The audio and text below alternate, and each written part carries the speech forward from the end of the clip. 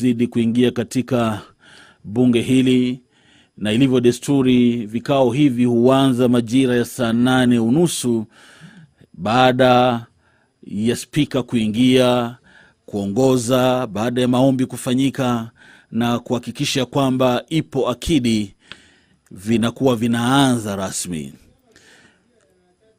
Kwenye orodha ya shughuli mchana ama alasiri ya leo vile kuna hoja kuhusu ripoti ya ujumbe wa Kenya kwa mkutano mkuu wa 146 wa Umoja wa Mabunge ya Kitaifa IPU, na mikutano inayohusiana na iliyofanyika katika ufalme wa Bahrain, na hili litakuwa linahakikisha na kufuatiliwa kwa karibu sana.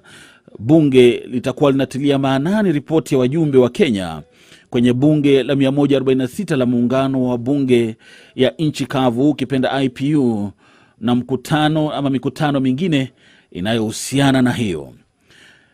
Ni kufahamisha kwamba mkutano huu ulifanyika katika ufalme wa Bahrain kuanzia tarehe 11 hadi tarehe 15 Machi 2023, na uliweza kuwasilishwa kwenye jedwali la bunge mnamo Jumatano Juni tarehe 14. Muda wote kuanzia sasa hivi vikao hivi vitakuwa vinaanza ni baada ya spika kuweza kuingia. Na ninapozungumza nawe ni kufahamisha kwamba spika wa bunge hili la kitaifa Mheshimiwa Daktari Moses Masika Wetangula anaingia bungeni, na baada ya kuchukua nafasi yake atakuwa analiongoza bunge katika maombi. Baada ya hapo kufahamishwa ikiwa akidi imeweza kufikiwa na vikao hivi kuanza rasmi.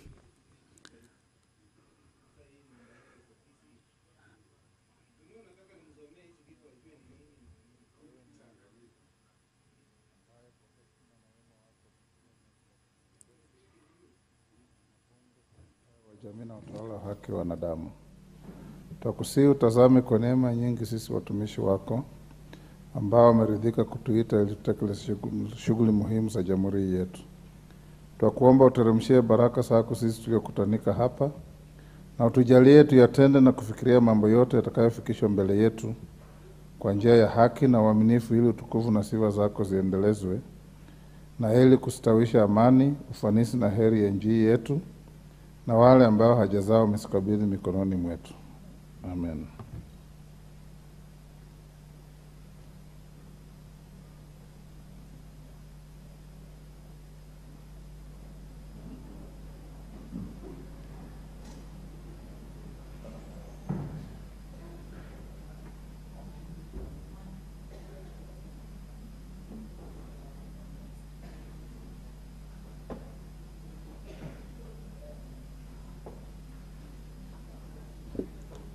Sergeant, it's clear we have no quorum.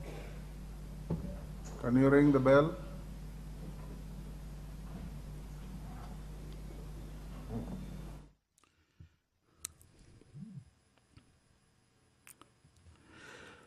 Baada ya maombi hayo, spika wa bunge hili Daktari Moses Masika Wetangula ameamrishwa kukirizwa kwa kengele, maana tayari akidi haijaweza kufikiwa.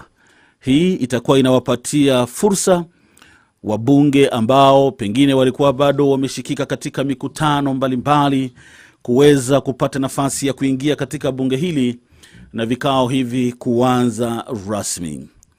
Tunaposubiria, maana naona tayari waheshimiwa wanazidi kuingia katika bunge hili muda si muda, na muona tayari Mheshimiwa Korea Kimani kutoka Molo ambaye vilevile ni mwenyekiti wa kamati ya fedha akiwa anaingia bungeni, na muona vilevile Mheshimiwa Samuel Chepkonga, mheshimiwa kutoka Nabkoi akiwa anaingia. Kwenye orodha ya shughuli za bunge pia vile ni kufahamisha kwamba kuna hoja ya ripoti ya mkutano mkuu wa 4 wa muungano wa bunge la Afrika Mashariki juu ya usalama wa chakula na lishe ambao uliweza kufanyika kule Rwanda, Kigali. Ripoti hii itakuwa inawakilishwa bungeni na wajumbe wa Kenya kwenye mkutano mkuu wa 4 wa muungano huo, ambao waliweza kushiriki katika mkutano na kongamano hili lilofanyika kule Rwanda tarehe 7 hadi 9 Disemba 2022. Itakuwa inawakilishwa kwenye jadwali la bunge na kuweza kupata kufahamisha bunge jinsi mkutano huu uliweza kufanyika. Hoja kuhusu, naarifiwa ya kwamba akidi imeweza kufikiwa, na hivyo basi mtazamaji ni kurejeshe moja kwa moja katika bunge la taifa uweze kufuatilia vikao alasiri ya leo.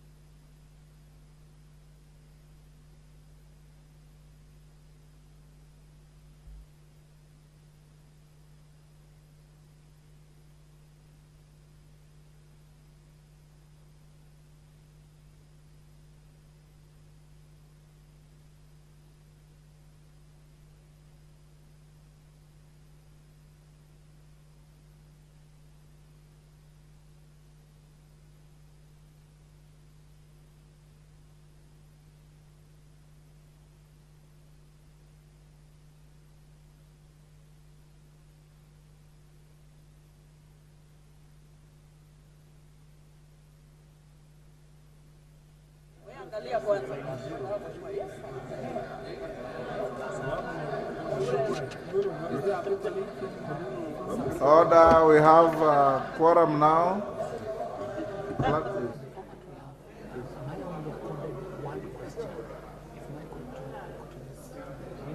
Yes.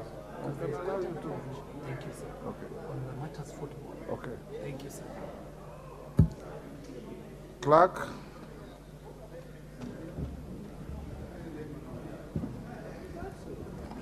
Order number 1, administration of oath. Order number 2, communication from the chair. Order number 3, messages. Order number 4, petitions. Order number 5, papers. Leader of majority.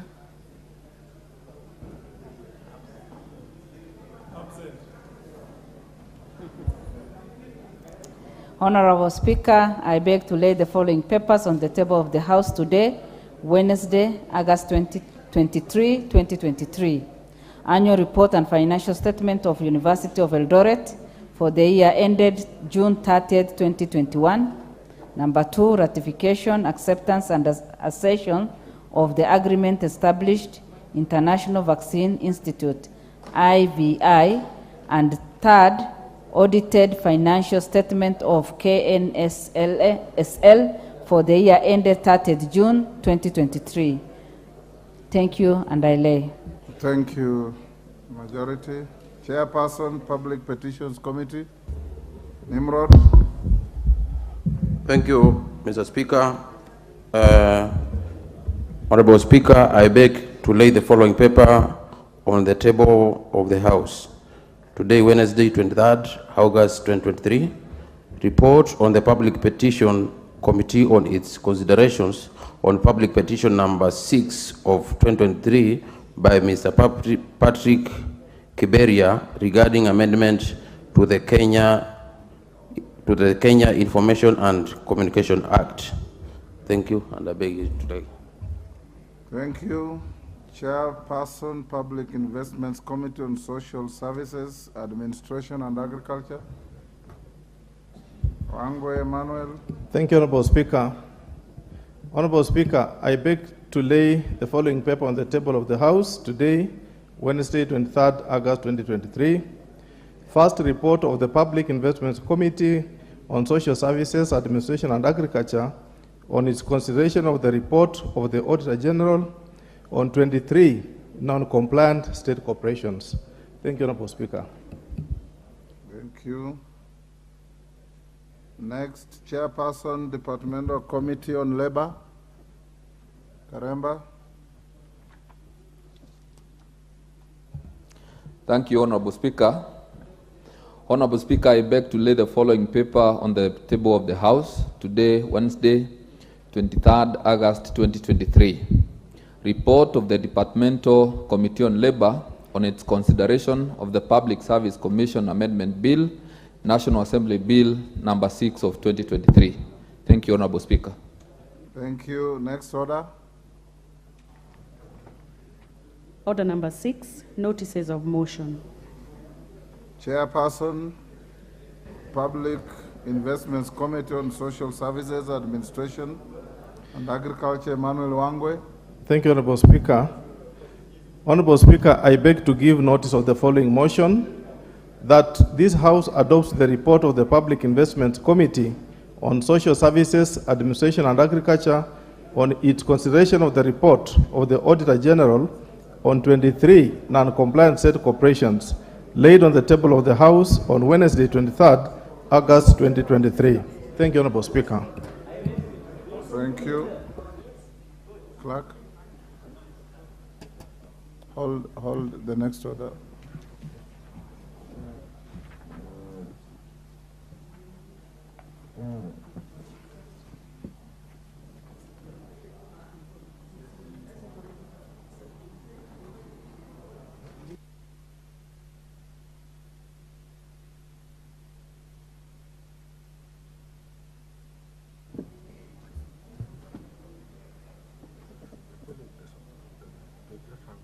Oh, okay.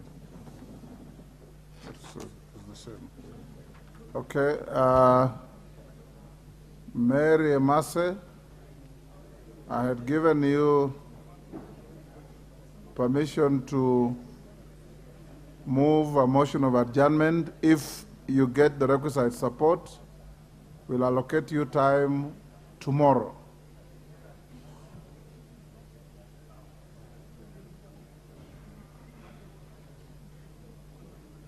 Go ahead.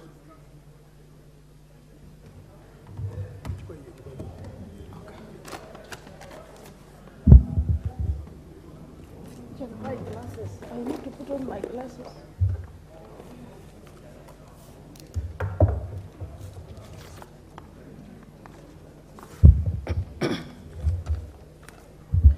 Thank you, Honorable Speaker. Honorable Speaker, pursuant to Standing Order 33-1, I seek leave for the adjournment of the House for purposes of discussing a definite matter of urgent national importance regarding insecurity and killing of border riders and business people in Teso South constituency and other parts of the country. Honorable Speaker, insecurity and targeted killing of border riders has been on the rise in Teso South constituency, where frightful residents have been witnessing that dastardly attacks and cold-blood murder of border riders, and in some business people. According to reports, the gang has been targeting motorcycle riders, particularly Bajaj Boxer model. The gangs attack them with crude weapons, kill them and dump their bodies beside roads, in thickets, maize plantations, or sometimes across the border in Uganda. After killing them, the gangs rob them of their motorcycles. Survivors of the savage attacks have been left nursing life-threatening injuries. Astonishingly, Honorable Speaker, all incidences involve riders who purchased motorcycles from credit vendors who offer flexible payment plans, and incidentally, they are killed immediately after they clear the loans or when they are almost through with the loan repayments. This pattern paints a probable, well-coordinated collusion between some creditors and criminal gangs to attack targeted motorbikes and kill the owners and repossess them for resale to other clients. who might likely suffer the same fate as initial owners. It is no wonder that whenever an owner of a motorcycle is killed, his motorcycle tracker is immediately dismembered, making the motorcycle untraceable. Honorable Speaker, the spate of killings of border riders is making business a death trap, not just in Teso South constituency, but also in other parts of the country. In the last 1 month, at least 8 people have been killed and robbed of motorcycles, while 50 others have been injured. Among those who have fallen prey to this scheme are one, Mr. Emmanuel Ekisa of ID number 333-24538 from Ekipor village. Mr. Samuel Ongala of ID number 2664324 from Asiriam village. Mr. Steve Sunday of ID number 39721012 from Angorom village. Mr. John Bakwa from Angorom ward. There's also Mr. Bernard Ocheng from Siaya. There's Mr. David Ocheng from Siaya as well, and Mr. Kelvin Olubai from Agoloto village, who went missing with his motorbike and up to today has not been traced. There's Mr. Peter Maina, businessman who was attacked in his shop, who was shot at his shop at Ojami Center. Honorable Speaker, it's against this background that I seek leave for adjournment of the House to discuss this matter of great national importance, national concern. Thank you, Honorable Speaker. Yes.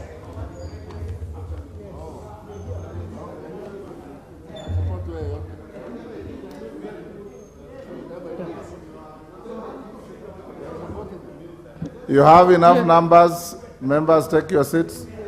Deputy Speaker, can you approach the chair? Thank you, Honorable Speaker.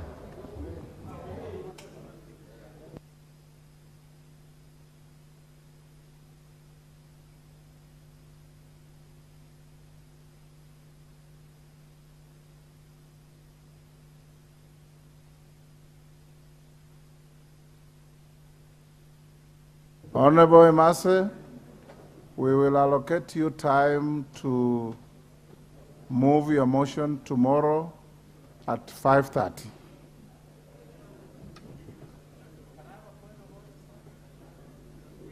What is out of order? Honorable Speaker, I thank you very much for the opportunity, and I need your direction, because this House has never thrown its hands in the air as a symbol of surrender when called upon to act. Honorable Speaker, last week I managed to be in the village for a better part of the whole week, and the number of university students who were tripping into my home from morning to evening with letters of admission, Honorable Speaker, was mind-boggling. The university fees, as you're aware, Honorable Speaker... Order, Honorable Kello. If you want to make a statement, you approach the chair, seek concurrence. We are on notices of motion. Now you are making a statement that should come at the next order. I stand guided. If you have a statement to make, you approach the chair as a matter of courtesy. I stand guided, Honorable because under the guise of point of order, you are gone a totally different tangent. I'm sorry, I stand guided, Chair. Thank you, my friend. Next order. Order number 7, questions and statements. As at questions, I believe the Minister for Sports should be within the presence of Parliament. Hold fast. Now, Okello, this is the time you should have sought permission for... let me give it to Okello first. Honorable Speaker, I thank you very much, and forever indebted to you on your guidance in this House. Honorable Speaker, this is a matter that calls for the involvement of this House to give direction. Last week, for the better part, I was in the village and I received lots and lots of students coming to my home with university admission letters, Honorable Speaker. What was so mind-boggling and bizarre, for that matter, is the amount of money that they are required to pay for the first year at the university, and these are new students, Honorable Speaker. The list that I saw was 258,000 shillings in 1 year, Honorable Speaker.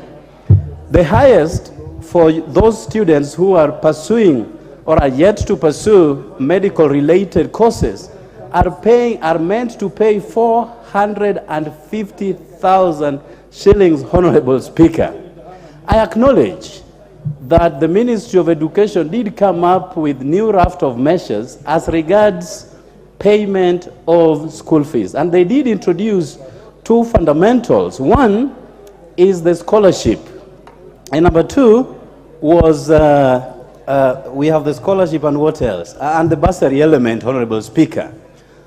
Mr. Speaker, initially, every student was liable to capitation funds from the Ministry of Education to pursue their courses at the university, Honorable Speaker. That has since been scrapped and is replaced by bursary together with scholarships, Honorable Speaker. Honorable Speaker, I need your protection. There seems to be higher consultations in the House. Honorable Mbandi and your trio. I thank you. I thank you for your protection, Honorable Speaker. So, Honorable Speaker... And wind up, you have made your point. Honorable Speaker, if this is left unattended, I can assure you less than 20% of our university students are going to report to college, Honorable Speaker. When there was capitation, there was a level of certainty in terms of payment of school fees, Honorable Speaker.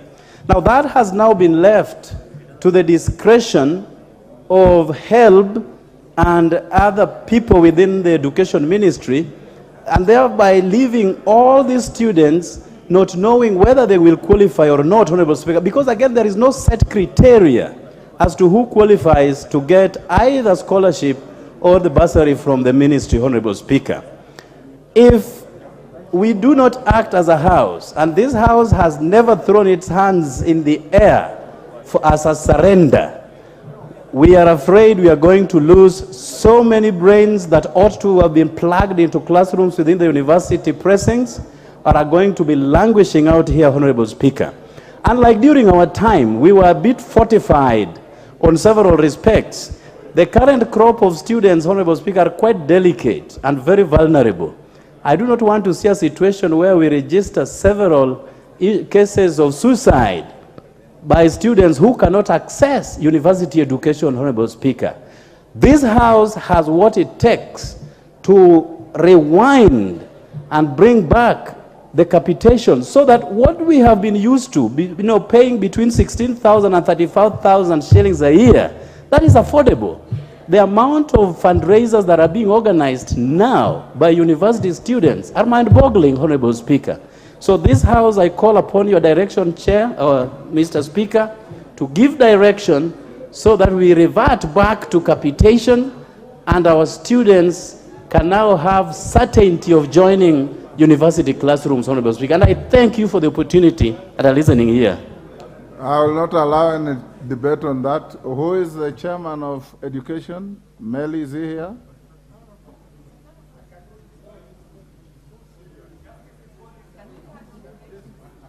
Yes, Mother Wangari. Mr. Speaker, thank you for the indulgence. 2 minutes. 2 minutes, thank you. And the issues I would like, before you direct it to the Committee of Education, anywhere there is a scramble, Mr. Speaker, there breeds corruption. Right now, the application for this model has to be through HELB. Some people don't even have IDs, Mr. Speaker. And what the IDs and civil registration services offices are doing is demanding money to actually get these IDs out. So, Mr. Speaker, this issue is of national importance. We have some minors that are supposed to join university. We need it to be clear to this House so that we can transmit it to our members. Because, Mr. Speaker, like in my constituency, I have a program I sponsor children in high school, from Form 1 to Form 4. Normally, we would give them 20,000 to report to Form 1, and they'll be able to actually survive for a year. Right now, they have quotations and invoices of 300, 400,000 for courses, Mr. Speaker. This model needs better public participation, and this House needs to lead that process, Mr. Speaker. So I beg that you allow, as you direct the committee, that we get a comprehensive statement on how it's going to work. Thank you, Mr. Speaker. Mboko Milemba. Thank you, Honorable Speaker. The matter being raised, that has been raised by Honorable Kello, is creating a desperate situation in the entire country. I had originally sought to even have a statement, but it did not work. Now, the portal that the university students are supposed to use to apply is completely jammed and they're unable to access, either for what is called scholarship or even what is called the loan, leave alone the household payments. Then another desperate situation is the fact that over 4,000 students who don't have IDs cannot access. Yet there's space in the original way where we could use the parent's ID to get the loan. And then furthermore, in this particular situation, the students have a deadline of 27th, Honorable Speaker.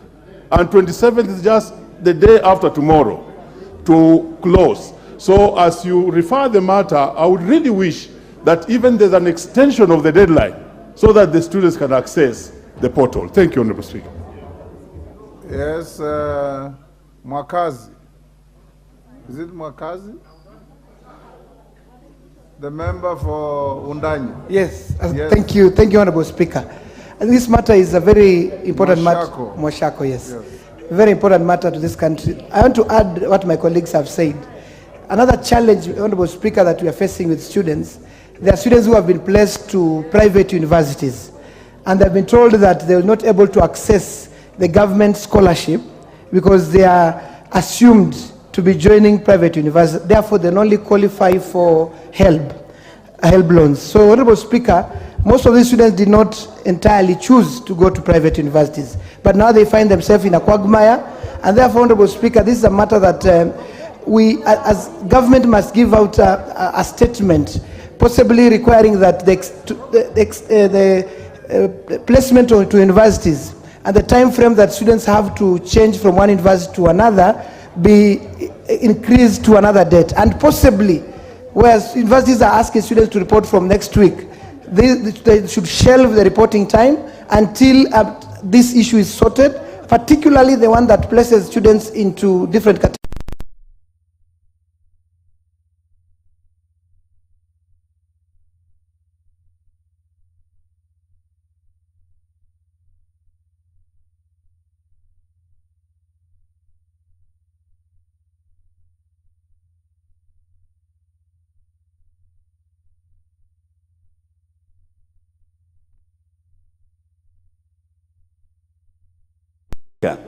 That has since been scrapped and is replaced by bursary together with scholarships, Honorable Speaker. Honorable Speaker, I need your protection.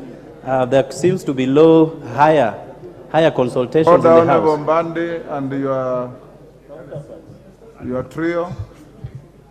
I thank you. I thank you for your protection, Honorable Speaker. So, Honorable Speaker... And wind up, you have made your point. Honorable Speaker, if this is left unattended, I can assure you less than 20% of our university students are going to report to college, Honorable Speaker.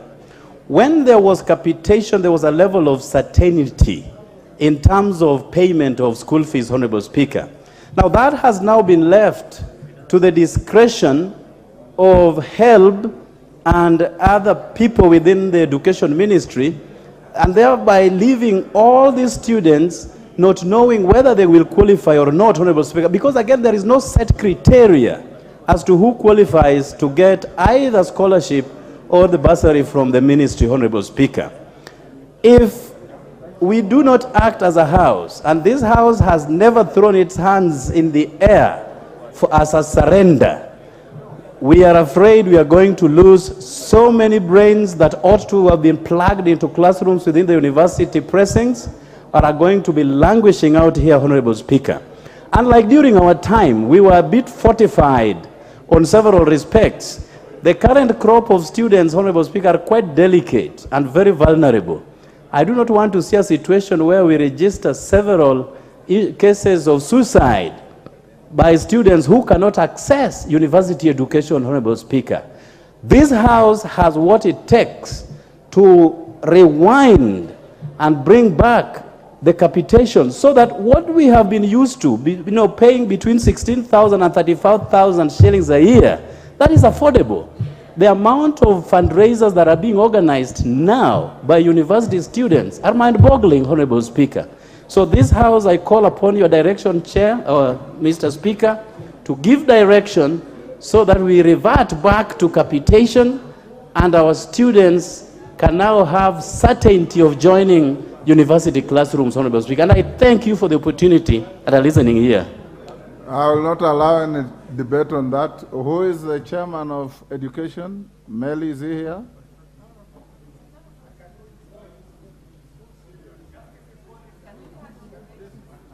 Yes, Mother Wangari. Mr. Speaker, thank you for the indulgence. 2 minutes. 2 minutes, thank you. And the issues I would like, before you direct it to the Committee of Education, anywhere there is a scramble, Mr. Speaker, there breeds corruption. Right now, the application for this model has to be through HELB. Some people don't even have IDs, Mr. Speaker. And what the IDs and civil registration services offices are doing is demanding money to actually get these IDs out. So, Mr. Speaker, this issue is of national importance. We have some minors that are supposed to join university. We need it to be clear to this House so that we can transmit it to our members. Because, Mr. Speaker, like in my constituency, I have a program I sponsor children in high school from Form 1 to Form 4. Normally, we would give them 20,000 to report to Form 1 and they'll be able to actually survive for a year. Right now, they have quotations and invoices of 300, 400,000 for courses, Mr. Speaker. This model needs better public participation, and this House needs to lead that process, Mr. Speaker. So I beg that you allow, as you direct the committee, that we get a comprehensive statement on how it's going to work. Thank you, Mr. Speaker. Mboko Milemba. Thank you, Honorable Speaker. The matter being raised, that has been raised by Honorable Kelo, is creating a desperate situation in the entire country. I had originally sought to even have a statement, but it did not work. Now, the portal that the university students are supposed to use to apply is completely jammed and they're unable to access, either for what is called scholarship or even what is called the loan, leave alone the household payments. Then another desperate situation is the fact that over 4,000 students who don't have IDs cannot access. Yet there's space in the original way where we could use the parent's ID to get the loan. And then furthermore, in this particular situation, the students have a deadline of 27th, Honorable Speaker. And 27th is just the day after tomorrow to close. So as you refer the matter, I would really wish that even there's an extension of the deadline so that the students can access the portal. Thank you, Honorable Speaker. Yes, Mwakazi. Is it Mwakazi? The member for Undanya. Yes, thank you, Honorable Speaker. And this matter is a very important matter. Moshako, yes. Very important matter to this country. I want to add what my colleagues have said. Another challenge, Honorable Speaker, that we are facing with students, there are students who have been placed to private universities, and they've been told that they will not able to access the government scholarship because they are assumed to be joining private universities. Therefore, they only qualify for HELB loans. So, Honorable Speaker, most of these students did not entirely choose to go to private universities, but now they find themselves in a quagmire, and therefore, Honorable Speaker, this is a matter that we, as government, must give out a statement, possibly requiring that the placement to universities and the time frame that students have to change from one university to another be increased to another date, and possibly, whereas universities are asking students to report from next week, they should shelve the reporting time until this issue is sorted particularly the one that places students into different categories.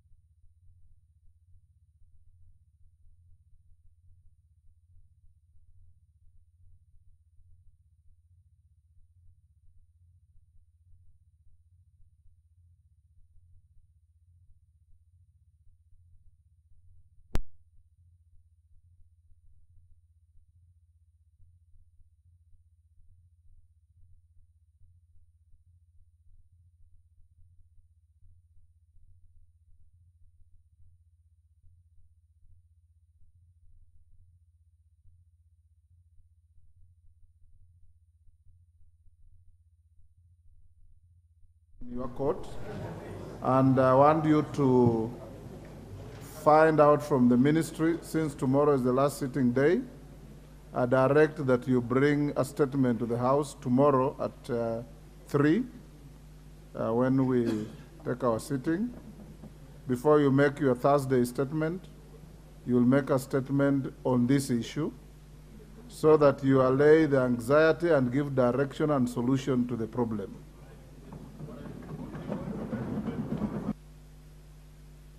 Majority Leader.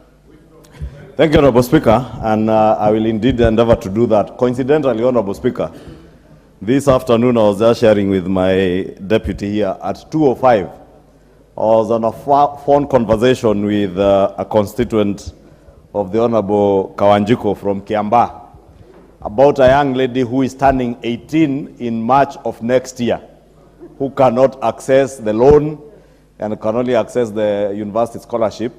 And as much as we appreciate the new funding model, which would be more beneficial to the most vulnerable for our children, there is need for there to be clarity, especially to students. I say they may claim that they have provided information on the portal, but the same portal is hanging. Therefore, there ought to have been a little bit of more public and civic education on the new funding model. And maybe one of the things we should ask the CS to be doing is to ensure that not a single student is denied admission into any public university until they resolve the issues that are pertaining now. And especially that issue of age and access to loans, Honorable Speaker, and I will be in touch with the CS to give a statement tomorrow. Thank you. Very well. I want us to leave it there. Minority Leader, is it on the same issue? Mr. Speaker, thank you very much. This is a different issue, and not so different, because, Mr. Speaker, I said yesterday you recall... It can be different and then not so different. Wait. Is it different or is it not different? It boils down to the same issue of public policy. Yes. Mr. Speaker, yesterday you did give a directive to the leader majority to come back to this House today with a statement on the memo, purported memo from KERA, or Ministry of Roads. Mr. Speaker, following the short debate on that matter here yesterday, in the evening I got numerous phone calls, inquiries from across the country, because the country was alarmed that money earmarked for KERA roads can be reduced. They could not believe what they were hearing. And yet, that is the lifeline, the lifeline for the poor inhabitants of our constituencies. Mr. Speaker, this is a matter that cannot wait. I was hoping to hear from the leader majority, but he hasn't come out to tell us exactly what happened. I would be asking Mr. Speaker if you can give him a chance to tell us exactly what is the situation. But more importantly, Mr.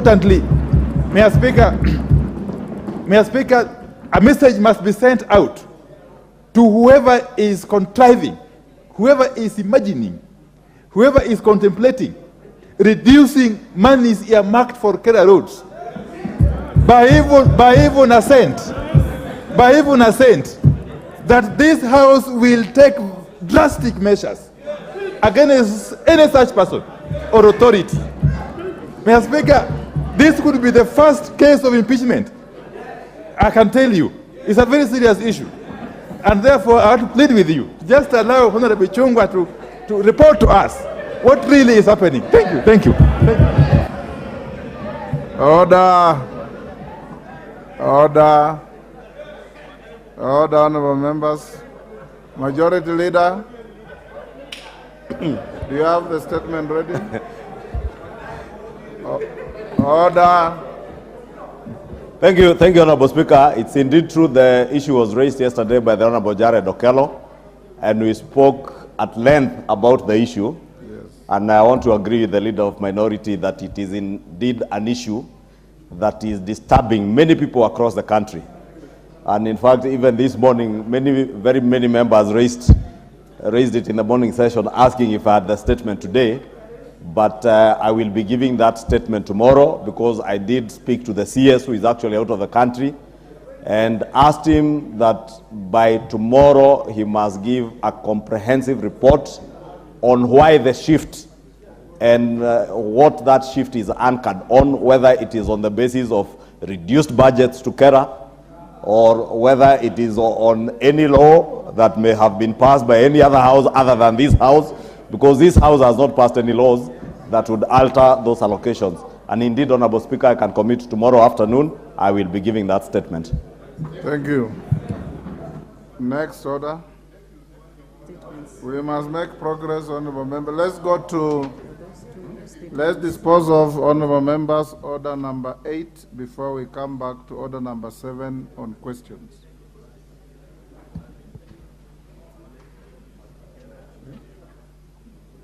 Oh, okay. Sorry, members. I have not finished with statements. Honorable Harrison Garama Kombe. Thank you, Honorable Speaker. I rise on standing order number 43-1. Honorable Speaker, pursuant to this standing order, I wish to make a general statement regarding the untimely passing on of Honorable Jonathan Katana Nzai, former Member of Parliament for Malindi North, the currently Magarini constituency in Kilifi County. He served from 1983 to 1997 on a KANU ticket. Honorable Speaker, it is with deep shock that I learned of the untimely demise of my mentor and friend, the late Honorable Jonathan Katana Nzai. That occurred on Friday, 18th August 2023. Honorable Speaker, the passing on of Honorable Jonathan Katana Nzai has robbed the people of Magarini, Kilifi County, and the country as a whole. Honorable Speaker, Honorable Katana Nzai was elected to Parliament 1983, and during his time, he fought for the pension of members of Parliament and presidents. His contributions and participation was commendable, particularly his contribution on various legislations which were insightful and enriching. His dutifulness made him stand out among the peers, thereby earning him admiration that elevated him to being elected 3 times to Parliament. Honorable Speaker, his passing marks a dark moment, not only for his family, but for the people of Magarini, Kilifi County, and the country at large. Kenya has lost a former candid legislature, devoted public servant, hardworking leader, and true son of Kenya, who endeavored to give everything for what he believed in with great courage, tenacity, and humility. He always reached out to elected leaders to consult for the betterment of the residents of Magarini, Kilifi County, and the Coast Region, and Kenya at large. Honorable Speaker, I express my heartfelt condolences to the family, the residents of Magarini, Kilifi County, and Kenya as a whole.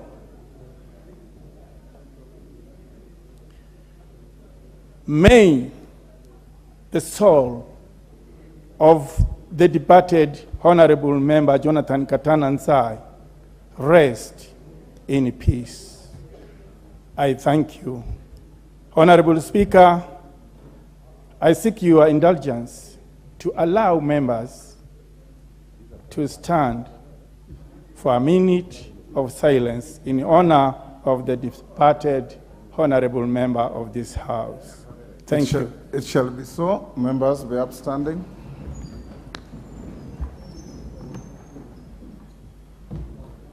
Honorable Wanjala, this is a solemn moment. You can't be on phone.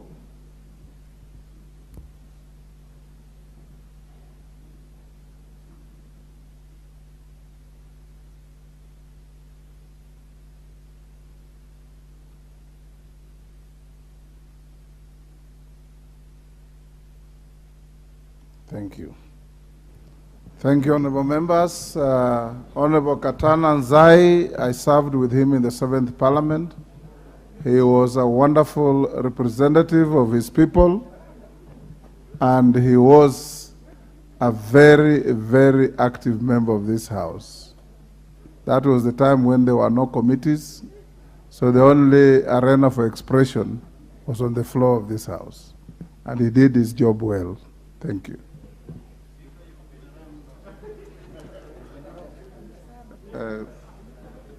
Honorable members, next is the Chairperson, Committee on Social Protection. Thank you, Honorable Speaker.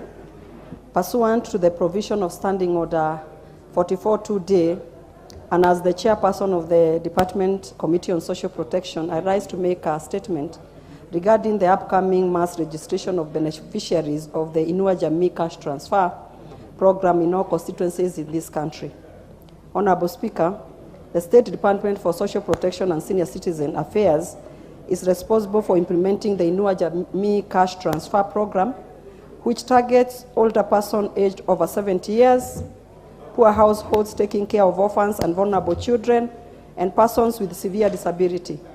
The beneficiaries of the program receive a monthly stipend of Kenya shillings 2,000.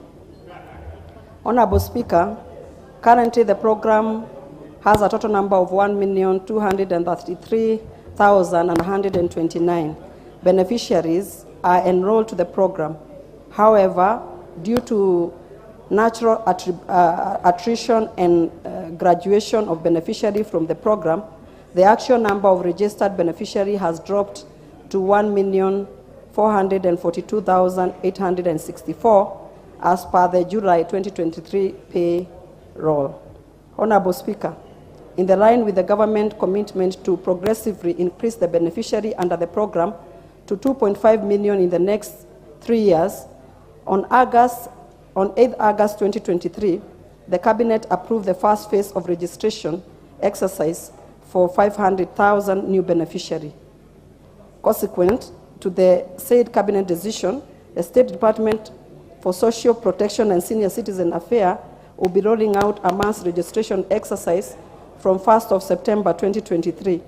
The exercise will take place in all constituencies and will target all older persons aged over 70 years and above, and households with vulnerable children and persons living with disability. Further, the enrollment of new beneficiary, the registration exercise will target replacement of 190, 265. If you add to 500,000, it will be 690 to 65 beneficiaries who have exited the program at locations where the exit occurred. In addition to the prescribed eligibility criteria, distribution of the numbers of beneficiaries will be guided by the data from the Kenya Bureau of Statistics. Honorable Speaker, the exercise will be coordinated by officers from the Directorate of Social Development, Directorate of Children's Service, and the National Council of Persons with Disability at the regional, county, and sub-county offices, supported by the established community structures. To this end, Honorable Speaker, I wish to urge all members of this House to take this noble cause exercise very seriously and support it fully to ensure that the deserving constituents benefit from this program, to make sure that those vulnerable will be able to get the money, the 2,000 Kenya shillings, as from January next year. I thank you, Honorable Speaker.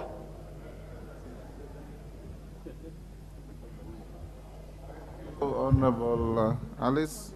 Honorable members, before we go to the next, allow me to acknowledge in the Speaker's Gallery, Tinderet Educational Center and School from Tinderet, Nandi. In the public gallery, AIC Cheribisi Primary School from Mgwen, Nandi. Kabianga Primary School from Belgood, Kericho. Joel Omino Primary School from Kisumu Central, Kisumu. And Tinderet Educational Center, Tinderet, Nandi. On your behalf and on my own behalf, we welcome the students and their teachers to the House of Parliament. Thank you. Next order, call out order number 8 we dispose of before we go to question. Hold on, clerk. Yes, Joseph. What is it? The students. They come from my constituency. Okay. Thank you, Mr. Speaker. On behalf of all other schools, welcome the students to the. Thank you, Mr. Speaker, sir, for this chance. Personally, I would like to welcome the students from my constituency, that is Cheribisi Academy, and also on behalf of the rest of the members of this House, I want to welcome the rest of the students that have been mentioned here, including Tinderet and the rest of the schools. I want also to single out and appreciate the head teacher for Cheribisi Academy, Mr. Chumba, for the exemplary work that is done. Cheribisi Academy is a performing school, especially in my constituency. It's a top school, and I want to commend the kind of work that they are doing, and also want to encourage the rest of the students who have come here today to visit the presence of Parliament, that the future is bright for you. Work hard, be disciplined, respect your teachers, and fear God. Thank you, Mr. Speaker. Thank you. Call out order number 8. Order number 8, motion, report of the Committee of the Whole House on the Climate Change Amendment Bill, National Assembly Bill number 42 of 2023, question to be put in third reading.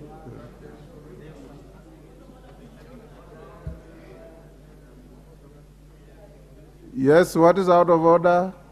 Betsimba? Asante sana Mheshimiwa Spika. Ninasema kwamba hukutupa nafasi ya kusema pole kwa ndugu na jamaa na marafiki wa Mheshimiwa Nzai. Kama ungetupa nafasi na sisi pia tupeleke rambirambi zetu. Hiyo tumepita ndugu yangu. Tumempa heshima ambaye ni stahili wa kusimama kimya kwa dakika 2. Asante sana Mheshimiwa Spika, na mimi nasema pole. Na tunakubaliana na mbunge Bwana Kombe kwa ile rambirambe ametoa kwa niaba yetu, na tunamuombea Mheshimiwa Katana Nzai alazwe mahali pema. Sawa sawa? Not on the same matter, mama. What is it? Mr. Speaker, wanted to bring to your attention in consultation. Mr. Speaker, there's an activity happening at the entry of this parliament, frisking of members of parliament in front of the students around here. Mr. Speaker, we want us to be respected by the sergeants. Which entry? At the entry of the chamber, Mr. Speaker. I've complained that it's not respectable for sergeants to frisk and more so lead MPs. Mr. Speaker, we have gadgets to frisk, to check our handbags, but not hands of the sergeants. Mr. Speaker, we are breaking for recess. Let your office or sergeant at arms buy a machine to frisk or check security, not their hands. I'm disappointed, Mr. Speaker. Thank you.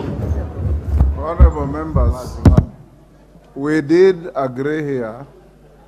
Honorable member for Kilifi, we agreed here that we can sustain certain inconveniences for our security. And we did agree that the Sergeant at Arms office will be checking us for our own sake. And I did tell you that in 1985, a bomber killed the entire parliament of Lebanon. In 1987, a bomber killed 3/4 of the parliament of Iran. And that bomber was a member of parliament. It can happen here. And I want to urge you members,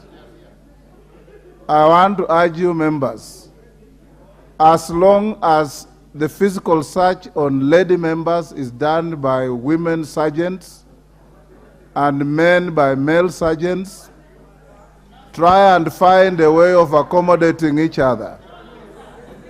Order, honorable members, order. We shall not compromise on your own security.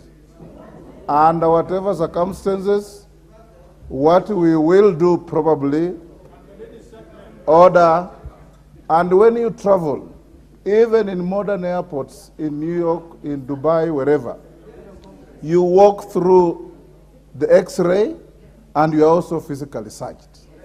It is not any different from here.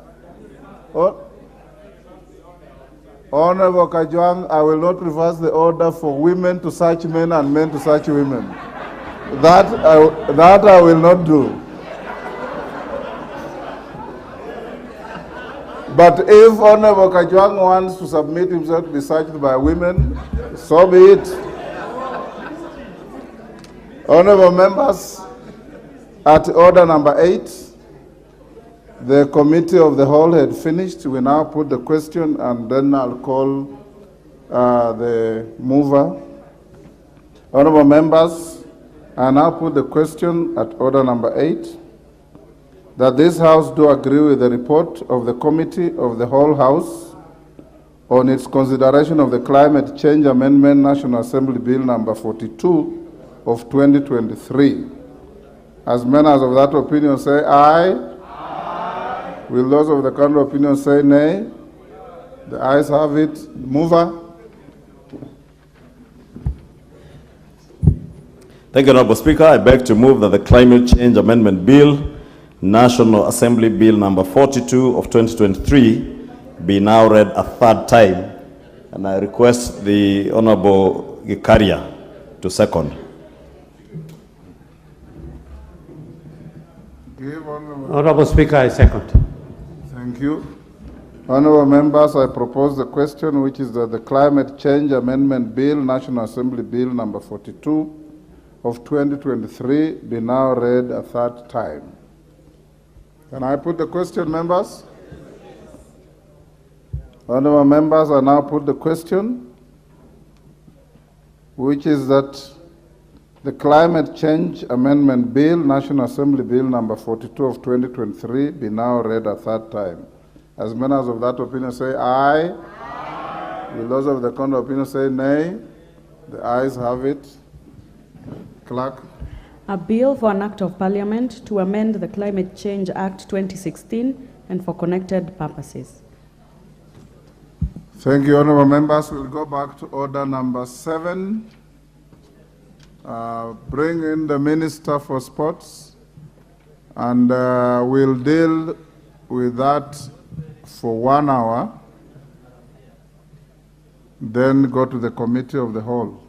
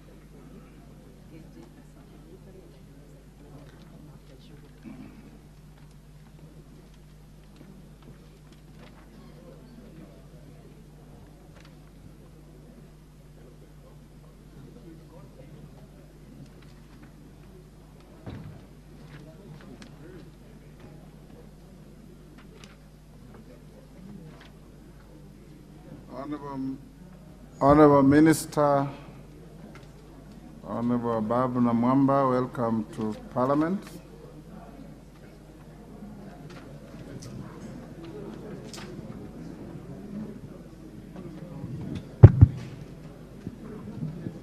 Honorable Majority Leader, order, Honorable Koyo and your team. Thank you, Honorable Speaker. The Minister is here on a special direction by the Chair, following points of order raised by the Honorable Wanjiku Muya and picked up by many members in the House about the treatment or lack of it of members of a special team that went to Berlin to represent our country. So, Majority Leader, you may take the floor. Thank you, Honorable Speaker. Honorable Speaker, as I begin, let me, Honorable Speaker, with your indulgence, note that following the issue that was raised on the floor of the House, as the Paralympics team visited the House and a number of members raised issues regarding the conduct of the Ministry of Sports and how they treated that particular team. There are also issues that emerge about other teams and other players within the sporting fraternity. And it was on that basis, Honorable Speaker, when you asked me to rise in my place and speak to the issue, I did commit that we will cause the Minister for Sports, who is here today, to appear before the House so that he may answer to the questions that are in the order paper, together with other issues that may have arisen.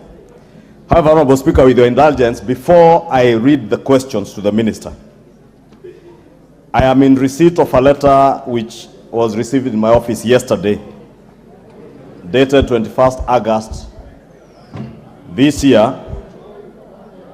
Honorable Speaker, if you can protect me from this noise. Honorable Koyo and your colleagues, Order. Honorable Koyo. Honorable Koyo.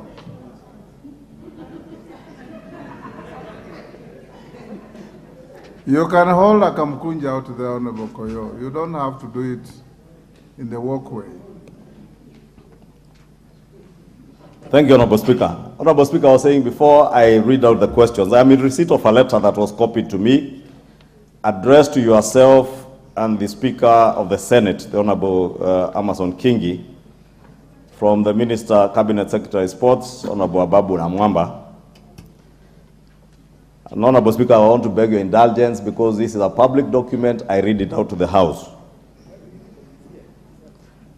And he says that the attention of our ministry has been drawn to statements made respectively by Honorable Kimani Ichung'wah MP, Majority Leader, National Assembly, and Honorable Simon Cherargei MP, Nandi, Senator, which statements purport to cast aspersions on the Ministry of Youth Affairs, the Arts and Sports.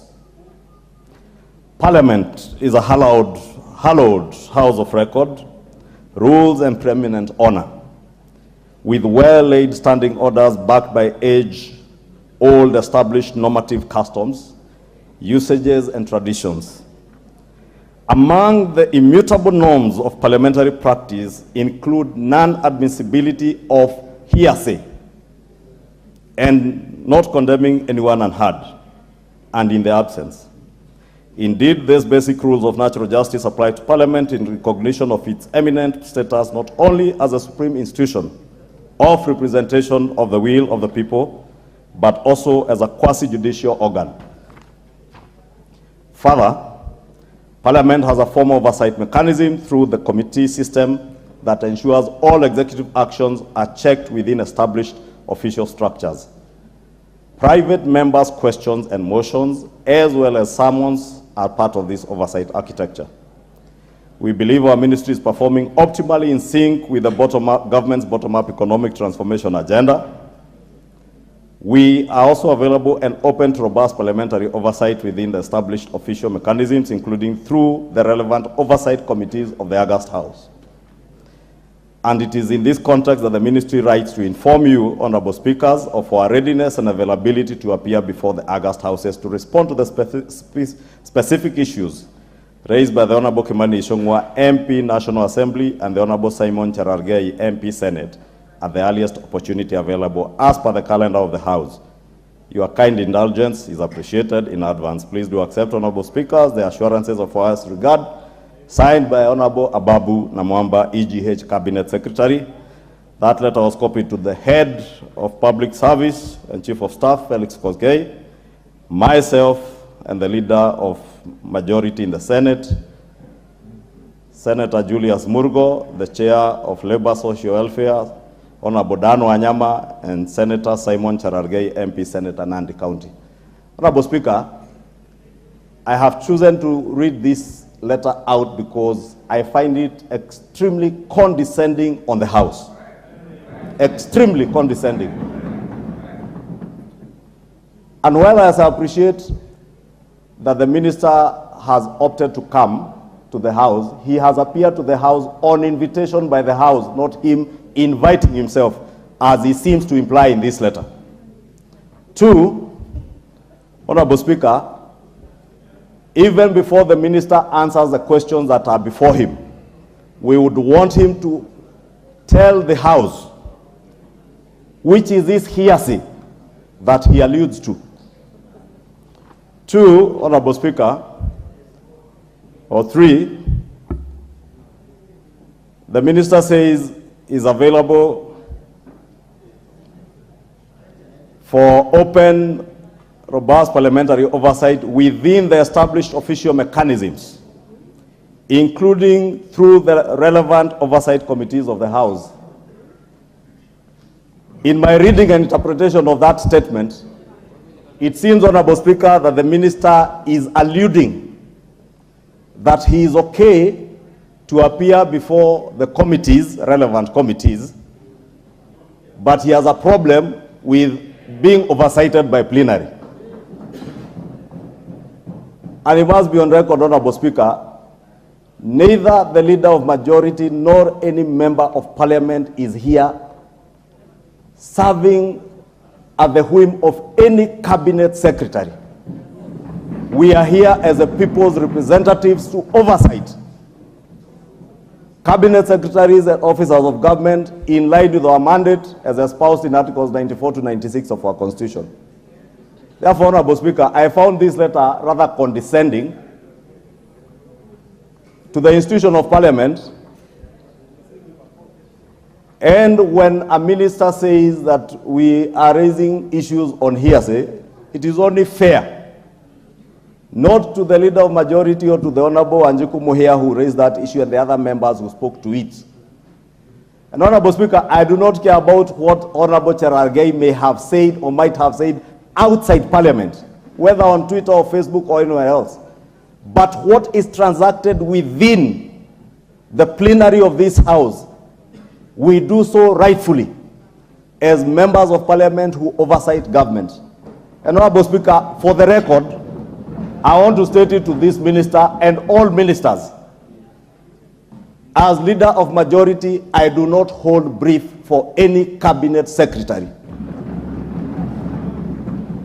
I am hired by the people of Kikuyu and the members of the Kenya Kwanza coalition to lead them as a first amongst equals. But that does not take away my role to oversight anybody.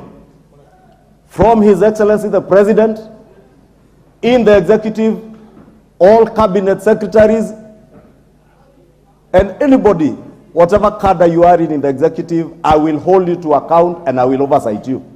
Therefore, Honorable Speaker, I needed that to be made clear for the record,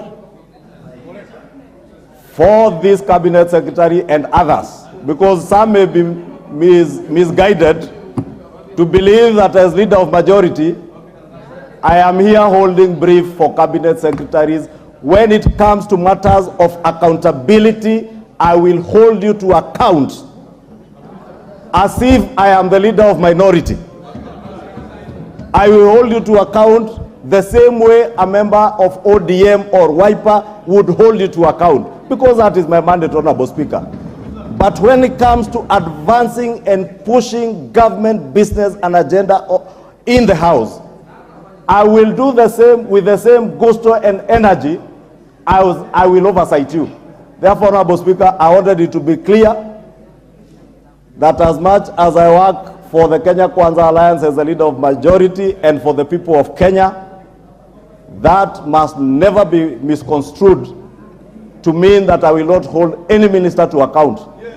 The very reason the President moved the House to amend our standing orders is because none other than the President, who has hired cabinet secretaries, want these cabinet secretaries to be accountable to the people through their elected representatives. Therefore, Honorable Speaker, allow me to now read the questions as they are on the order paper. Give Honorable Minority Leader 2 minutes. Honorable Wandai. Thank you, Mr. Speaker. Mr. Speaker, first and foremost, I have just come to learn of that letter of 2 minutes ago. Mr. Speaker, first and foremost, that letter should have been copied to me as the leader of minority. The cabinet secretary must be reminded that in this House, the order of precedence is such that after the Speaker and the leader of majority, it is the leader of minority. And anything transacted in this House belongs to the House, not to the coalition of majority or minority. That is one. Two, I want to advise the minister to be a good student of history. When you hear Honorable Kimani Chungwa, Honorable Senator Cherargei, Honorable Deputy Speaker Gladys Boss speak in the manner they spoke, you should take notice. Because it reminds me of, I think, in 1989, when a similar narrative started here by the late Honorable Mwenje. against the then Vice President Josephat Njuguna Karanja. We all know what happened in the end. But on a more serious note, this house can choose to transact its business in the manner it deems fit. It is not for anybody else to direct it how to go about transacting its business, including the business of inviting people to this house. Under Article 95, I think, Article 2, this house has got the mandate to deal with issues concerning the people, issues of concern to the country. And there is no greater issue that is of concern to the country than the plight of sportsmen and women. And therefore, this house is in order to raise those queries that it raised in the manner it did. And therefore, I would want to ask you, Mr. Speaker, that even before we go to the issues, the substantive questions, the matter of this letter needs to be addressed. Yes, by way of you making a pronouncement, where this is the way we shall be proceeding in this house. You know, as a coalition, we have got issues with ministers coming here. I'm sure you know that, Honorable Speaker. But even as they come, we must set the record straight on how they are going to engage with this house and how they are going to treat issues that emanate from this house, Mr. Speaker. Mr. Speaker, anything that is pronounced on the floor of this house does not really belong to the person making the pronouncement. It is the house. And if the leader of majority or leader of minority or any other member raises an issue on the floor of this house, it ceases being their issue. It ceases being their personal issue. It becomes an issue of the house and for the house. Thank you, Mr. Speaker. Thank you. Now, Honorable, 1 minute only, Kajwang, then I give direction. Mr. Speaker, when matters such as this arise, probably it is good enough that a few members who have been around may also share their sentiments. Mr. Speaker, with all that the majority leader and the minority leader has said, I want to take a different tangent. I think that there is a disorder in the house. Right now, there is disorder in the house. And until that disorder has been solved, the house is unable to conduct further business. I'm talking about the sanctity, the dignity, the respectability of this house. To find, when we changed the standing orders, to allow cabinet secretaries and other people that could be invited to this house to deal with us in terms of statements, we did not give them the privilege to walk into this house. They must know they are strangers. Right now, they are strangers. And at best, they can only be witnesses, whom we summon from time to time in our own wisdom, and only to participate and say the things that we want them to say here. For a witness, even before appearing before us, to give us a lengthy lecture about hearsays and say that what we are doing here, we are purporting to do the things that we are doing here. We are purporting. And to allow this witness to write to the speaker, where is even the protocol of writing to the speakers of the houses? Once we have issued the summons, and the Constitution allows us that we can summon anybody, whether in plenary or in committee, to come before us. Now, how is it that a witness decides, therefore, with raises upon a stool and decides to address the presiding officer of this house and lectures him accordingly? And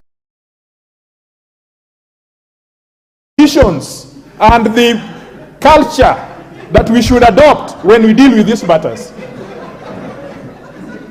You made your point. Now, the last point I want to make, Mr. Speaker, point. sir. The last point I want to make, Mr. Speaker,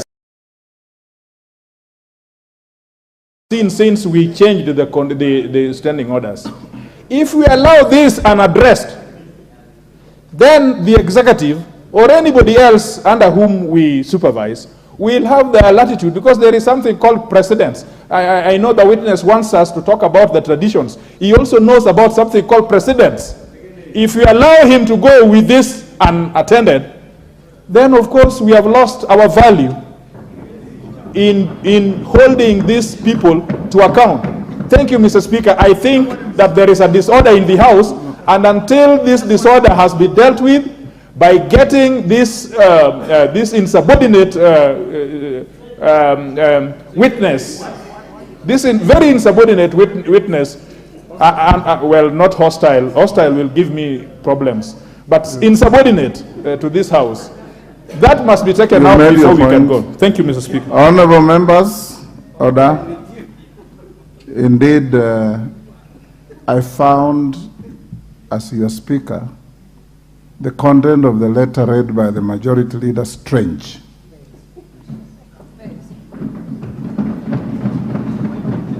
And this goes majority leader, informal cabinet ministers, that they come to answer questions guided by you as the majority leader, who is the nexus between this House and the executive.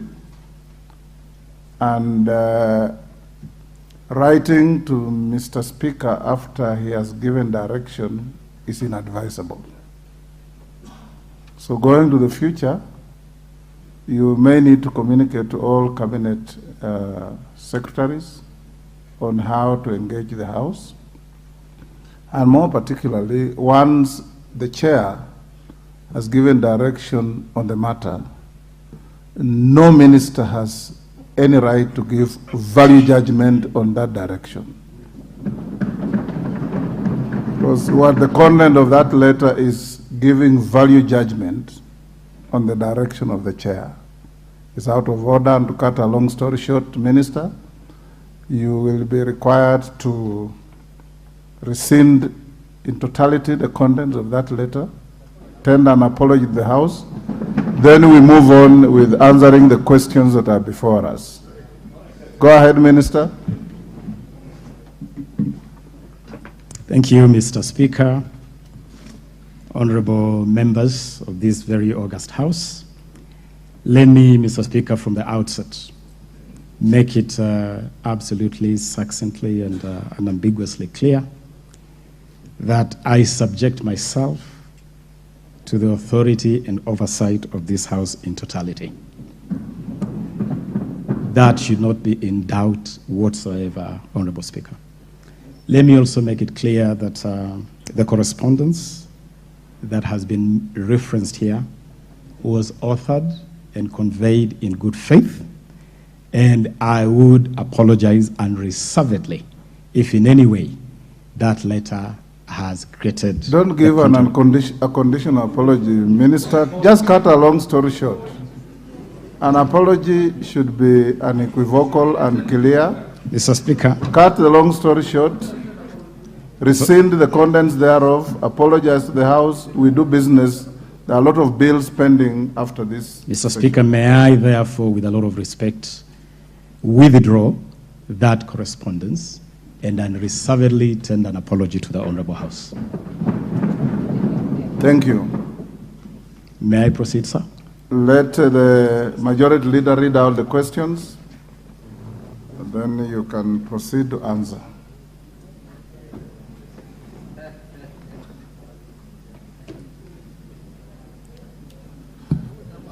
And in your questions, members, those chips on the correspondence will lie where they fell.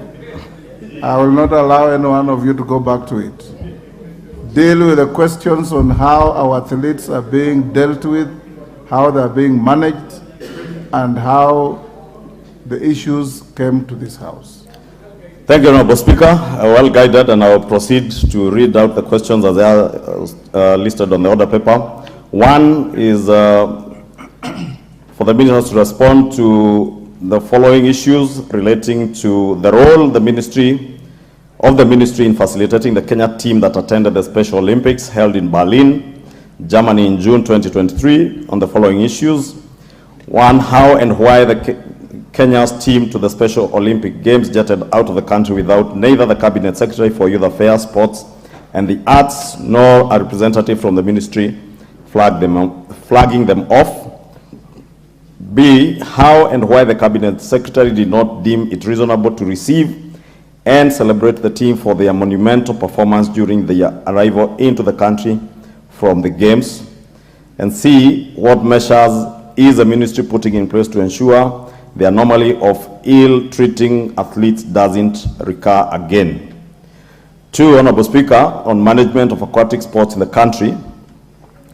A, explain why Kenya Aquatics has historically been unable to comply with the rules and decisions of World Aquatics, including holding of elections even after a stabilization committee was established in June 2022, on the 28th of June 2022 to be precise. B, enumerate efforts that the ministry has put in place to ensure that Kenya Aquatics Stabilization Committee conducts elections and state when the elections will be conducted so that the World Aquatics can lift the suspension of Kenya Aquatics since 2022 from participating in any activities within the World Aquatics. C, give an undertaking that the ministry will facilitate Kenyan swimmers to participate in the World Aquatics event scheduled for February 2024 in Doha, Qatar, and in the 2024 Summer Olympics in Paris, France. D, lastly, state how the ministry plans to address discrimination, unfairness, and opaqueness in the selection criteria of swimmers participating in various local, regional, continental, and international swimming competitions. Thank you, Honorable Speaker. For better management of the questions, Minister, answer question Roman 1 on the paraplegic Olympics. Then you can come to aquatic later, so that we can take supplementaries on the first question, which you will answer, then we go to the next. Mr. Speaker, before I go straight to answer this question, allow me to thank this Honorable House for affording myself and the ministry the opportunity to come here and engage with the House on a number of activities that the ministry is responsible for. Honorable Speaker, I will seek your indulgence, maybe in the course of this submission, to also share with you a bit of other information that touch on the work of this ministry, which particularly set the environment or the ecosystem within which the two particular questions have been set. Honorable Speaker, just as a matter of providing some background, we as a ministry are very alive to the value of sports in this country. In fact, Honorable Speaker, it is the mantra of this ministry, the belief of this ministry, that Kenya's #1 export to the world is our sportsmen and women. Our sportsmen and women do more in branding this country, in bringing honor to this country than anything else. And therefore, Mr. Speaker, I want to assure this House that as a ministry, we are fully committed to addressing the myriad challenges confronting this important sector. Honorable Speaker, when we came to office 10 months ago, we inherited a sporting scene with a number of critical challenges. And allow me, Mr. Speaker, to quickly share those challenges because they are relevant to the two issues that you have invited me here to share. Number one, Mr. Speaker, we found a country that was under suspension by FIFA, and Kenya had suspended FIFA from all international footballing activities. Mr. Speaker, that suspension had a very costly impact on sporting in this country. Harambee Stars, the Harambee Starlets, were locked out of competitions to qualify for AFCON, the World Cup, and all that. Mr. Speaker, I'm glad to report to this House that among our first order of business was to engage FIFA very, very quickly. And I did seek and get an appointment with the FIFA president, Mr. Gianni Infantino, and within 1 month, that suspension was lifted. I'm very glad to report to this House, Mr. Speaker, that last Saturday, 19th of August, Kenya formally returned to international football with the participation of Kakamega Homeboys hosting the Libyan side Al Hilal in the first round of the CAF Confederation Cup. Mr. Speaker, the second challenge we inherited was a looming ban. Yes, David Speaker. Thank you, Honorable Speaker. I think the Cabinet Secretary is telling us about the history and the work he has done. He should simply stick to answering the questions that he has been asked, which is about the athletes and the team, a very specific question. We didn't ask about FIFA and football and being suspended. Thank you. Minister, you may proceed to answer the questions as they were read out by the majority in the interest of time. Thank you, Mr. Speaker.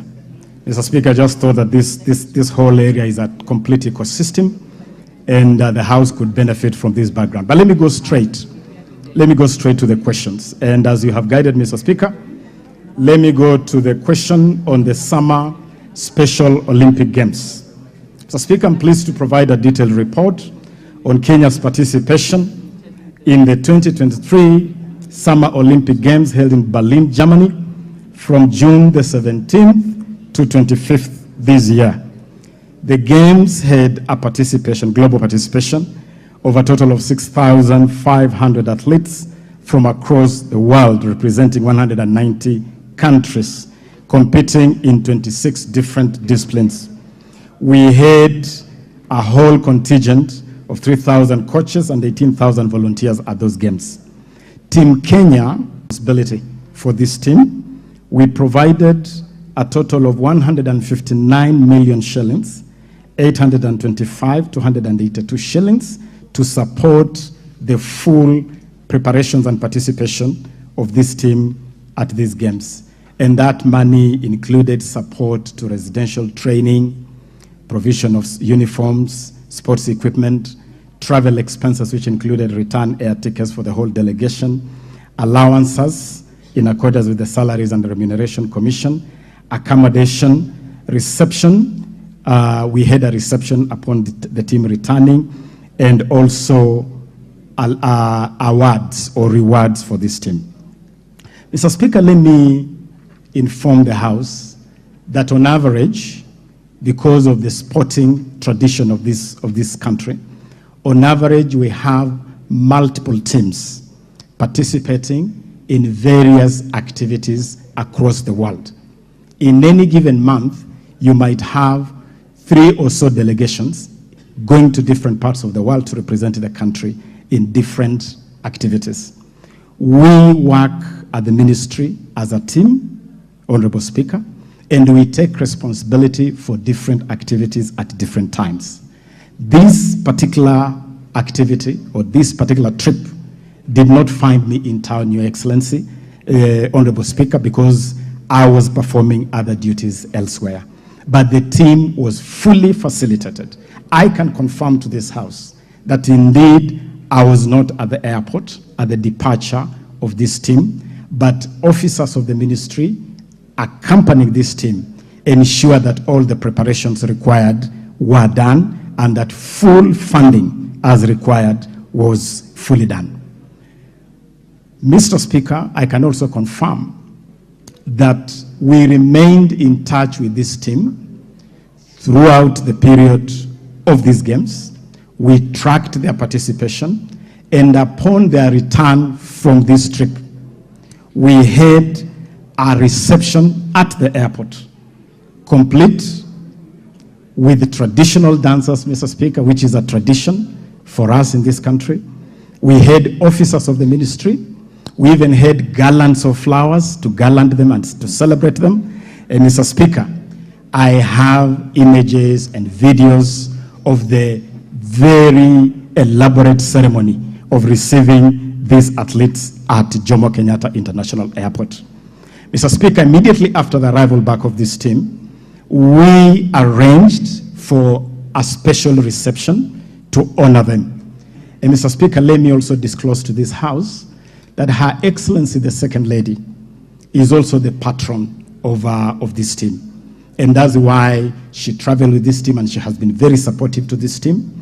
And indeed, through her, we had already received information that His Excellency, the Deputy President, wished to be the host of the reception for this team.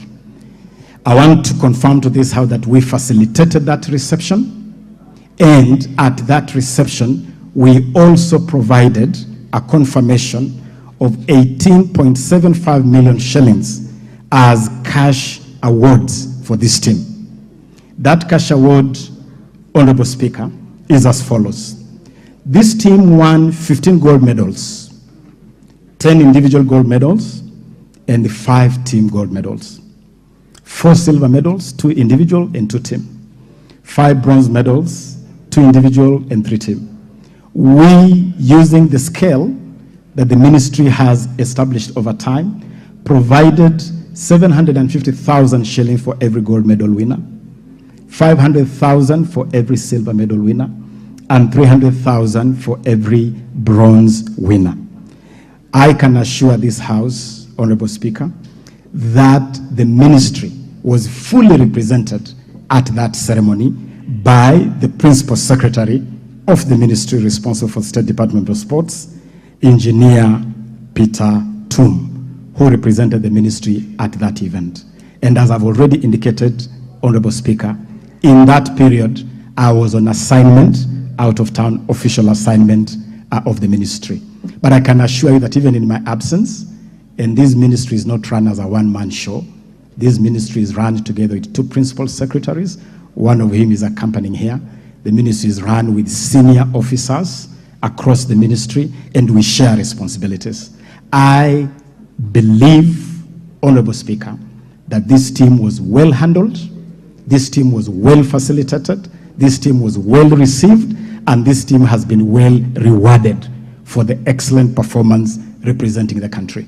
Let me conclude on that particular question, Honorable Speaker, by confirming to this House that I have been available to receive Kenyan teams, to send off Kenyan teams multiple times. I've been at the airport to see off our rugby team. I have held receptions for our teams. When our team to Australia, to the World Cross Country Championship, left the country, I was on hand to flag them off. When they came back, I was on hand to receive them and to hold a reception for them. This I have done countless times, Honorable Speaker. The last one is our team that is currently competing at the Budapest World Athletics Championships. It is a team that I hosted. It is a team that I flagged off. And, Honorable Speaker, on the occasion of flagging off this team, they even raised issues on their allowances. And after consulting and looking at the scheme, which we have been revising, we were able to triple the allowances, the team that is currently in Budapest. Local allowances, we tripled from 1,000 per day to 3,000 per day. International allowances, we tripled from $60 a day to $200 a day. And that was done in the context, Honorable Speaker, of the reward scheme which we have revised to improve our appreciation to our athletes. You saw when Faith Kipyegon broke the world record. In the context of that new scheme, we are able to award her 5 million Kenya shillings and a house worth 6 million Kenya shillings. We did the same to support Ferdinand Omanyala for his excellent performance in the African Championships in the 100 meters. Under the same scheme, Honorable Speaker, we held a ceremony a month ago called the Hongera Award Ceremony, where again we awarded different teams in different disciplines, including football teams, including legends, just to confirm that our commitment to reward our athletes is absolutely unprecedented. This is something that has never really happened before. I submit, Honorable Speaker.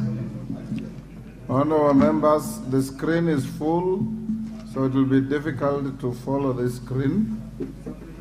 Some of you hooked in very early. Let's start with the questioner, the majority leader. I'll come to all of you. Minister, record the supplementaries so that you can answer them together. We'll take several in a row.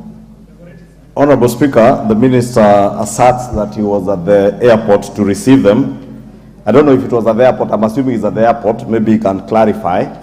And if there would be any evidence, I would propose, Honorable Speaker, that through the relevant committee, that evidence be adduced to give the House a comfort that indeed the minister or any representative of the ministry was at hand to receive them. Honorable Speaker, because this is an open engagement, I have a text message I have received from somebody who says he's a sports photographer. I choose not to read his name. And he says, I would like to inform that even the current Team Kenya in Budapest were not issued with running shoes or spikes. Athletes had to source old spikes or borrow from friends. Honorable Speaker, maybe because part C of the question was asking what measures the ministry is taking to ensure that the ill treatment of athletes and other sportsmen do not recur again. Probably the minister should also give specific measures that he has taken. If the minister needs the support of this House in terms of budgetary allocations, those are some of the things maybe we would want to hear, so that when we engage on budget making process in the course of the later this year from October, the sports committee and the budget committee members who are represented here can then note some of the things that they need to support the minister with. Yes, Honorable Kajwang, TJ. Mr. Speaker, quickly, the point as I hear from the question and the response, it has not been answered. Minister says that he was involved elsewhere, or he was engaged elsewhere in official capacities. Now, this is the gist of the question. As I understand it, the member seems to suggest that these were children in Olympic sports. Children, very special in this country, children. Number two, they are people abled differently. Why should these two signals wouldn't have forced this Cabinet Secretary to prioritize that? One, you are dealing with children. Two, you are dealing with exemplary performance. They are in Olympic. Three, they are people abled differently. You are able to go to rugbies. You are able to go to those people who are running very fast, but you cannot prioritize just children in Olympics. Number two, you are engaged in official capacities. We don't dispute that. I read in social media, which I'm trying to keep abreast with, it is too fast for me, but I read in the social media that this minister chose to go to fine destinations overseas, dining in fine restaurants, using calamari, I do not know what calamari is, and fine wine called Cavelia, with what some of the things that even as a member I'm not able to pronounce. Now, Mr. Speaker, this is the point, that you choose to prioritize your engagement, official engagement, when issues which should have demanded your presence, official presence, because all the responses he has been given is that that his personnel were with him. There was a PS, there was all this, including the High Excellency, the Second Lady. The point is, why as CS wouldn't he found it necessary to be there himself where children are concerned, where people able differently are concerned? Mr. Chair, thank you. Let's take one more. Wanjiku, you are the cause of all this. Try and ask one supplementary at a time. Yes, thank you, Honorable Speaker. I am more sad because here we are discussing of people with special needs. And Honorable Speaker, when you speak in a house like this, where I believe even Special Olympics International is watching and putting the facts contrary to the facts, is a bit disheartening. Honorable Speaker, one, the Cabinet Secretary have said he provided even money for accommodation. Far from the truth. Special Olympics are special in nature. Once the children arrive at the destination, the government from there takes over accommodation, transport, food. For record, the children were sleeping 4 to 5-star hotels.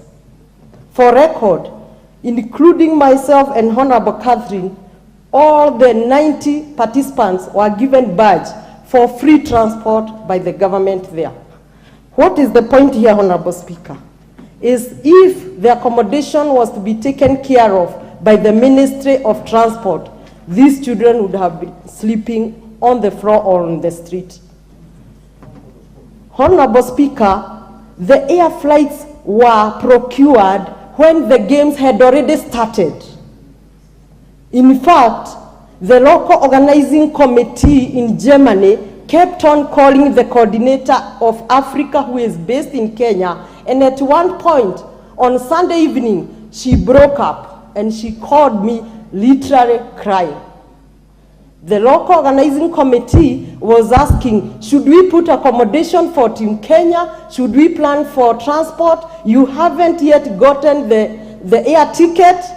And as a result, Honorable Speaker, our team, our children, flew with not intended air transport, and they landed at Munich, 8 hours drive to Berlin, where the games were being held.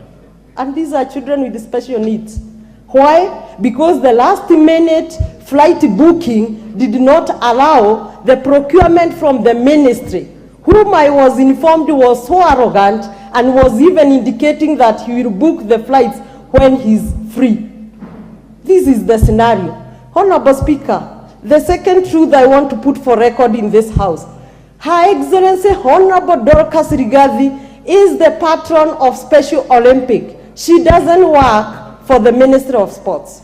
By that virtue, through her own goodwill, she accompanied the children and she stayed there. Honorable Speaker, another item to be on record.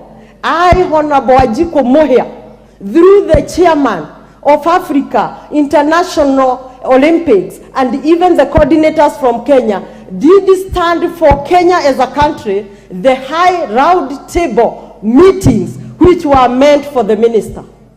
The 20 African countries were represented, but when the time for Kenya came, there was no minister. Indeed, Honorable Speaker, I only participated in the field twice because the rest of the time I spent sitting for the minister. Honorable Speaker, let the minister understand that we are dealing with the children. Thank you, Wanjiku. The nominated member for, is it called Abubakar? Abu. Thank you, Mr. Speaker. One question. Is the Cabinet Secretary aware that 4 swimmers, namely Emily Muteti, Maria Brunella, Swale Talib, Monyo Maina, attended the World Aquatic Championship in Japan last month? We have not reached there yet. Sorry, okay. All your houses will come to that. Yes, Deputy Speaker. Thank you, Honorable Speaker. I just want to ask a follow-up question. The Cabinet Secretary has explained that they spent close to 159 million shillings for various items to take care of the athletes, particularly for provision of uniforms. The question I want to ask, because it's public knowledge and it's in the social media, that our teams have been wearing knockoff uniforms. That is fake Adidas, fake Nikes, and fake uniforms. And it's a known fact. So I want to ask, how much did they spend on the fake uniforms, which are most likely from River Road? Yes. Yes, Basil. Not all those questions, Minister. One question. Yes, thank you, Speaker. I read somewhere that there's chairing squad composed of girlfriends of the official, the minister officials. So I want to know I want the minister to share the list of the Kenyan delegation who are purported to be the chairing squad. Thank you. Yes, Chepkonga. Minister, record all those. You'll answer them together. Yeah, Mr. Speaker, I will not repeat the one which you have already read. But I would like to remind the Speaker, remind the Minister, Mr. Speaker, that he needs to acquaint himself with Article 73 of the Constitution. And I just want to read to him for record. It says, authority assigned to a state officer, that is himself, is a public trust to be exercised in a manner that is consistent with the purposes and objects of this Constitution. 2, demonstrates respect for the people. 3, brings honor to the nation and dignity to his office. And then 4, promotes public confidence in the integrity of that office, Mr. Speaker. Mr. Speaker, you know, I have listened to this minister. He has said he has spent money on the accommodation of the children.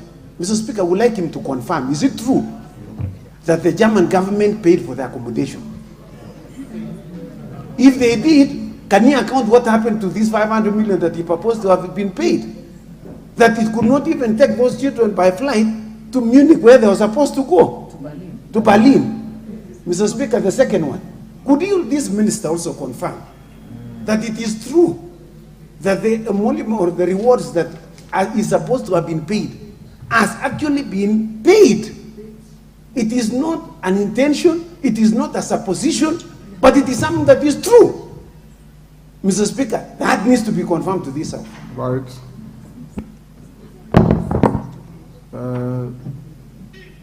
Who is the member near the walkway? Kanjori Memusi, Kajiado Central. Give Memusi.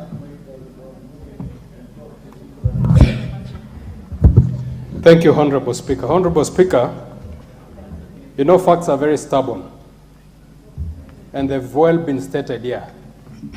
Honorable Speaker, in light of all the facts that have been stated, and in light of Article 73, which Honorable Chepkonga has just read, will this House be in order to demand that the CS Honorable Ababu resigns because he has painted this country in a very negative manner? Will we be in order to demand that he resigns? Thank you. Murugara, did I see your hand? No. I'll give to Emase. One question, then Nyamai, then Minister, you come to answer those. Give Mary Emase. Thank you, Honorable Speaker. Honorable Speaker, I speak as a member of the Sports Committee. And I must say from the onset, I'm very disappointed and saddened by what I've been reading on social media. Having been one of the champions defending the budget of the sports ministry, even before our committee, budget and appropriations, where I'm the vice. You know, Honorable Speaker, when we send sportsmen, the athletes, the special needs category, they are representing Kenya. They are the ambassadors of Kenya marketing this country out there. So any image whatsoever, it will be about Kenya. So, Honorable Speaker, the dignity of those players has been compromised. And I want to ask the CS. We have given sufficient funding, and we keep adding whenever they request. What is the problem? Is it that we don't have the money? You don't have enough funding? Is it that you have incompetent staff? It is unacceptable, Honorable Speaker. Thank you. Nyamai. Thank you, Mr. Speaker. I would like to ask the Cabinet Secretary whether he has financial challenges or he has procurement challenges. because clearly something is not in order, Honorable Speaker. And the last one, Mr. Speaker, I would like to ask, can the Cabinet Secretary assure this House that this will never happen in this country ever again, and especially for the Special Olympics? Thank you, Mr. Speaker. Minister, you can now answer those. We'll do another round after this. Thank you, Mr. Speaker. Let me make an effort to quickly run through these questions. Let me start by the question by the Majority Leader. Mr. Speaker, the Majority Leader has asked a question touching on the team in Budapest regarding the uniform. It is a question that has also been asked by the Honorable Deputy Speaker, Honorable Gladys Shelley, also touching on uniform. And allow me, Honorable Speaker, to clarify to this House that, number one, Kenyan teams at this level do not use Adidas as a brand. In fact, the National Olympics Committee of Kenya, which is responsible for teams at this level, has a subsisting contract with Nike. It is a contract that we found while already in place. And so Kenyan teams are, by virtue of that contract, kitted by Nike. And the team that went to Budapest, Honorable Speaker, I actually have the privilege of having the photos because I flagged off the team myself. And at the flagging off, Honorable Speaker, I was together with the President of Athletics Kenya, General Jackson Tuwei.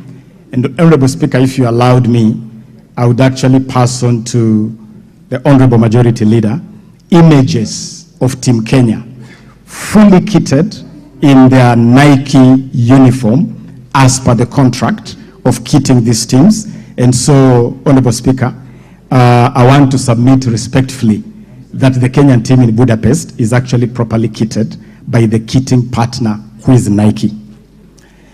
Honorable Speaker, the Majority Leader also raised a question on the challenges that the ministry may be facing that could affect the performance of the ministry.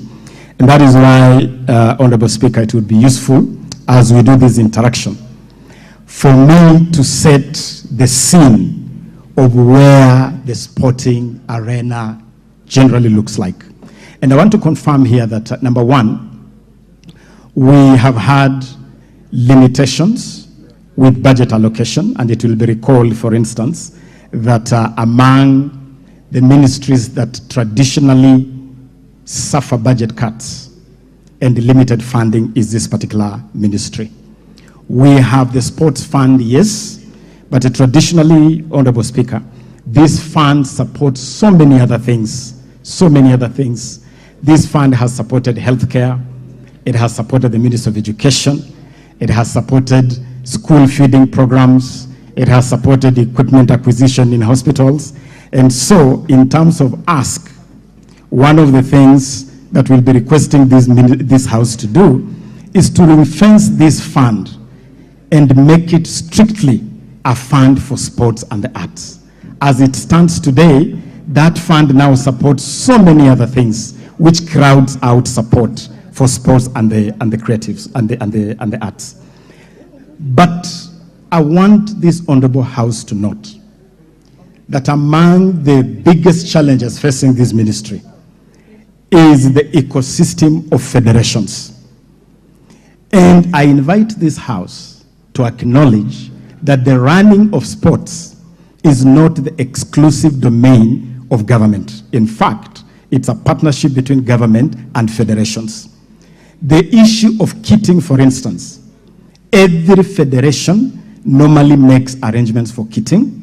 They present budgets to government, then government provides resources to the federation.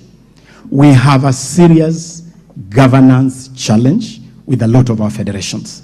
When we come to the issue of aquatics, that issue will come out a lot more clearly. But we have a serious issue. And one of the things that I invite this House to do is to support the ministry fully in cleaning up the mess in federations, making sure that federations are run accountably, making sure that federations hold elections on time. We have a situation where some federations are run by live officials. Those are issues that the ministry is dealing with. Some of them require legislative action, and we have already started the process of reviewing the Sports Act, a matter on which we shall be engaging this House on. And so those are some of the issues, Honorable Speaker, that we will require support from the. On the question by Honorable Otieno Kajwang, Honorable Speaker, let me confirm that. That is TJ Kajwang. TJ Kajwang. Otieno Yes. Kajwang is the late. Yes, my apologies. I served with the Honorable late Kajwang, and I thank you for the correction. Number one, Honorable Speaker, this team was not a team of children, just to confirm that it was a team actually of senior players, aged generally between the age of 20 and 35. That was the general age of the team, just to clarify that on record.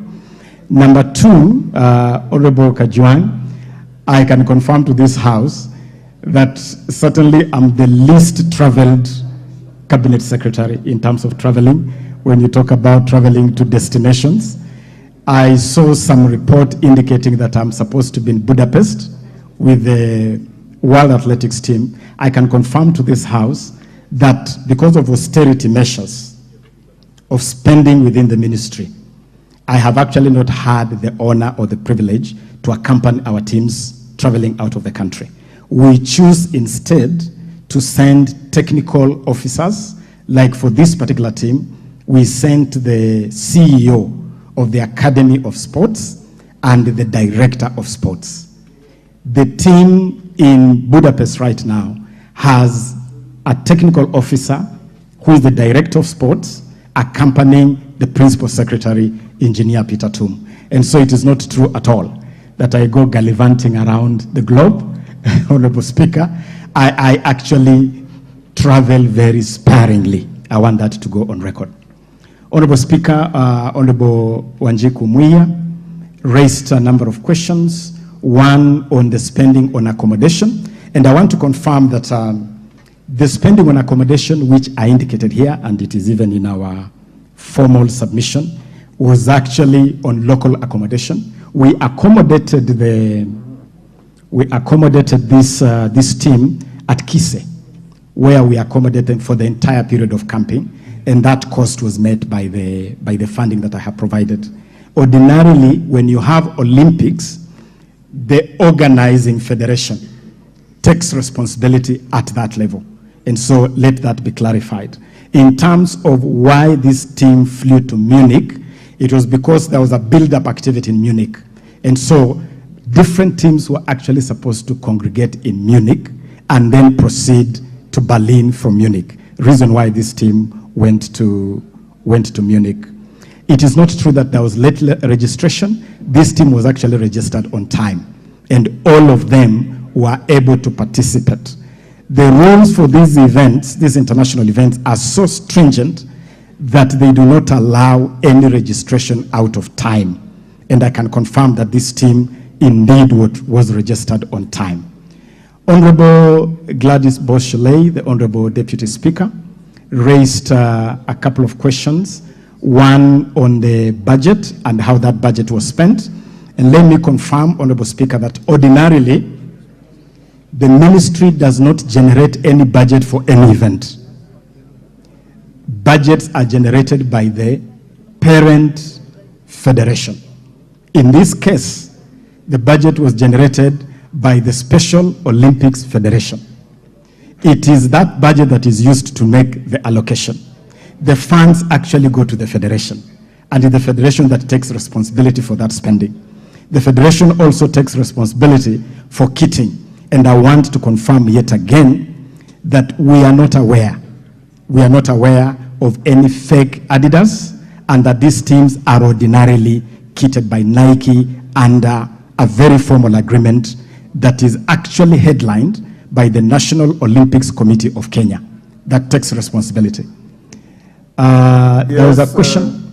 Deputy Speaker, Thank you, Honorable Speaker, and I do apologize for having to interrupt, but I just want to confirm that even if the kits are procured by the federations, it is the responsibility of the ministry to ensure that these ambassadors of Kenya are not doing something that is illegal. I have photographs here which are downloaded from the Team Kenya website. The Africa Beach Games that happened, the second edition. Here, the pictures show they are wearing Adidas, and I will give it to you, Cabinet Secretary.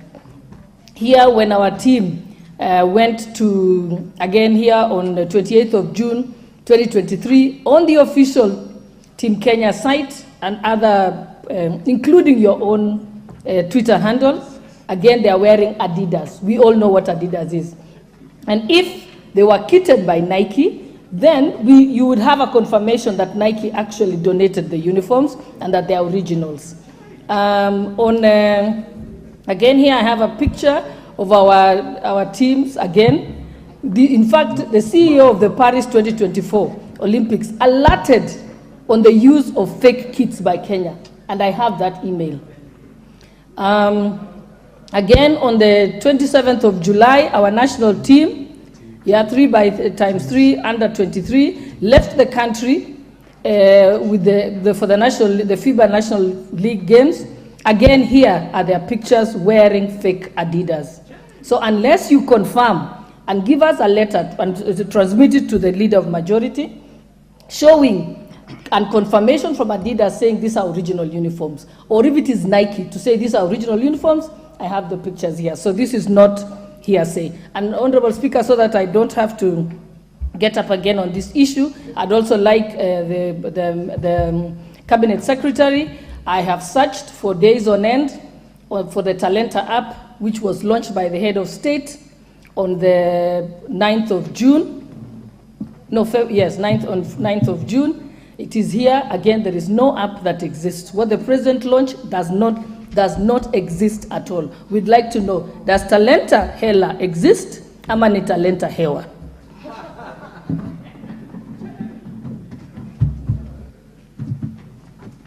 May I continue, Honorable Speaker? Honorable Speaker, this issue of kit is a very important issue because it touches on copyright, it touches on intellectual property, and it is an area which is very tightly guarded. I want to confirm that the team that the Honorable Gladys Chalet refers to Tunisia, I want to confirm to this Honorable House that I flagged it off myself. I flagged it off myself, and they were in their official Nike kit. That is something I can confirm to this House without any fear of contradiction. I also want to confirm to this House that the team in Budapest, the World Athletics Championship team, is a team I personally flagged off. That team is also at the flagging off wearing their official Nike colors. I am willing, Honorable Speaker, to get confirmation from Athletics Kenya, the federation that manages athletics, National Olympics Committee, the team that manages all teams to the Olympics. I can commit to this House to bring here a confirmation from them on the agreement they have with Nike and the kitting by Nike of all Team Kenya teams to these delegations. And of course, I would also be happy to receive the images and the information that the Honorable Gladys Chalet has. Allow me to come back to Talanta Hela in a moment, but quickly just indicate on the question of raised by Honorable Chepkonga, my learned friend Chepkonga, on the question of accommodation. I have already confirmed that the accommodation was for local accommodation because this team was in camp for quite a number of days preparing for this activity. And on the payment of the awards, that payment is being processed, and there was a challenge I have confirmed this with the Principal Secretary. There was a challenge with some of the accounts presented for transmission of this money. I want to inform this House that because of previous cases of misappropriation of money meant for athletes, we have changed the procedure, and now we send money for athletes directly to the athletes. It takes a bit of time to get the details. Some of those details sometimes have difficulty, but the 18.75 million Kenya shillings has already been released and is available to the athletes, Honorable Speaker. Honorable Emase posed the question on whether the challenge is funding or incompetent staff. As I have already indicated, the ministry has a serious funding challenge. That I'll admit to this House, and I'll actually invite the House to be a lot more accommodating, given the value of sports, to be a lot more accommodating in your resource allocation to sports, to be a lot more accommodating when we request this House to ring-fence the Sports, Arts and Social Development Fund for sports and the arts exclusively. I have no doubt that the ministry has competent staff, but we definitely have issues in federations. And as I've already asked this House, we are putting together a very robust program to deal with the governance challenges in federations. But it is a challenge that requires the full support of this House. We have already put these federations on notice, and we invite this House to support that process of streamlining federations. Allow me to conclude, Honorable Speaker, with the question on Talanta Hela. Honorable Speaker, Talanta Hela is a very revolutionary program. It is a program which is intended to fix the myriad challenges that we inherited in this sector. And I had started by making reference to those challenges. We found a country banned by FIFA. We found a country on the verge of being banned by World Athletics because of doping. We found a country with no single stadium approved by FIFA or CAF for football activities. The whole arena of sports infrastructure was completely tattered. We found a country where federations had myriad issues. We also inherited a scene, Honorable Speaker, where that whole area of what we call the creatives was really not consolidated. And I'm talking about musicians, I'm talking about film, I'm talking about royalties payable to our creatives. So that's the scene we inherited. To help fix these challenges, we imagined what we consider to be a silver bullet. And that silver bullet is what we are calling the Talanta Hela Initiative. This initiative, Honorable Speaker, is about launching sports and the creatives as a mega industry. It's about monetizing talents of our young people. And, Honorable Speaker, as I speak right now, we have already had a very successful national youth talent camp. The Talanta Hela Inter-County Football Tournament is going on all over the country. In fact, we launched that tournament in the home county of the Honorable Deputy Speaker of Uasin Gishu at Kipchoge Keino Stadium in a very successful ceremony. That is going on. Honorable Speaker, on the Talanta Hela app, that app is not just an app. The Talanta Hela is actually a digital system. It's a digital system that would allow scouting of talents from all over the country through the virtual space. It is actually a fantastic system, so that a child in Turkana, for instance, can be able to send their skill through that app to a team of scouts. Now, what was ignited by His Excellency the President at State House on June 9 was the system, and the system is ready. I can confirm to this House that there was a challenge that caused a delay in the completion of the screening room, because it is a whole ecosystem from the point where you take a clip and put it in the system. where it is then transmitted to a screening center. That screening center, Honorable Speaker, suffered procurement delays, and we have been given a date of September 4th for the completion of the screening room. So, Honorable CS, are you confirming it does not exist? It exists, only that it has not been activated. But the system exists, and the reason why I need to clarify this is that the moment you activate it, you will start sending content, but the content will not have a destination because the destination is still being put together. And that destination is what we call the Talent Screening Center at Kasarani. And I invite this Honorable House, they can visit Kasarani at the Kenya Academy of Sports and confirm that actually we are working round the clock to complete the screening room at the Kenya Academy of Sports in Kasarani. There's but the system is... point of order from the Deputy Speaker. Cabinet Secretary is confirming that when the President launched something that was not ready, that is what we need to know. Because if it's not live to the public, then it was not necessary to launch it. So let's get a confirmation. He's saying it's under progress. So whatever was launched is something under construction. I think we need, that should come out clearly. Don't try and say we are building and it's staying here and it's in Kasarani. It was launched, which means it should have been live to the public, and it is not. I know there are many interventions on this. Honorable CS, please save yourself what you see in the House, because the question the Deputy Speaker asked is whether what was launched in State House exists as it is as or not.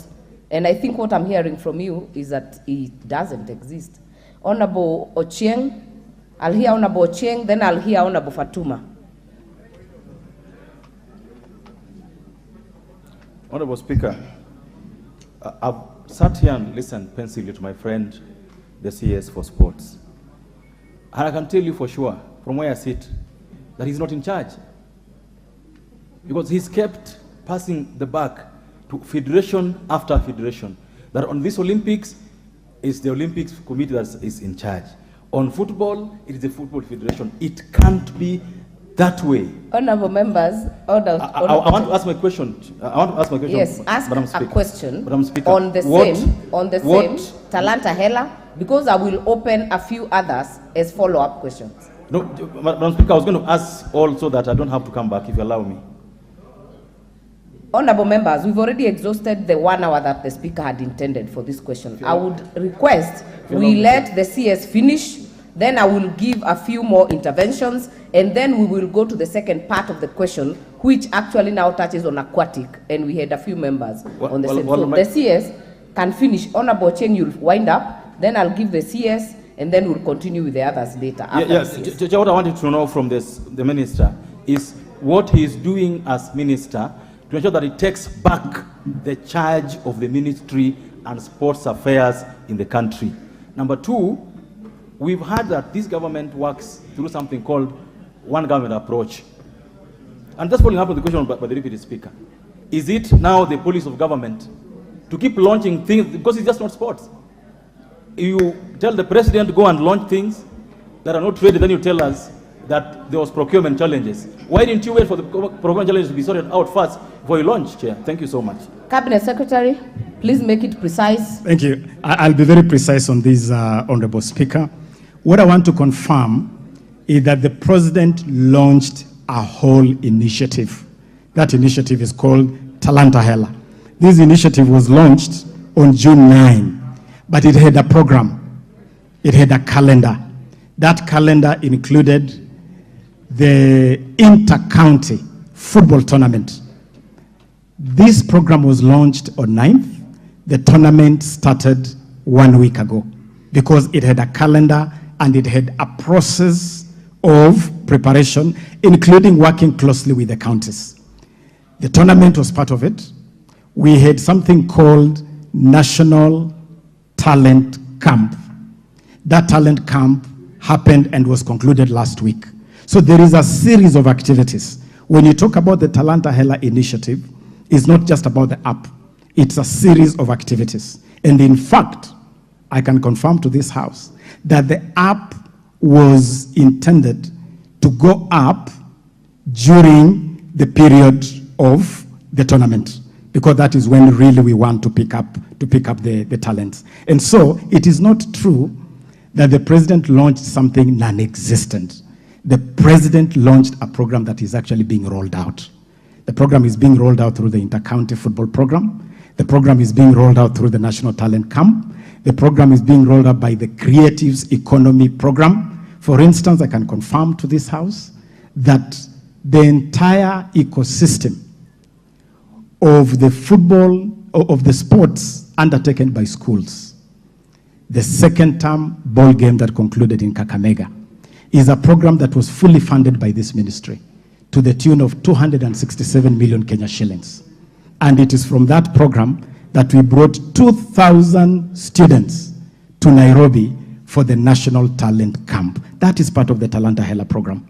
It is under the same program that we are building partnerships around music and film, and we have even signed partnerships with a number of partners like Trace TV, like the American Grammys, and all these partnerships are part of that Talanta Hela ecosystem. So it's a very broad program. It has a long implementation time frame, and each of the activities that are set under this program are rolling on, Madam Speaker. I want us to make progress, honorable members. I can see there are some members who had asked some questions. Honorable Basil, you had asked the issue of joyriders. If I remember well, Honorable Rachel Nyamai, you had asked the CS whether he has issues with money. Honorable Memusi had asked the chair, had asked the CS whether he's willing to resign. CS, you will respond to those three. Then I will get to the last leg of these questions. Honorable members, please hold your horses. We will try to cover as many as possible. Honorable Speaker, on the question by Honorable Basil, I am not aware of any joyriders being part of any official delegation accompanying any Kenyan team to any event. If it's the event that we are discussing here, the Para-Olympics in Berlin, the ministry was represented by only 2 officers, who I have named here: the CEO of the Kenya Academy of Sports and the acting director of sports. Those were the only officials from the ministry. Her Excellency, the Second Lady, had a delegation, and that is a delegation that we were managing separately. Other than those 2 delegations and the officials accompanying the team, together with the athletes, I'm not aware of any other joyriders. But if the honorable member has any details of any joyriders, I would be more than happy to get those details, Honorable Speaker. But I'm not aware of any. Honorable Nyamai, on the question of resources, I have answered this question, and I have made it very clear that this ministry is among the least funded ministries. And that is not a lie. This ministry receives the least funding by government, and it is always a struggle. And even the sports fund, which was intended to be some kind of backup for this ministry, is crowded by so many other needs. Health dips in, education dips in, tourism and culture dips in, everybody dips in their hand, which crowds out the resources available for sports and the arts. We would be very grateful to this House to pass regulations to ring fence. And let me announce, Honorable Madam Speaker, that we have actually brought here a formal request asking this Honorable House to ring fence the sports fund for sports and the creatives strictly.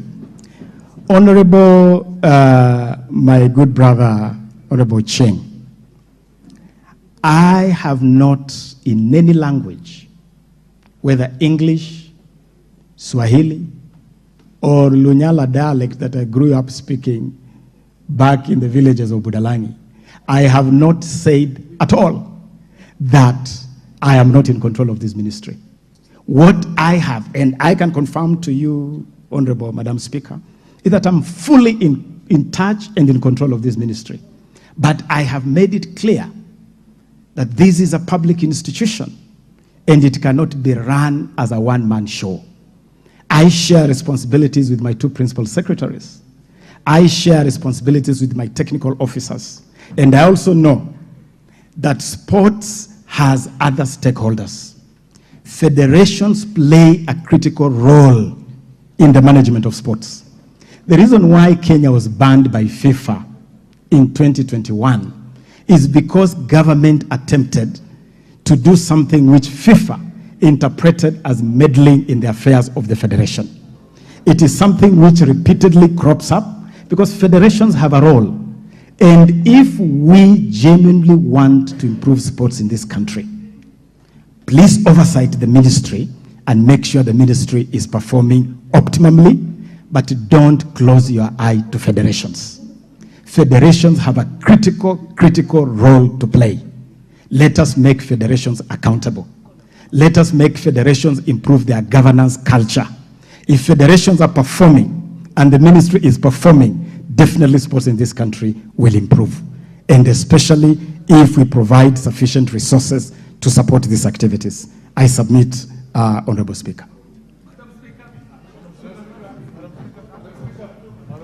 Other members, we will make progress on this matter. I would request that the CS answers part 2 of this question so that we also open another window for follow-up questions and we will get as many as possible at that point.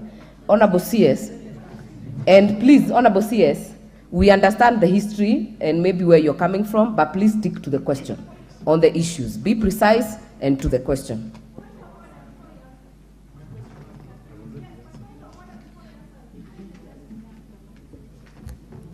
What is your point of order, Honorable Memusi? I had already raised your question with the Honorable CS.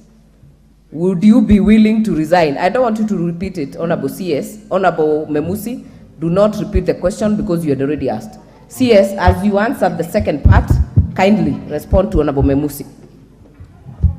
Honorable Speaker, I believe I have responded to pretty much all the questions raised except the issue raised by Honorable Memusi. Honorable CS, address the House. Just Thank continue. you. Thank you. Thank you.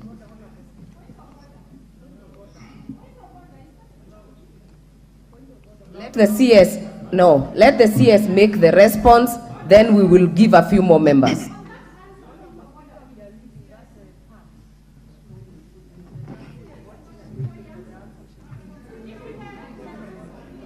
We will let the Cabinet Secretary answer this question. Please go on, answer Honorable Memusi's question. Thank you, Honorable Speaker.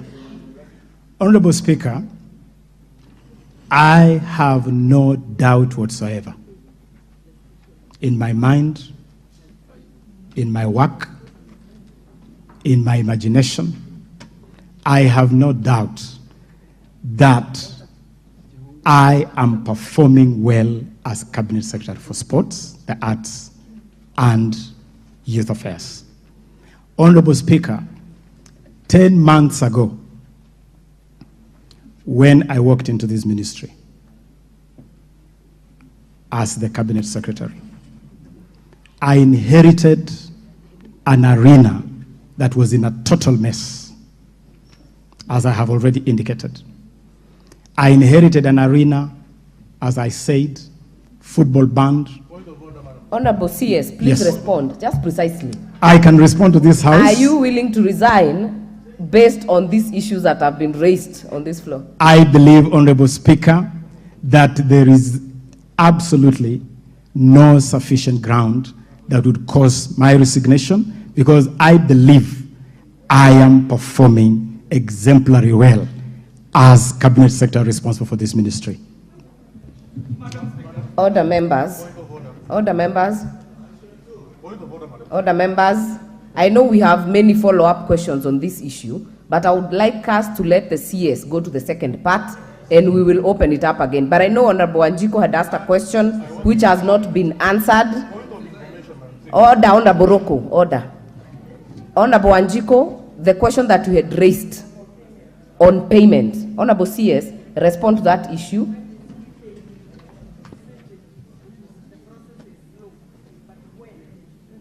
You're not on record, Honorable Wanjiko. Honorable CS, there was a question on the payment. You said it's in the process.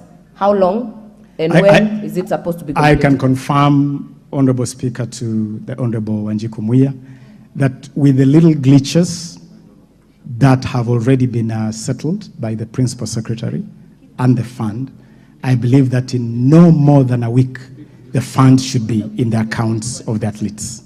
In no more than a week, Honorable Speaker. May I now, Honorable Speaker, come to the question of aquatic sports. And Honorable Speaker, let me from the outset indicate to this House that the state of swimming in this country is symptomatic, is a microcosm of the challenges in federations that I have repeatedly alluded to. A challenge where federations have, for a long time, not been ready to respect the law of this country, where federations have been reluctant to be accountable. We have a law in this country, Honorable Speaker, called the Sports Act. It is a law that we put in place to regulate this whole arena of sports. We enacted this law in 2013, and Honorable Speaker, I was actually the Minister for Sports in the coalition government when I stood on this floor. That time I was both Minister for Sports and Member of Parliament for Budalangi, and I stood on this floor to move the Sports Act for enactment. We have had serious challenges in the intervening period in enforcement of that statute. Today, what ails Aquatics Kenya, or Kenya Aquatics? The issue here is failure to comply with the law and the regulations. But most importantly, Honorable Speaker, is that as we speak today, this federation is embroiled in a court case, a legal tussle. This case that has moved from the Sports Tribunal to the High Court is now styled as Nairobi High Court Petition number E08 of 2021, Margaret Ngungu Mwasha and another, versus the Kenya Swimming Federation and 3 others. 2 factions of this federation have gone to court. And the bone of contention is who should be in control of this federation and how should the elections for this federation be conducted. One faction is clinging onto a constitution that they produced as a faction. The other faction is insisting that things have to be done differently, which has caused a major stalemate. I want to confirm to this honorable House that we have made effort to intervene in this matter by engaging directly with World Aquatics. This House also needs to take notice of one major issue when it comes to dealing with the international federations. International federations are very protective of their turf. They are very protective of their affiliates. You touch an affiliate, the World Federation tells you that is government interference. And so we have been tussling with World Aquatics to allow government to exercise the law, and specifically to exercise, Honorable Speaker, the mandate in Section 54 of the Sports Act. Section 54 of the Act allows the Cabinet Secretary to make an intervention in the management of a federation. We have gone back and forth with World Aquatics because they feel if we deploy Section 54 of the Sports Act, then they will pretty much walk out of Kenya and completely freeze Kenya out of international swimming activities. But I'm glad to inform this House that we had a breakthrough this morning with World Aquatics. And World Aquatics has now agreed that we can form a team under Section 54 on consultation with them, because they have already put together a team called Stabilization Committee. They have been very protective of that committee, and they had even refused to allow government to have membership on that committee. We have agreed with World Aquatics that we can now consult and put together a joint team, a team that involves representation desired by World Aquatics and a representation that meets the requirements of Section 54 of the Sports Act. I want to assure this House that we have held multiple meetings. I have held a meeting with parents.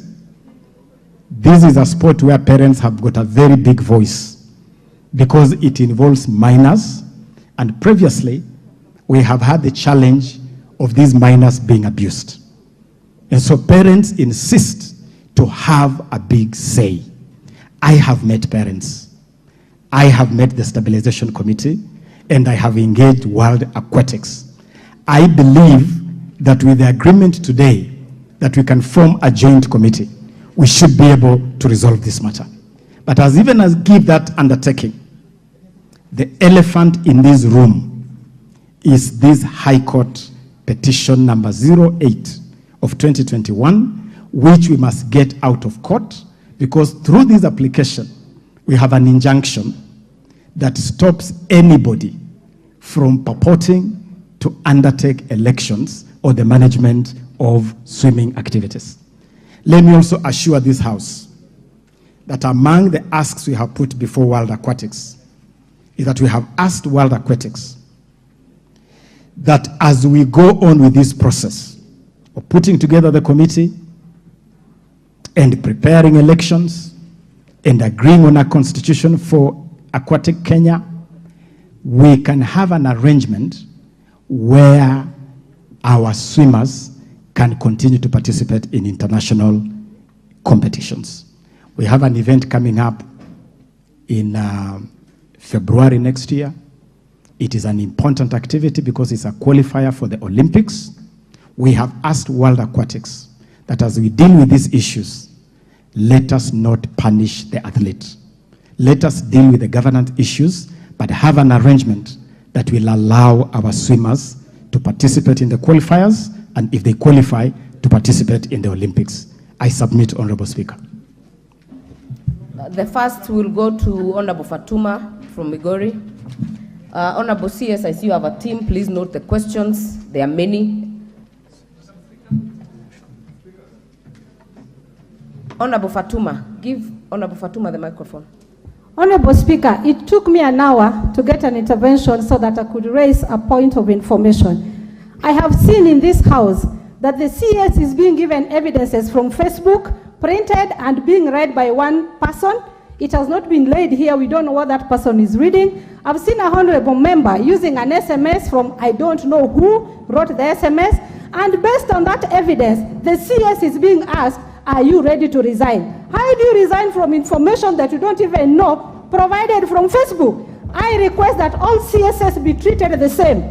We have tried as opposition bringing information to this House, and even certified by lawyers, our information was rejected.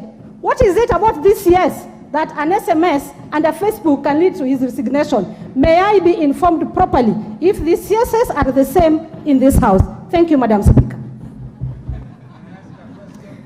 Thank you, Honorable Fatuma. But I want to confirm that the question that was asked on resignation was by Honorable Memusi and was totally actually from your side and different from what was laid on this side. All right, Honorable Alice Nganga from Thika.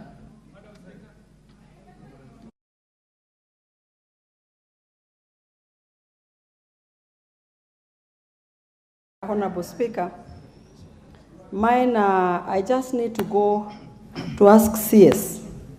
I'm the chair on social protection, and I know there are these sportmen and women who are able differently.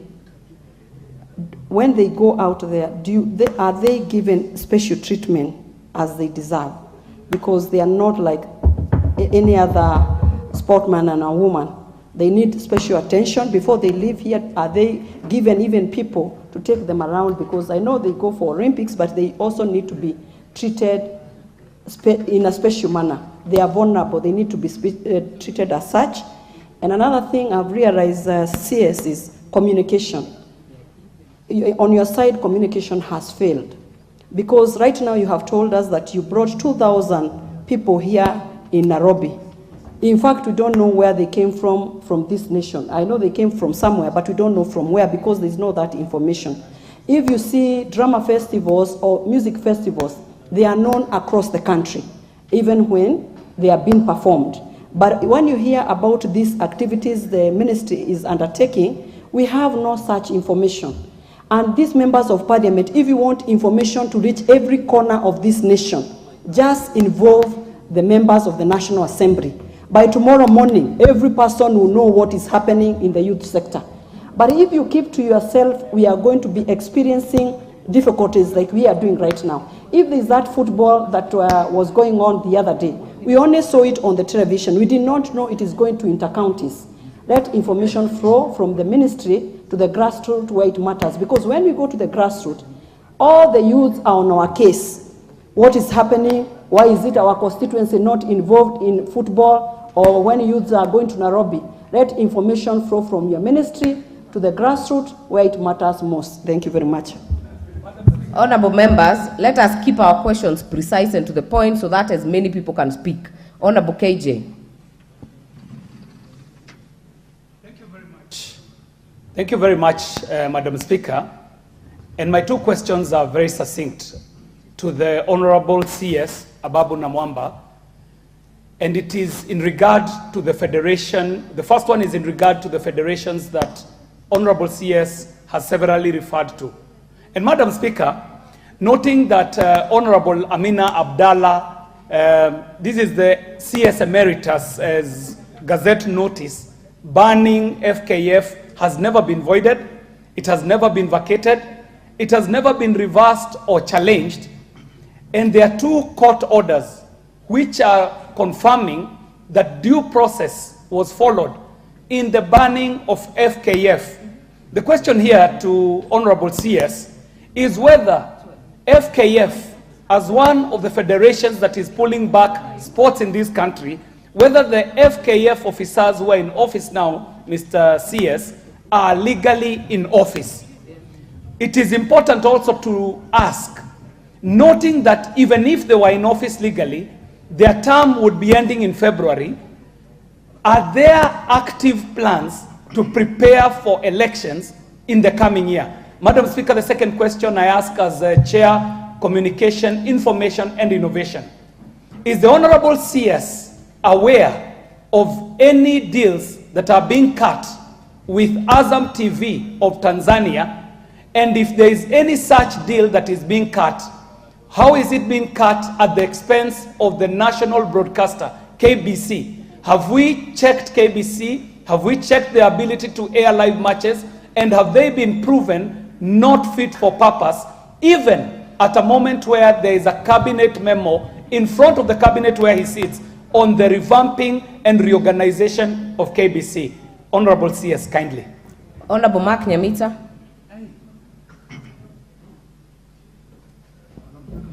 Thank you, Madam Speaker. Madam Speaker, I have two questions, but I'll just make a comment. And I just want to urge my colleagues, because, and I speak as a sports practitioner, I actually run a club, and I have interacted with these federations. It may be important for the House to know that the ministry's powers in dealing with federations is only to a certain limit. And maybe it's about time that this House might want to consider giving more powers to the CS if we are to expect some of the expectations that I'm hearing from some of my colleagues here. Because otherwise then, if we also come to this House, Madam Speaker, and refer to hot discussions that are going on social media to grill a cabinet secretary, we might miss the point, I must say. Having said that, Madam Speaker, let me also say that I think And I'm saying, as a practitioner of sports myself, that there's been a great... There's a point of order from Honorable Wanjiku. Speaker, is the honorable member in order to refer to the discussion here as hot air from social media when we know that the Special Olympic happened in Berlin 2023 and it was the subject matter to bring these other debates. Is he in order? Honorable Mark Nyamita, actually what concerns me is whether under Standing Order 90, you're bound to declare interest yourself as a club owner. Madam Speaker, there's no conflict of interest in this particular matter. I'm only sharing my experience having managed a club. And, there is no point of conflict of interest. I'm only sharing for the benefit of the greater house, of how federations have powers that the ministry sometimes do not have. But just to the point of order raised by Honorable Wanjiku Muya, I think the word hot air is from you, but you will agree with me that many of the members here have alluded to discussions that are going on social media. And for the purpose of record, Honorable TJ Kajwang did mention, the Honorable Deputy Speaker, the Honorable Majority Leader did refer to what is going on social media. And I'm only saying, if we have no way of verifying what we see on social media, because on social media, some of us have even been declared dead, yet we are here. So it would be unfair really to even ask the CS really to resign on issues that are saying. But back to my question, Madam Speaker. I just wanted to ask, is Honorable Mark the CS... You have already taken 2 minutes. You said you have no question, you have a comment. I have a question, Madam Speaker. You started by saying you will not ask a question. You have a comment, which I have given you 2 minutes. I didn't say that, Madam Speaker. My question is just one question. We can check the answer, but the next moment will go to Honorable Ndikiri on this side.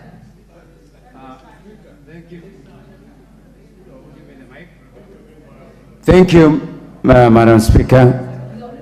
I'm sure the Honourable CS is aware of the Kenya Deaf Handball Championship team. Madam Speaker, the Kenya Deaf Handball Championship team missed their international match in July 2023 because they could not get the visas. They were referred to the Ministry of Sports, and subsequently they were disqualified from participating in the 2025 because of missing the visa. The games took place, Madam Speaker, in the city of Copenhagen, in the Republic of the Government of Denmark.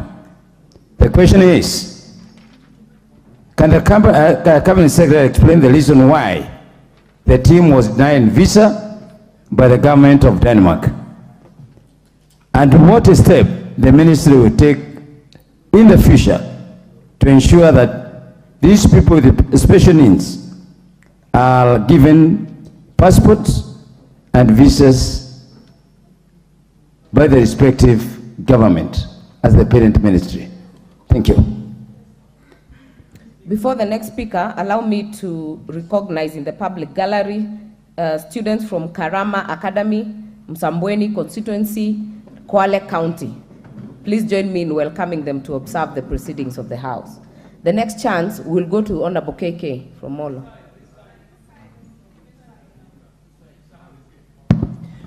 Thank you, Madam Speaker. I have one comment and one question. And at a time when we are all lamenting about how the CS has performed, I would like to congratulate him on the Bukungu Stadium finals that was done for schools. As in that really showed, that was really nice. I didn't know it was a Ministry of Sport that was doing that. And Kenyans are saying that they are ready to go and pay to watch our local matches. So that was very good.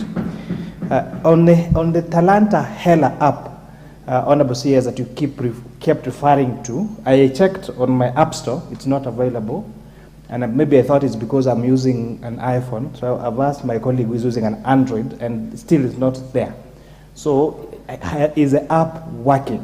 has the app been operationalized? And if not, then when is it going to be operationalized? And with that, I thank you, Madam Speaker. On the same point. Order, Honorable Roko. The next chance will go to the member, Honorable Abu Ahmed.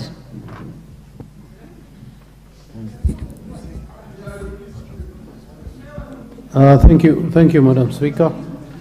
I did speak, but I was stopped. Is the Cabinet Secretary aware that 4 swimmers, namely Emily Muteti,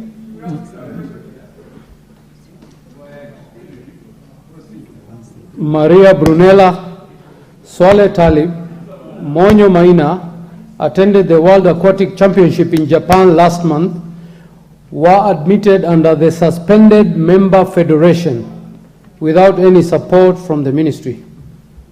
Despite the lack of funding, the team managed to set a new national record. The 4 athletes did an email correspondence to the Cabinet Secretary on July 11, 2023, detailing the challenges they faced and continue to face. Up to date, the ministry has never replied or responded to the email. The sports ministry doesn't seem to care about the welfare of swimming and sports in general. They even texted you on your WhatsApp number with all the details on the complaint. Thank you. The next chance, Honorable Mutunga.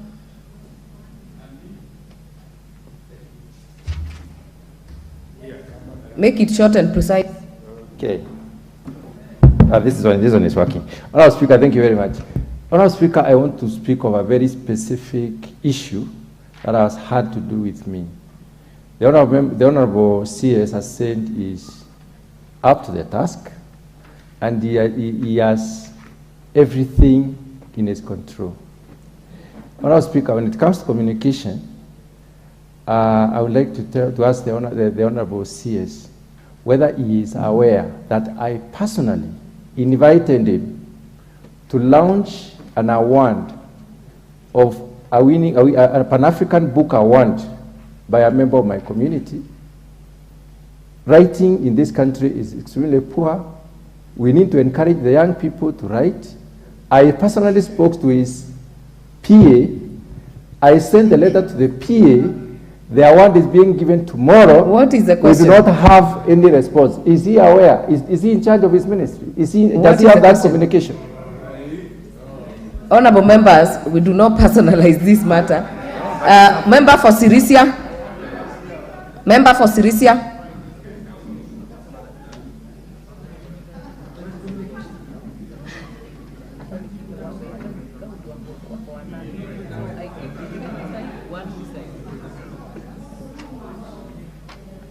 The microphone is roaming behind you. Thank you, Honorable Speaker. Honorable Speaker, some of the questions I think are personal.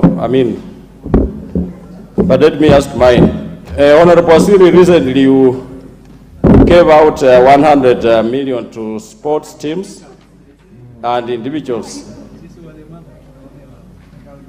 In the first time it's happening in this country, Waziri, I want to ask you, could this have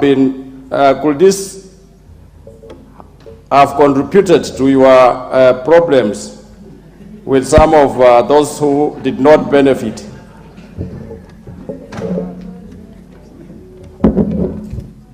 Honorable Umi.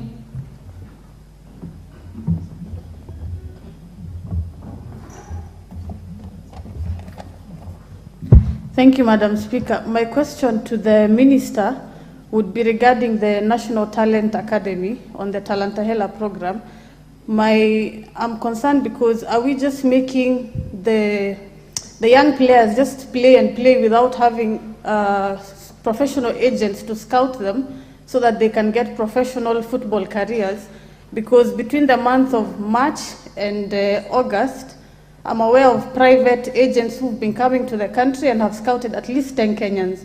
But in the Talantahela program, when I looked at it, it doesn't have any nearby deliverables where we can say in the next few years, at least we've signed these young players from across the country. So my question to him is, does the ministry have a plan where they're partnering with agents? Because football, unlike the athletics, do not just run and have their scouting happening from within. They have to be signed to professional football academies. So that's my concern. Thank you. Thank you. Honorable Justice.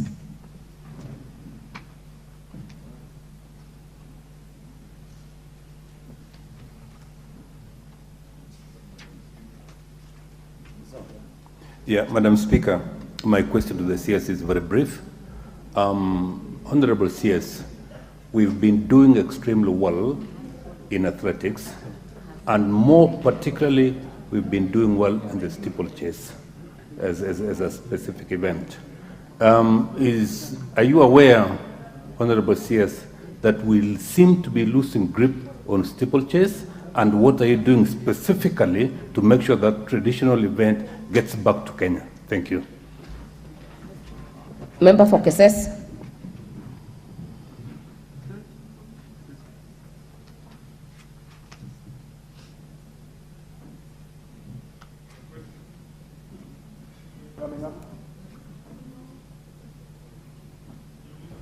Where is the microphone? Oh, thank you, Madam Speaker. I think also I will go as my colleague Justice, very brief. Number one, Madam Speaker, all of us were aware that currently Kenya participating in the World Championship in Buddhism. And coming from... Did you mean Budapest? Hungary, you can use the other name, you can feel it yourself. Budapest. Thank you. Keses, Thank you, this house is a house of record. Budapest, thank you. You mean Budapest, not Buddhism. Thank you, Madam Speaker. No, it depends with the school you went. I went to Luamatun Primary, so you can excuse me for that. Now,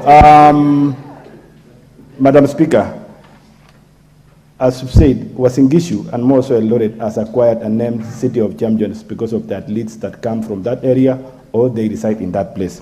Recently, I saw the CS visited Eldoret, and since I had no prior, or we as leaders from there, we had no prior information, we would have accompanied him and would have dwelled issues around there. But since we have an occasion now, from the CS, I wish to know the deliberate measures you put in place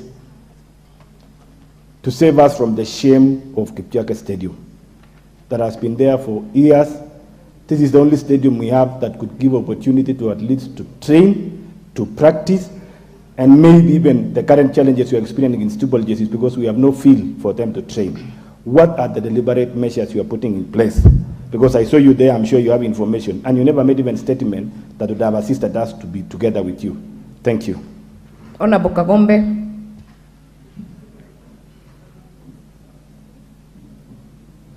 The microphone. Thank you, Madam Speaker. Madam Speaker, I have 3 concerns to the Honorable CS. One, on the issue of the Olympics. He said, on the issue of money, he said that we have had a challenge of accounts. But he also confirmed that he paid the allowances. So this account that paid allowances was not able to pay the monies for the winners for the medals. So I want to find out how this account is able to pay for some monies and not the others. Number 2, it is good. He has observed that he had a meeting with the World Aquatics today morning, and he alluded to what they discussed. But this, Kenya is watching, and the people, especially who are in swimming, have been waiting for this day. A lot of young children who now cannot swim, even at personal capacities, because we've been banned from swimming, are wondering, and they wanted something concrete to hold on. The qualifiers for the Olympics are coming up on February. We are unlikely to have had the CS again in this house. So we want to know now concrete plans that he has with World Aquatics to make sure that our children participate in the qualifiers for the Olympics, in the swimming, for swimming, as they organize that. But I'm also concerned, Madam Speaker, that we have 2 functions in a federation, and we are not able to moderate between 2 factions that have kept us in court since 2014. I expected that the Honorable CS is able to put these 2 people together so that we do not have to wait for the courts. They can have an out-of-court settlement so that our children stop suffering. Thank you, Madam Speaker. I also want to confirm, Honorable Kagombe, that the CS can be made to appear in this house any other time. if the House so feels important. Majority Whip. Thank you, Honorable Speaker. Honorable Speaker, I'll pick it up from where Honorable Kagomba has stopped from.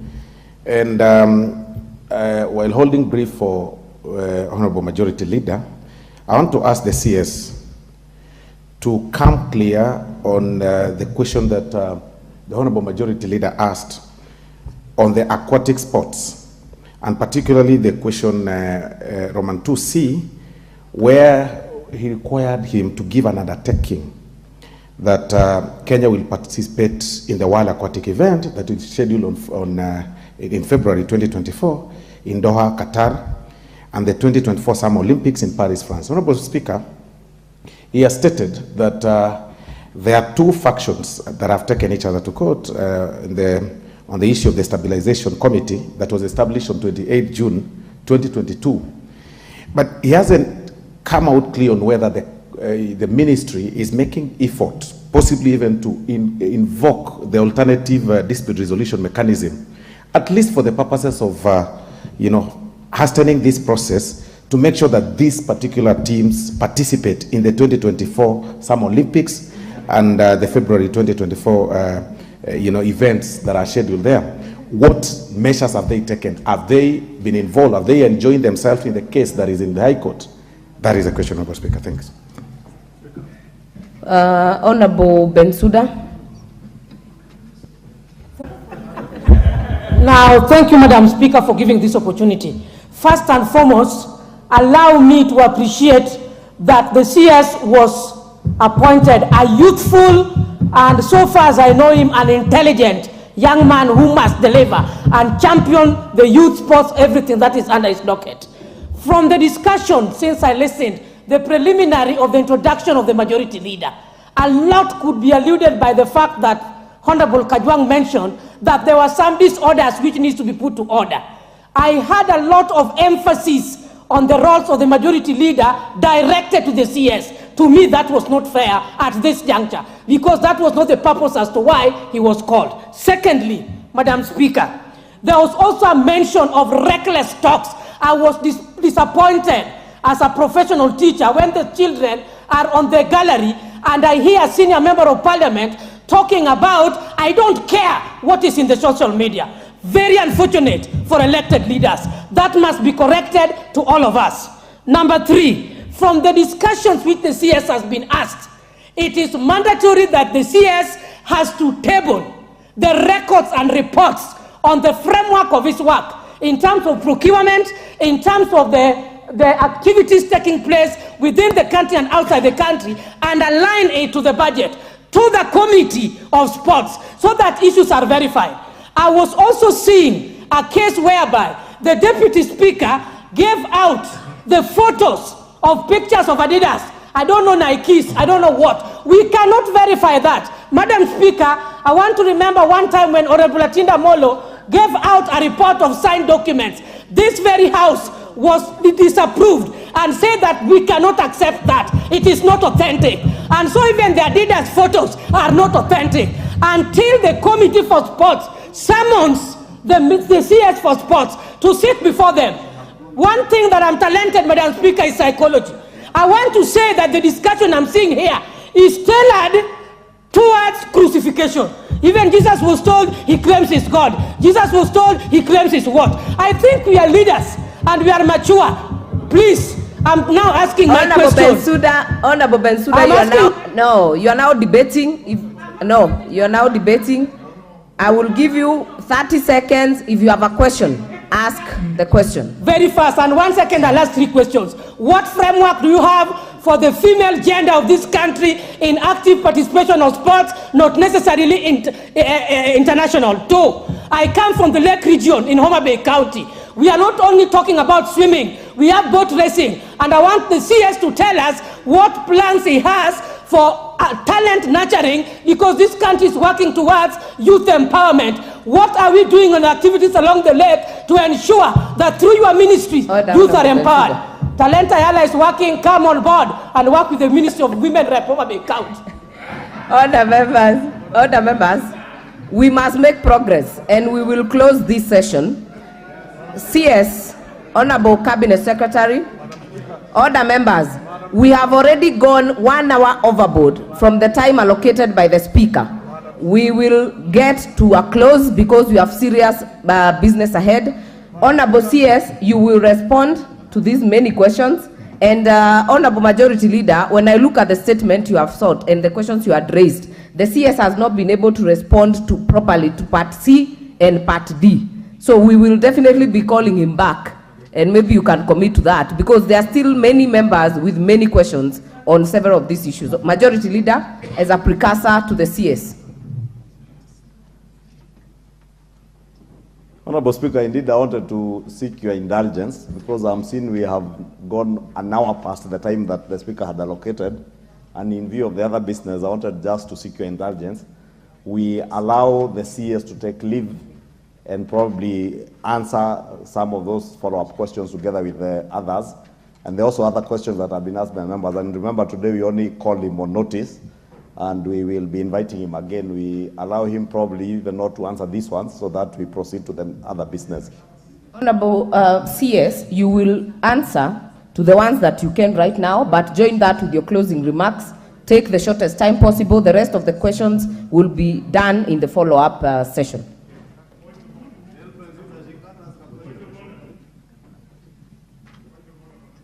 There is nothing out of order. Let the CS make the response.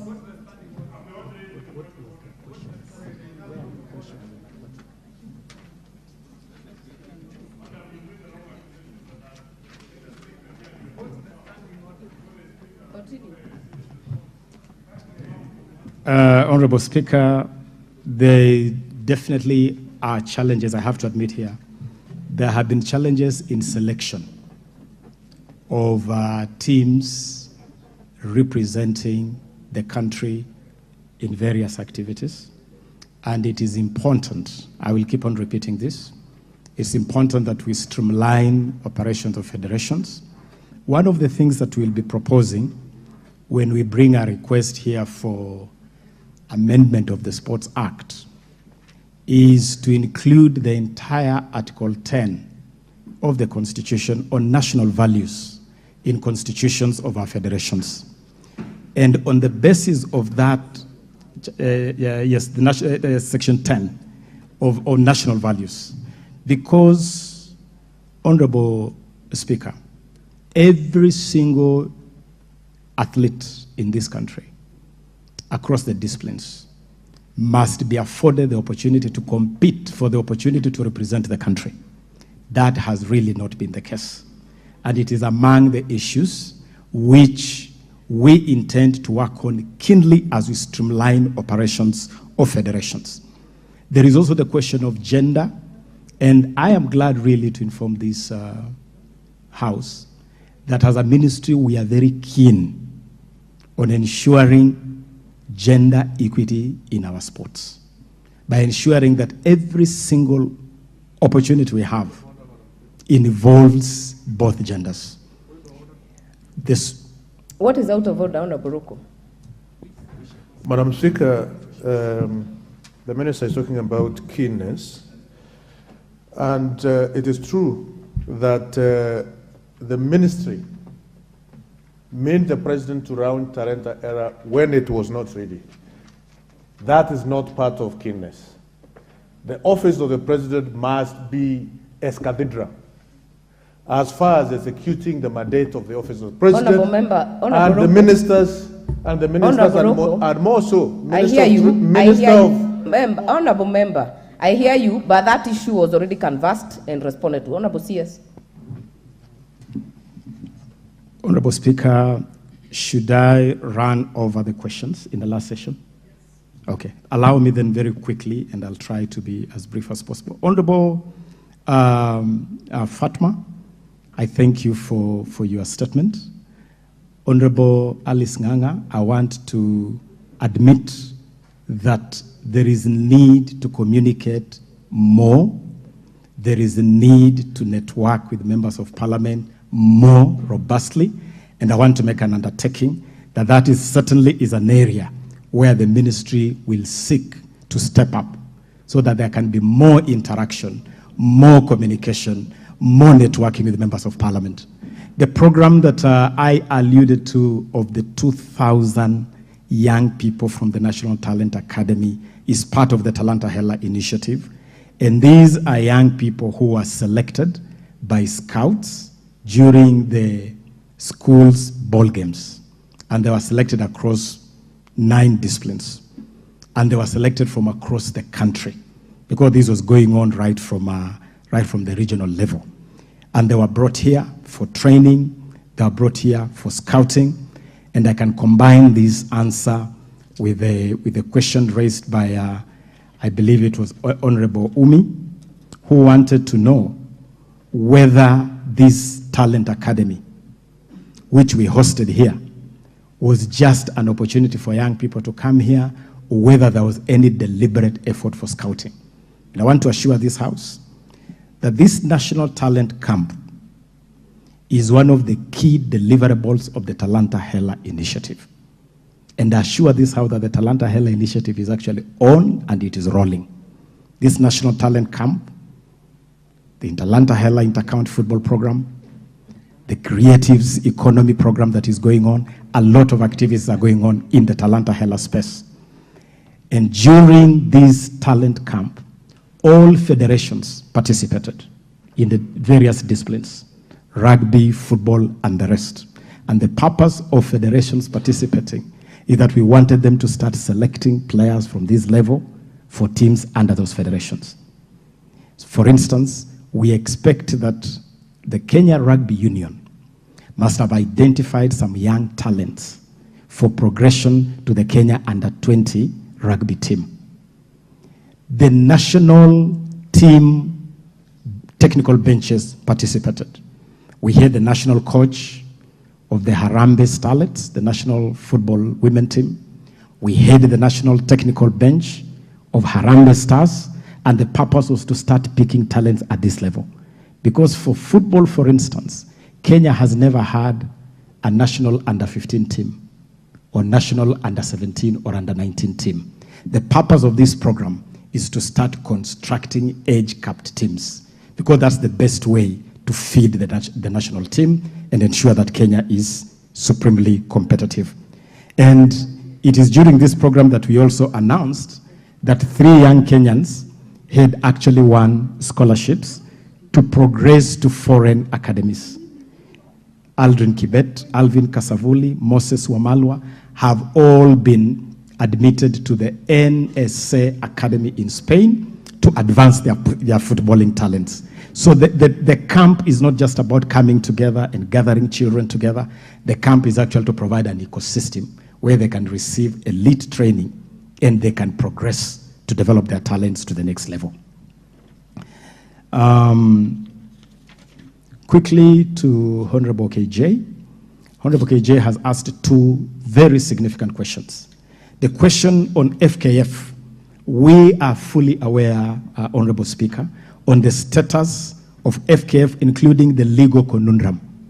But we had an arrangement with FIFA, and that arrangement was to progress FKF to a point where they can hold elections, because we have had serious issues in this federation. And I do expect that FKF should hold their elections as scheduled, because that is one way of starting to put the whole footballing ecosystem on a new keel. On the question of Azam TV vis-a-vis KBC, I want to tell this House that again, as part of the monetization agenda of Talanta Hela, we have taken cognizance of the fact that all corporate sponsorship took flight from Kenyan sports. Live broadcasts took flight from football. All the interest that we have had previously in sports has disappeared because of mismanagement, because improper running of this space. But I'm glad to report to this House that a package has been put in place. Allow me not to go into those details because it has not been officially made public, and there are a number of partners involved, but I can confirm to this House that KBC is right at the heart of that program. And we believe that KBC must be afforded opportunity to build its capacity to become a serious broadcaster. And you must have seen that we gave KBC the opportunity to broadcast the Safari Rally. We gave KBC the opportunity to broadcast the National Ball Games finals in Buhungu. We gave them the rights to do that broadcast live. And we are slowly assisting KBC to build its muscle. It is going to be part of a package that includes two major things. Number one, a sponsorship package that will see money going straight to clubs. And number two, a live broadcast package. Very soon, the details will be made public, Honorable Speaker. Honorable Rindikiri, I got your question on the Kenya Deaf handball team. And the challenge we had with this particular assignment was the visa issuance by the Embassy of Denmark. Among the challenges we face daily is the late processing of requests by federations when they're preparing teams for international assignments. These requests come late. It becomes a big challenge to process funding, and it is an even bigger challenge to deal with visas. And as you know, Honorable Speaker, Honorable Members, the ministry does not have control over issuance of visa. If you apply late for visa, it becomes extremely difficult for visa to be issued. And this is a matter where we have developed new regulations, and we are planning to have a retreat or a meeting with the federations to share the package we have put together.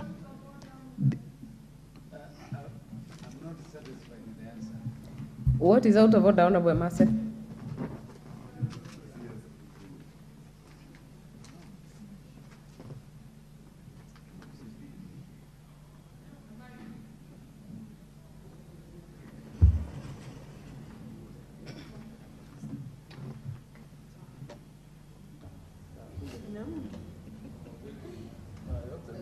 No, I have all the speakers. Thank you, Madam Speaker.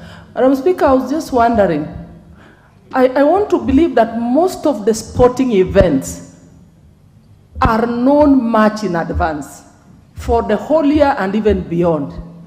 Is the minister in order to say there is a delay in preparation of the visas, which is without its control, when we know that most of these sporting events at such a time? Why can't the visas be prepared in advance? Thank you, Madam Speaker.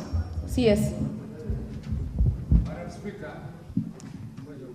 Honorable Speaker, definitely calendars of events are normally known, but participation in these events is something that is initiated by the Federation. It's the Federation that is affiliated to the relevant international organization. It's the Federation that gets the right to participate, and it's the Federation that then brings a request. And it is true that more often than not, we receive very, very late requests. And it is something which we have put together a framework to help federations handle this matter a lot more smoothly. Honorable KK, thank you on your statement about Buhungu, and I can confirm that indeed all the drama and film festival, the music festival that we had, the concert in Nakuru today with His Excellency the President, and the ball games were fully funded by this ministry to the tune of 267 million Kenya shillings. And we have worked very, very closely with the Kenya Secondary School Sports Association and the Kenya Primary School Sports Association. And that whole program is part of our rolling out the Talanta Hela initiative. As I have already said, the back end of the Talanta Hela system is something that is being sorted out, and as soon as that is sorted out, then live streaming of that can start right away. Honorable Abu Ahmed, we are aware of the issue you raised on the swimmers that went to Japan, but I also want to make it clear here that the regulations of the Sports, Arts, and Social Development Fund only allow the ministry to provide support through federations or through associations. It's the body that brings a request. And the challenge we continue to have with swimming is because of this challenge with the federation. As soon as we are able to sort this out, as soon as we are able to agree with the World Aquatics, that the committee we put in place can take responsibility for the swimmers, then it should be possible to offer some support to our swimmers, both for the qualifiers and for the Olympics. And of course, participation in the Olympics is dependent on qualification. Honorable Mutunga, your invitation to the book award, the book launch, I can confirm to you while on my feet that if the book launch is tomorrow, I would be more than glad. I love books. Promotion of the literary arts is one of the areas which we need to improve. And certainly, Kenya could do with more writing, more production of books. And so I'll be more than happy, Honorable Mutunga, to come and join you for the launch of this book. There was a question from Honorable Waluke on the 100 million given to sportsmen, sportswomen, and could this be the source of my my troubles? What I can say is that we have really not treated our sportsmen and women right. You may want to know, honorable members, that the 100 million shillings that Honorable Waluke refers here was largely to, number one, clear outstanding awards going back to the year 2010. There are athletes who competed and represented this country from 2010 and they had not been paid their awards. We were able, honorable members, to clear all that backlog, and we were also able, for the first time in the history of this country, to offer something to our legends. We honored our legends who have competed for this country for the last 60 years. And so I believe that that is a good way of spending money. Our athletes, our sportsmen and women are the goose that lays the golden egg, and we must acknowledge and reward them appropriately. And through the Hongera Awards, we'll continue to do this every single year. Honorable Justice asked a fundamental question. We have lost a hold on some of the events where we have reigned supreme, like the steeplechase. We could only manage a bronze medal yesterday during the steeplechase finals in Budapest. And I want to inform this honorable house that I have sat down with Athletics Kenya and I have challenged them to go back to the drawing board so that we can reclaim our glory in our traditional strong sports. And I am happy to also report that after that engagement, Athletics Kenya has submitted to the ministry a blueprint for youth development requiring 64 million Kenya shillings, which is being considered to go back to primary schools, to go back to the basics. Steeplechase requires special training. Steeplechase requires special equipment. The ministry has accepted to make special investment for Kenya to bounce back in steeplechase, because it's an area where we have definitely lost our way. Honorable member for Keses on Kipchoge. Kipchoge is among the facilities, as I said at the beginning, that our sporting infrastructure had really gone under. Until last Saturday, when Kakamega Homeboys played the Libyan team Al Hilal, Kenya did not even have a stadium approved by FIFA or CAF. We had to do emergency rehabilitation on Nyayo to be approved by CAF for that game of Homeboys. We have a master plan, and I would be glad to share with this honorable house that part of the Talanta Hela program is a sports and arts master plan on how to improve our infrastructure. That master plan includes revamping our international stadia so that CAF and FIFA can be comfortable with them. And as you know, we have put in a bid to host the Africa Cup of Nations 2027. We have made tenders for rehabilitation of stadia, and this Keep Keino is among them. These tenders were opened on 17th of this month for rehabilitation of Kasarani, Nyayo, and Kipchoge Keino Stadium in Eldoret. As we await this program to start, we were able to do some emergency rehabilitation of Keep Keino, and that is why Keep Keino was able to host the Devolution Conference Games, which again I had the honor to open myself. Honorable Kangombe, when I mentioned the issue of the account, I meant account details given by some of the athletes. There were a bit of issues which are being sorted out, and I believe that money should reach athletes within a week, as I have confirmed here. Concrete measures for swimmers, I have made it very clear here that we want to agree with World Aquatics on a program where we can have a joint effort between World Aquatics and the government of Kenya to resolve these issues. It will be important to get this court case out of court and get these factions on the table so that we can get Kenya Aquatics back on track. Because the people who are suffering are our swimmers and not those who are fighting. Finally, there was a question from the Honorable Chief Whip that was reiterating a question raised by the Honorable Majority Leader, that question on participation in Doha and in Paris. The undertaking I can give, and I have already given, let me reiterate it, is that we want to agree with World Aquatics to accelerate the process of withdrawing this case from court, of getting the elections for Kenya Aquatics done, and getting Kenya Aquatics back to be able to undertake their mandate, because ultimately this is the mandate of Kenya Aquatics. And as we do that, we want to agree with World Aquatics on a framework that could allow our swimmers to compete, even if that process is delayed. That is the best way to support these athletes.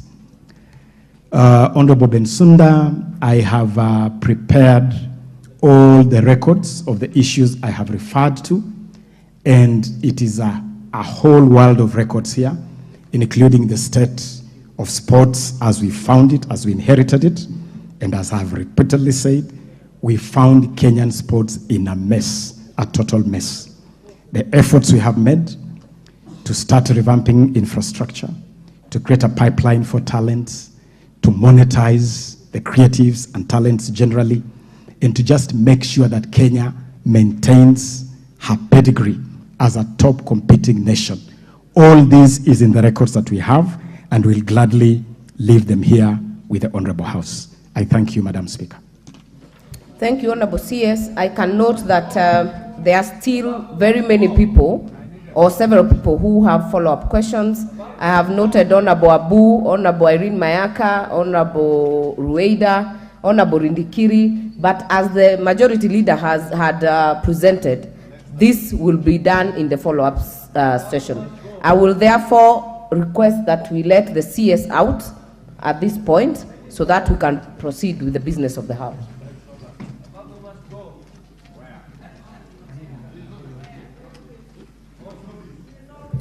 Honorable Shakil, you've just walked in. You've just walked in.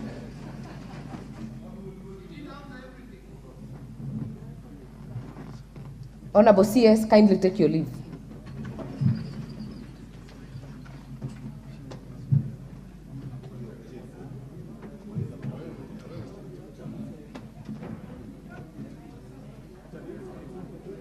Next order.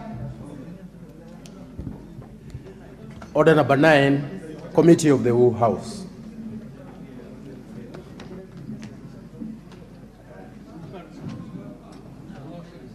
Order, members.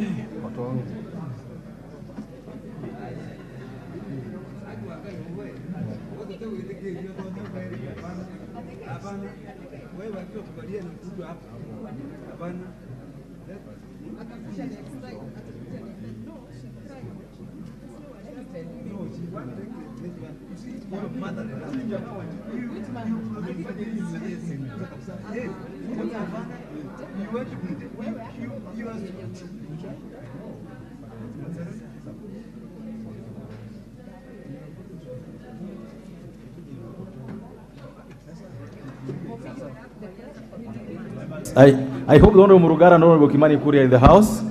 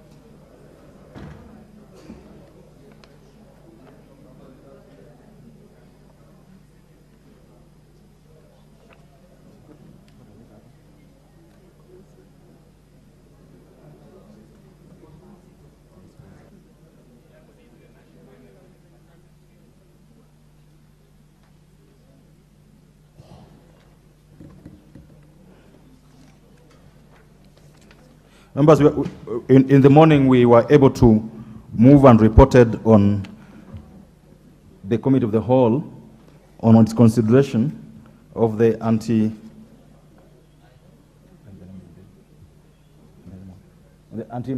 anti-money laundering and combating of terrorism financing laws amendment bill number 35 of 2023, and we wish to pick up immediately from where we left, which, if you remember, was on the section relating to the National Police Service Act 2011, Act number 11A of 2011. And members, I therefore propose the question. I now therefore propose the. I've just done that, Honorable Millie. I've just brought us to speed, if I would use your word. I've just indicated that in the morning, we reported progress to the House on a consideration of the anti-money laundering bill up to and including the provisions relating to the proceeds of crime and anti-money laundering act of 09, which considered unfinished. Now, in the order paper, if you go to page number, doesn't have a page number, page number 1016,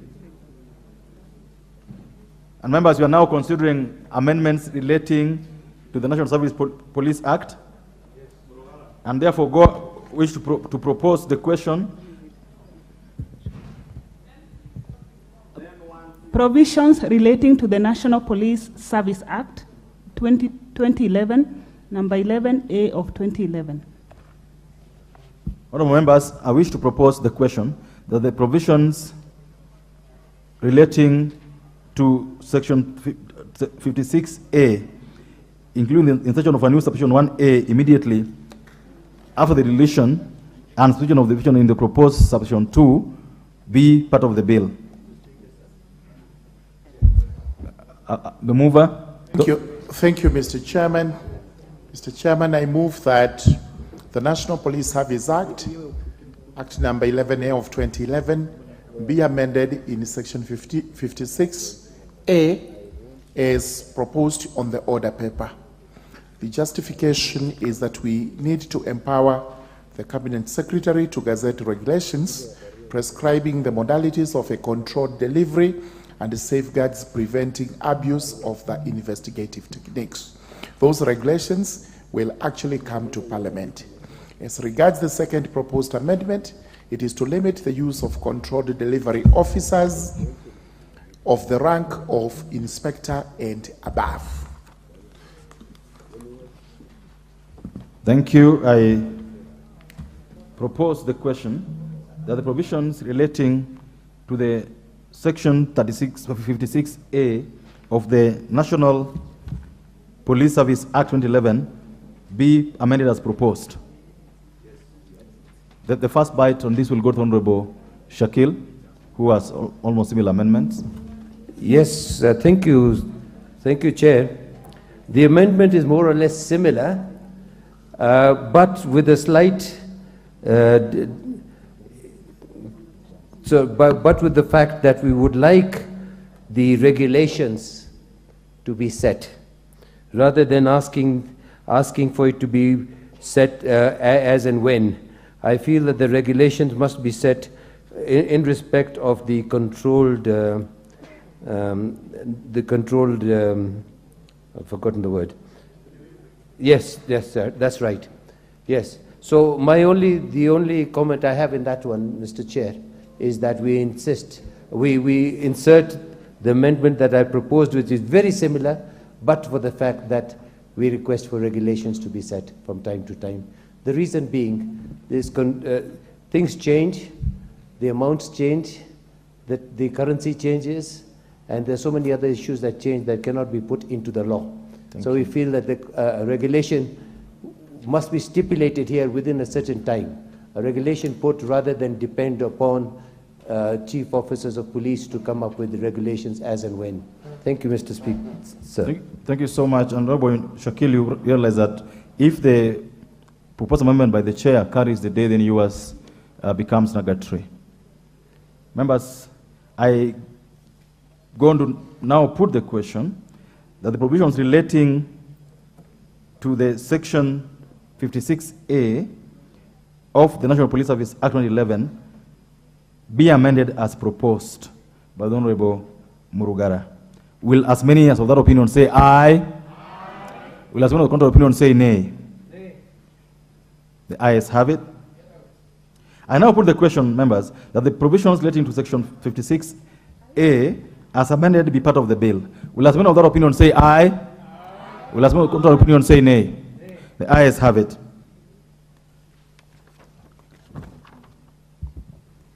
Provisions relating to the Ethics and Anti-Corruption Commission Act of 2011, number 22. Members, provisions relating to the Ethics and Corruption Commission do not have amendments. I therefore propose the question that the provisions relating to the Ethics and Anti-Corruption Commission Act of 2011, number 22 of 2011, be part of the bill. I now put the question that the provisions relating to the Ethics and Anti-Corruption Commission Act 2011 be part of the bill. Will as many of that opinion say aye? Aye. Will as many of that opinion say nay? The ayes have it.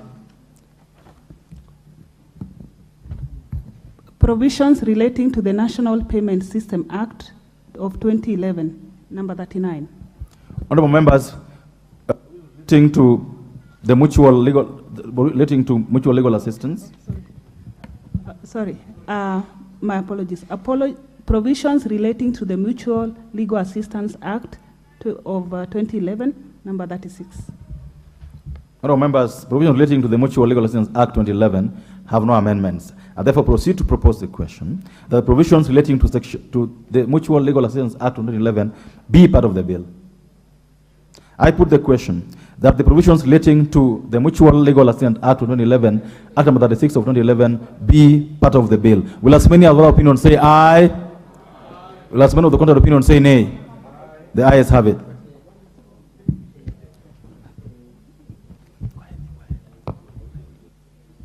Provisions relating to the National Payment System Act of 2011, number 39 of 2011. Members, I propose the question that the provisions relating to section 2 of the National Payment System Act of 2011 be part of the bill. Mover, Honorable Kuria. So, Honorable Chair, I beg to move that the National Payment Systems Act be amended as per the order paper. So, Honorable Chair, it has two sections. The first one is we are tightening up the definition as contained in the bill, and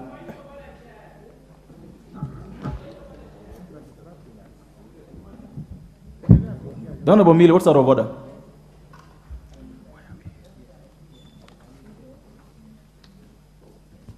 Thank you, Chair. Chair, I'm just requesting, because this is an omnibus bill, and so there are some bills which don't have amendments, and others, some acts that have amendments and others don't have, that when the movers are moving, can they please indicate in the order paper which page to enable us follow properly?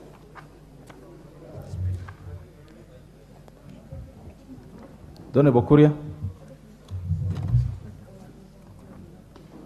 Maybe for the benefit of my good friend, we are on F on the order paper. I don't think the order paper has the pages. So we're talking about the proposed amendment to the National Payment Systems Act. That is F. But having said that, we has two parts. One is tightening up the definition, and secondly, we're just making the new proposed section 17B1. No, you're moving the first one first. Okay.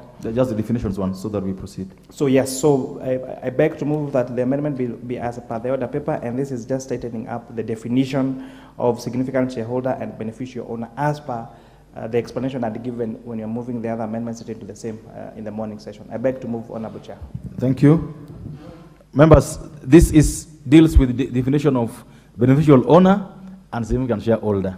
I therefore move to propose the question that the provisions relating to Section 17A, Section 2 of the National Payment System Act of 2011 be amended as proposed by the Honorable Kuria.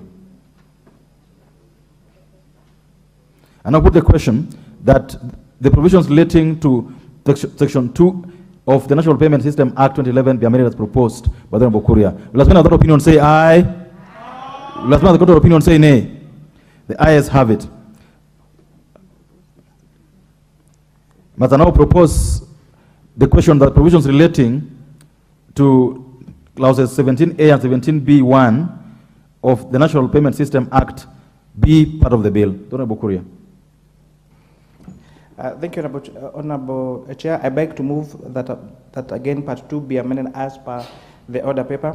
And Honorable Chair, this is where we are providing, we are replacing the word institution with payment service provider.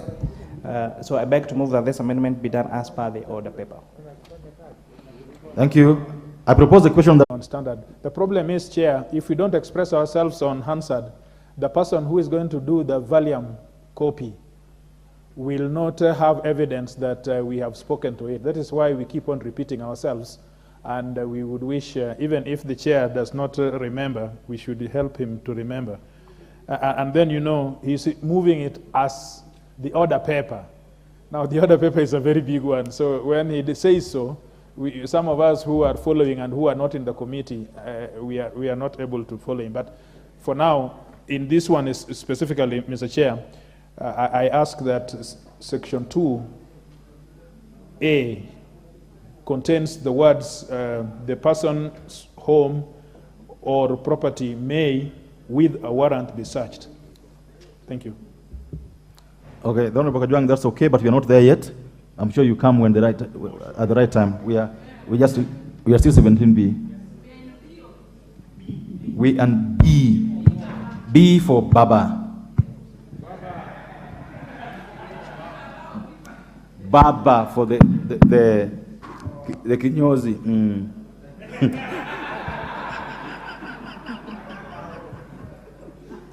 Well, members, I put the question that the provisions relating to Section 17B1 be amended as proposed. Will husband other opinion say aye? Does one of the contrary opinion say nay? The ayes have it.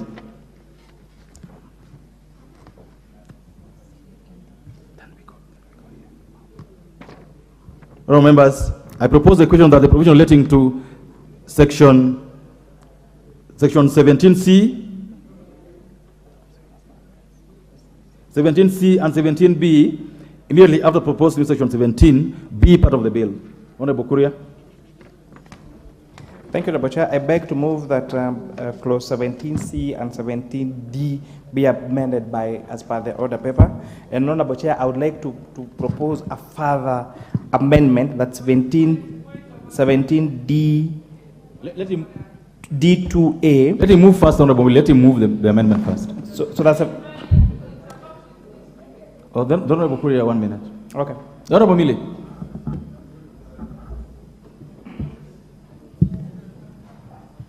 Thank you, Chair. Chair, I wanted to request if we could move 17D by sub-clauses.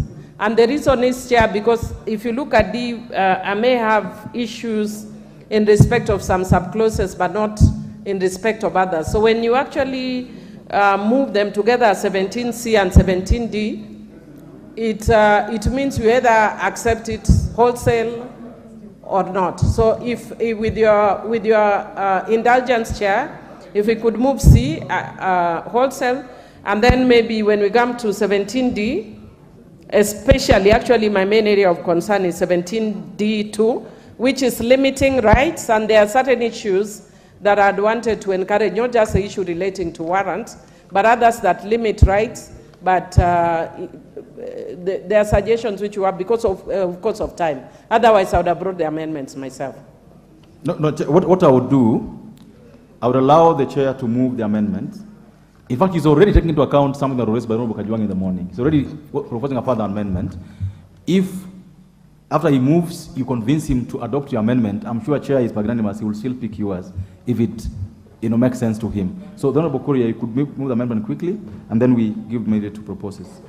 Thank you for your indulgence, Honorable Chair. And I ask, as we properly guided, Honorable Mili, whatever amendment that he feels would enrich this bill, would be willing to listen, and I will be happy to take those amendments if we feel that they limit the rights of any individual, because that is not the intention in any way of this bill. So I beg to move, Honorable Chair, that's clause 17C and 17B be amended as per the order paper. I would ask, I beg to move, Honorable Chair, that I move a further amendment on 17D2A by inserting, where we're talking the person's home or property may be searched, by inserting the word with warrant as far we did with the other clauses. And with that, I beg to move, Honorable Chair. Thank you, and therefore propose the question. The provisions relating to sections 17C and 17D of the National Payment System Act of 2011 be amended as proposed by Honorable Kuria. Honorable Mili. Thank you, Chair. First of all, let me thank the Chair for agreeing to adopt the issue. I think he did on the issue of warrant. My concern is in 17DC. Information relating to that person's financial, family, or private affairs, where required, may be revealed. Chair, my only concern is revealed to who? Like I was just actually seeing right now a news flash that Honorable Paranya has been arrested by EACC and is been found with the 13 or 14 title deeds. Chair, what is wrong with having title deeds? My issue is, even if I'm being investigated, it should be revealed to the investigating bodies, and there's very good wording throughout these proposed amendments. But why are we flashing people's private property to public? When we are even still investigation, we don't know what they relate to. So what I wanted to ask is if we could adopt an amendment, information relating to that person's financial, family, or private affairs, where required, may be revealed to the relevant authorities.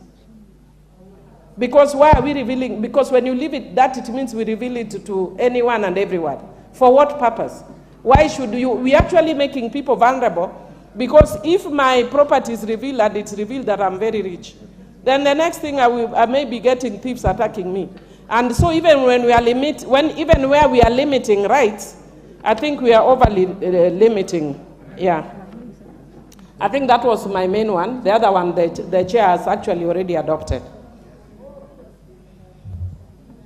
Okay, this is what this is the guidance I want to give. I would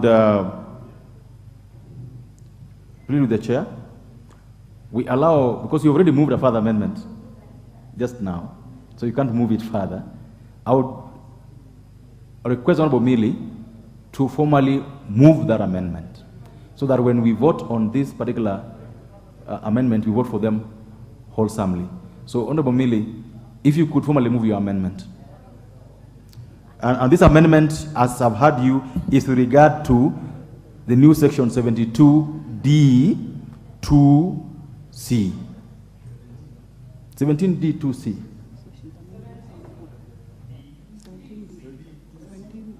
D2C. Yeah, Chair, this is in relation to the National Payment Systems Act, I believe. Yeah. So, Chair, I propose to move a further. Now, Chair, I don't know whose amendment I'm moving to, because this is a proposed amendment by the Chair. The amendment in the order paper is by the Chair, so it actually makes it difficult procedurally. I've just guided you. Okay, then, Chair, that you are moving a further amendment, the Chair's amendment. Okay. Once you move it, I'll give the Chair a chance to say whether he supports that amendment or not, then you proceed that way.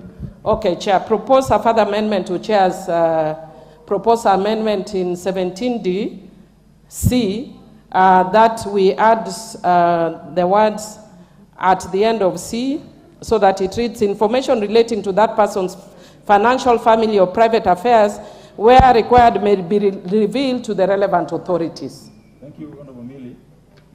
I propose the question that Section 17D be further amended as proposed by Honorable Mili. Honorable Chair. Again, we are making these laws for prosperity without the intention of victimizing anybody, and must make sure that we do not infringe on the rights of any person.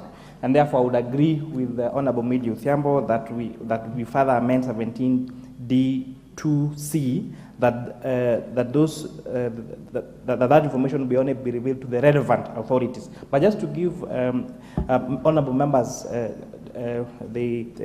just some comfort, if you read further 17D3, it says a limitation of right under subsection 1 shall apply only for the purpose of the prevention, detection, investigation, and prosecution of proceeds of crime, money laundering, and financing of terrorism. So you must have offended those particular provisions for you to find yourself there. But having said that, I agree with Honorable Mili Uthiambo, and I urge the House to accept the amendments as proposed by myself and further amended by the Honorable Mili Uthiambo.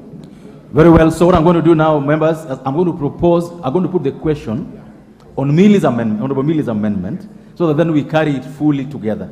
So therefore, honorable members, I put the question that the provisions relating to Section 17D be amended as proposed by Honorable Mili. Will as many of that opinion say aye? Aye. Will as many of the contrary opinion say nay? Honorable members, I now want to put the omnibus question on 17C and D. I therefore put the question that provisions relating to Section 17C and 17D of the National Payment Act 2011 be amended as proposed by the Honorable Kuria and amended by Honorable Mili. Will as many of that opinion say aye? Aye. Will as many of the contrary opinion say nay? The ayes have it.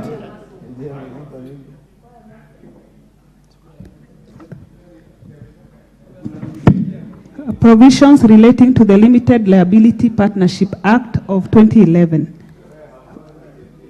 Honorable members, I propose the question that provisions relating to Section 2 of the Limited Liability Partnership Act 2011 be part of the bill. Honorable Kuria.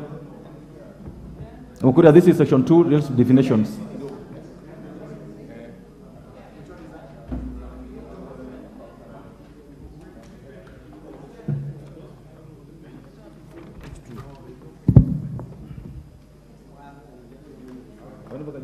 If you remember where we are, 17, where you read 17D, if you flip the page, there's G, somewhere there, G. Oh, yes. Did you see it? Yes, G. Okay. Honorable Chair, I beg to move the amendment as per the order paper on G, that in Section 2 of the proposed amendment to the Limited Liability Partnerships Act, by deleting the proposed new definition, beneficial owner, and substituting therefore the following new definition. The definition beneficial owner has a meaning assigned to it under the Companies Act. Honorable Chair, the proposed definition under the Limited Liability Partnership Act is unnecessary repetition. And by doing the cross-referencing, the Companies Act remains as a substantive legislation on the definition for the purposes of that citation. And that I beg to move, Honorable Chair. Very clear. I propose a question that provisions relating to Section 2 of the Limited Liability Partnerships Act be amended as proposed by the Honorable Kuria. The Honorable Millie. Chair, I'm just wondering for purposes of legislative elegance, all the other bills that we are doing, that we are proposing amendments, have actually gone this direction that the Honorable Member is moving away from. I'm not saying that what he's doing is wrong, it's actually right, but I'm just wondering, because perhaps we may not clean it now, but for purposes of the subsequent ones that are remaining, can we go the same way? Because we will have some referring to the Companies Act and others giving the full definitions. Perfect. But otherwise I support. Perfect. Yeah. Members, I put the question that the provisions relating to Section 2 of the Limited Liability Partnerships Act be amended as proposed by Honorable Kuria. Will as many as Honorable opinion say aye? Will as many as the opinion say nay? The ayes have it. Honorable members, I now put the omnibus question that the provisions relating to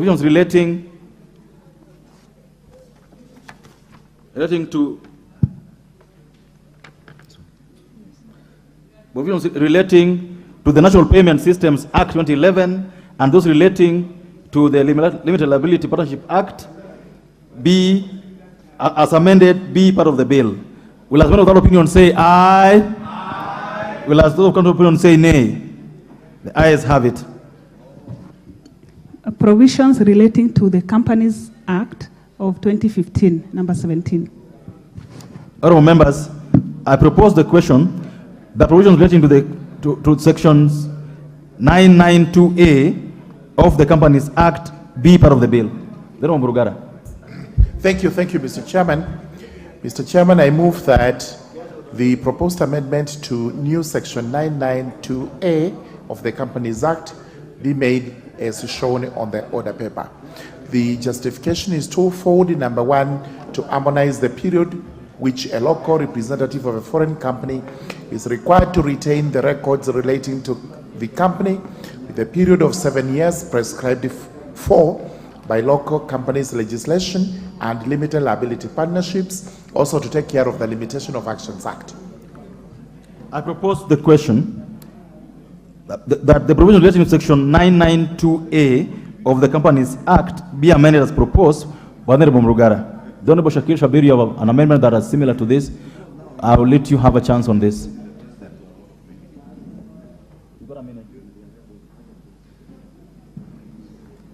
Yes, Chairman. Chairman, as I said, it's similar.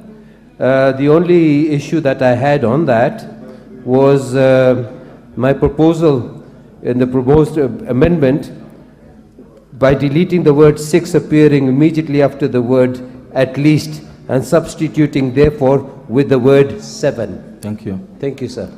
Members, I now put the question that the provisions relating to section 99(2)A of the Companies Act 2015 be amended as proposed. Will as one other opinion say aye?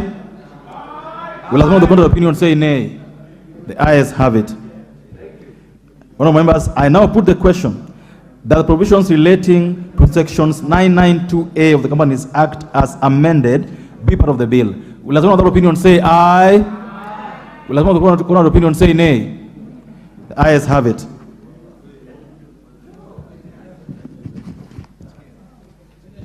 Provisions relating to the Prevention of Terrorism Act, number 12 of 2012.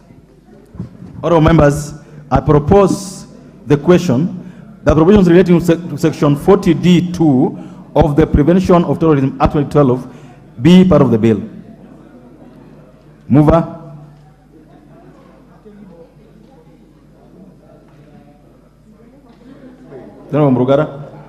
It relates to or anti-terrorism? Prevention of Terrorism Act. Thank you very much. Thank you. Mr. Chairman, I beg to move that the proposed amendment to section 40D2 as shown on the order paper of the Prevention of Terrorism Act, Act number 30 of 2012, be made as shown on the order paper. The justification is that we intend to include the Director of the National Counter-Terrorism Center as a member of the Counter-Financing of Terrorism and the Interministerial Committee. Members, I propose the question that the new section 40D2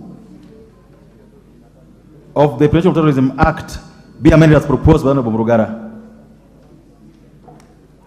Members, I put the question that the provisions relating to section 40D2 of the Prevention of Terrorism Act 2012 be amended as proposed by the Honorable Murugara.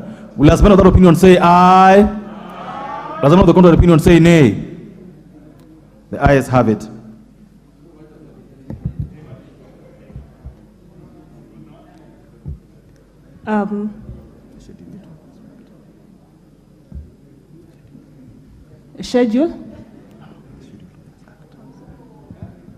Schedule to the. Okay. Members, before we go to the schedule, then I therefore put the question that the provisions relating to section 40D2 of the Prevention of Terrorism Act 2012 as amended part of the bill. Will as one of that opinion say aye? Aye. Will as one of that opinion say nay? The ayes have it. Then, Murugara, you have. Remember, there were two proposed amendments in that section, to GA and to FA. So there were two. It's approved without one being moved. So you only moved one? I moved the second one now. So go ahead and move the second one. Yes. Let me propose it first before you move it. I propose the question that provisions relating to section 40D to is it to F? 42D FA of the Prevention of Terrorism Act 2012 be part of the bill. You can move it now. Yes.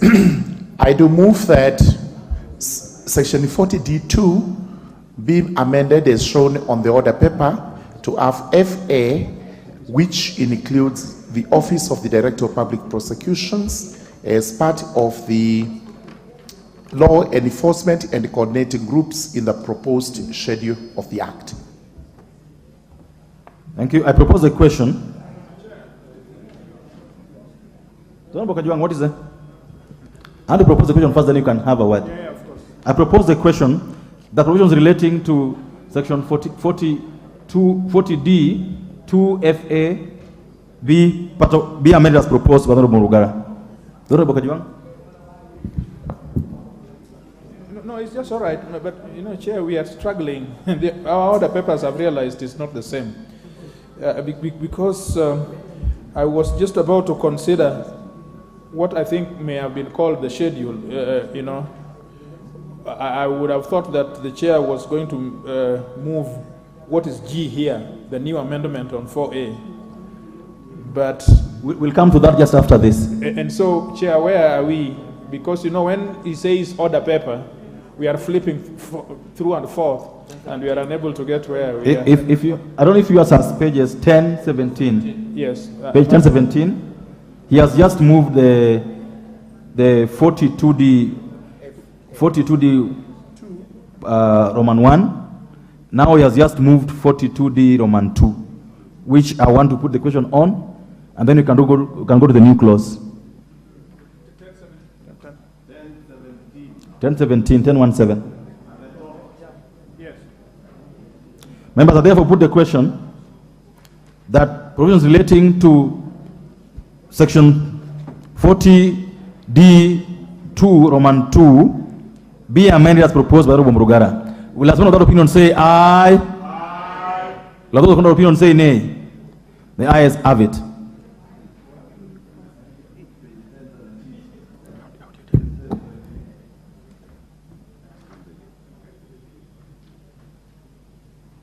All right, members, I propose the question that the provisions related to the new section 4A, the Law Society of Kenya Act 2014, be part of the bill. The Honorable Murugara. Thank you very much, Mr. Chairman.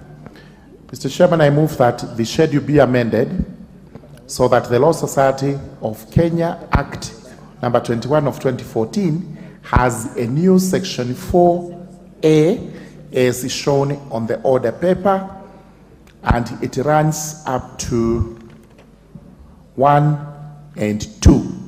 As for the justification is as follows, and this is from the Law Society of Kenya itself: to enable the Law Society to issue enforceable guidelines for anti-money laundering and counter-terrorism financing purposes. The amendments shall come into effect 6 months from the date of the enactment, so as to allow the Law Society to do the following.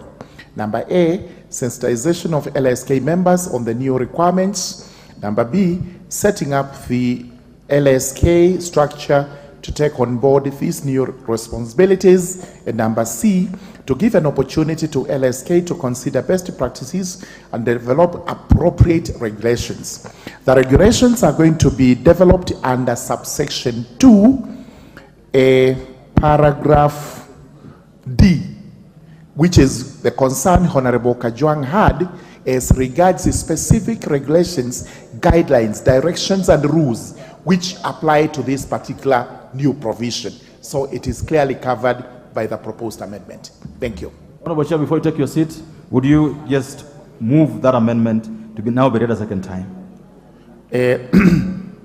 Honorable Chair, I therefore move that the schedule to the bill be amended through the Law Society of Kenya Act 2014 by inserting the new section 4A as shown on the order paper, and this be read a second time.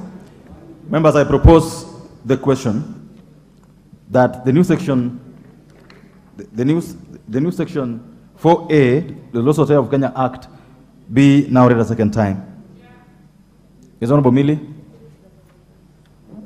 Thank you, Chair. Chair, I just want to request for purposes of the future that we get paginated documents, because I wanted to make a reference and seek clarity from the Chair. I don't know if it was the Advocates Act that talked about the advocate-client confidentiality and how it then relates with this provision. Because unfortunately, because of the way this is put, I don't know if I saw it here or whether I saw it in the bill, but that had the issue of advocate-client confidentiality. And then at the same time, I'm seeing this one does not protect the advocate-client confidentiality. Personally, I don't care either way. I don't practice anymore. But I just wanted to know, I don't care. So I have no conflict of interest. So I just wanted to know, within that framework, I would still want to protect other lawyers.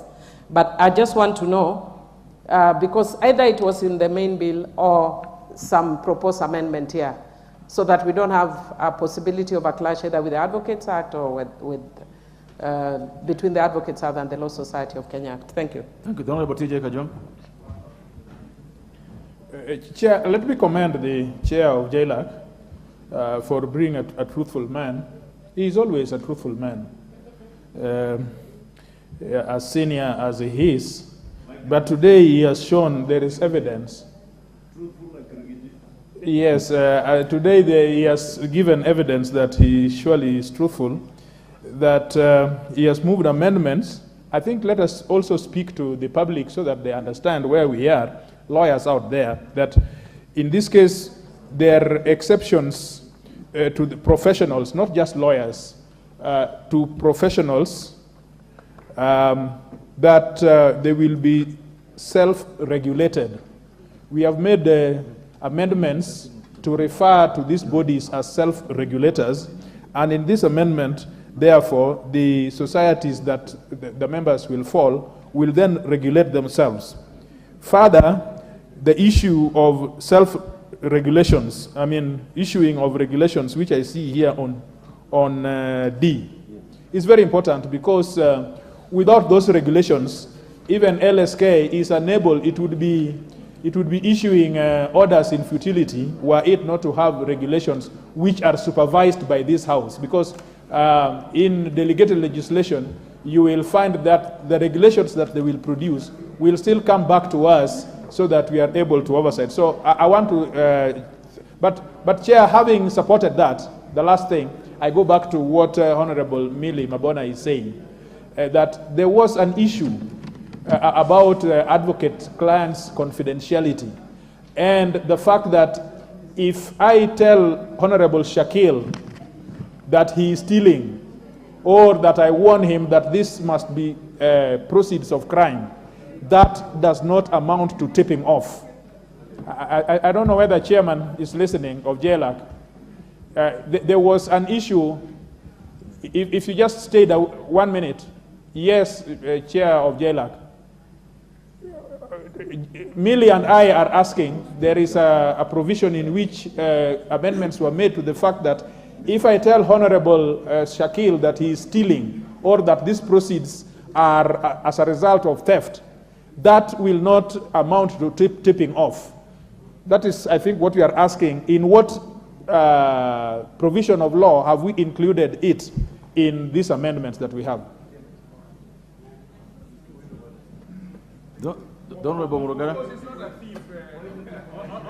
Thank you. Let me answer those questions. As regards the last one, if you look at the extradition, sorry, let me get tipping off. Chairman, as you look at your notes, allow Honorable Shakil 1 minute. Yes, as he does that, I'm looking at my... Chairman, thank you for allowing me to speak. Chairman, this particular issue of confidentiality caused a big problem in the last parliament, especially towards December, in that when we went to the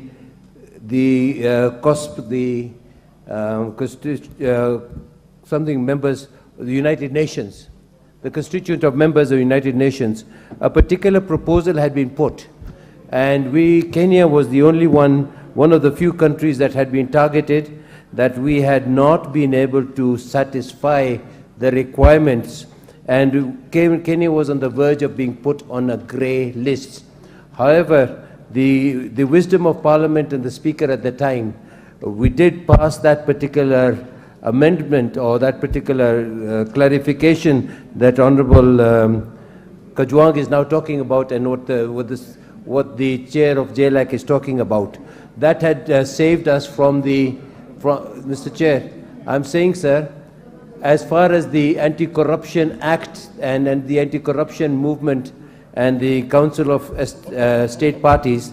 Honorable Shakil. Yes. 30 seconds, please.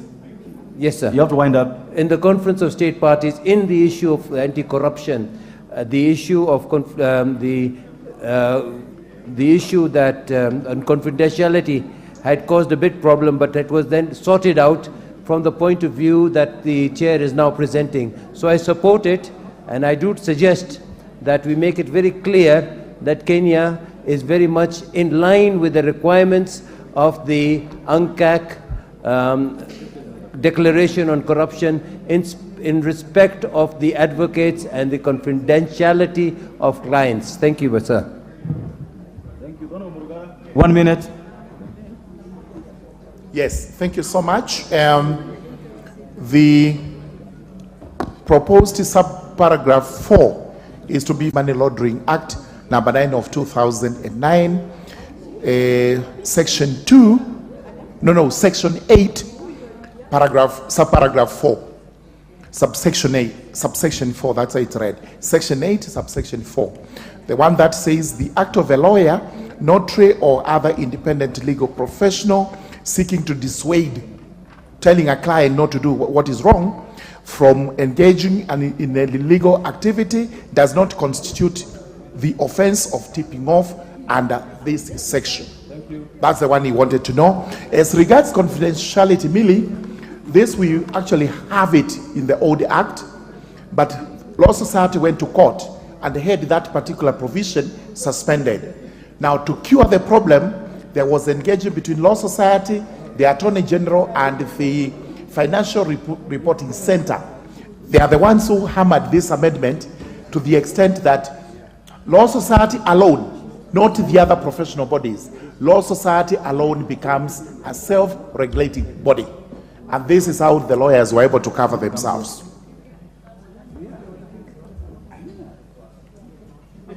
Thank you so much. Honorable members, I put the question now that the new section 4A of the Law Society of Kenya, Act number 2014, be now read a second time. Will as one of that opinion say aye? As one of the contrary opinion say nay? The ayes have it. Members, I propose the question that the new section 4A, Law Society of Kenya Act number 2014, be part of the bill. I now put the question that the new section 4A, Law Society of Kenya Act 2014, be part of the bill. As one of that opinion say aye? As one of the contrary opinion say nay? The ayes have it. Clause 2. Members, I propose the question that the provision relating to clause 2 be part of the bill. I now put the question that the provision relating to clause 2 be part of the bill. Will one of that opinion say aye? Will one of the contrary opinion say nay? The ayes have it. The title. Honourable members, I propose that the title be part of the bill. Be the title of the bill. I now put the question that the title be the title of the bill. Will one of that opinion say aye? Will one of the contrary opinion say nay? The ayes have it. Clause 1. Members, I propose the question that clause 1 be part of the bill. I now put the question that the provision relating to clause 1 be part of the bill. Will one of that opinion say aye? Will the contrary opinion say nay? The ayes have it. Members, I now call upon the mover of the bill to report. Majority Leader. Majority Leader.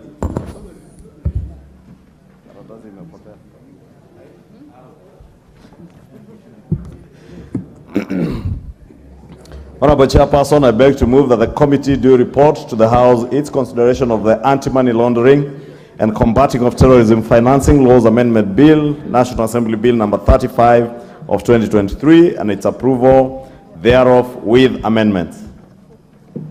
Members, I put the question, which bill number 21 of 2023?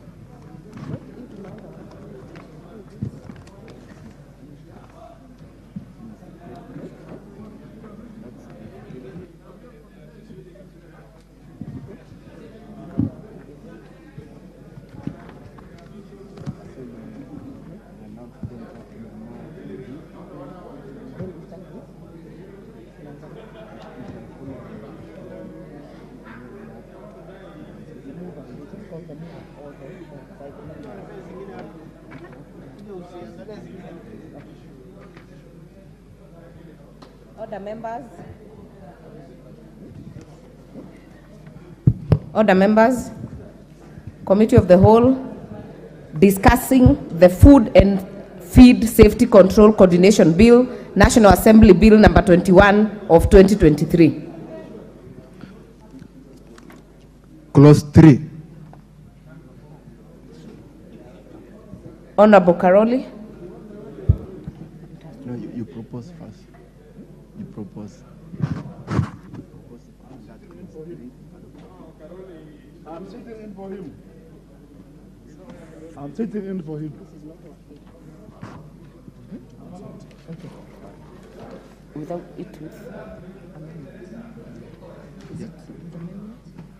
you use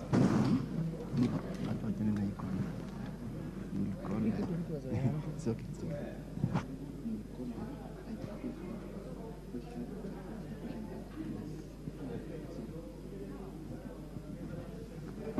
I propose the question that clause 3 be part of the bill. Mover.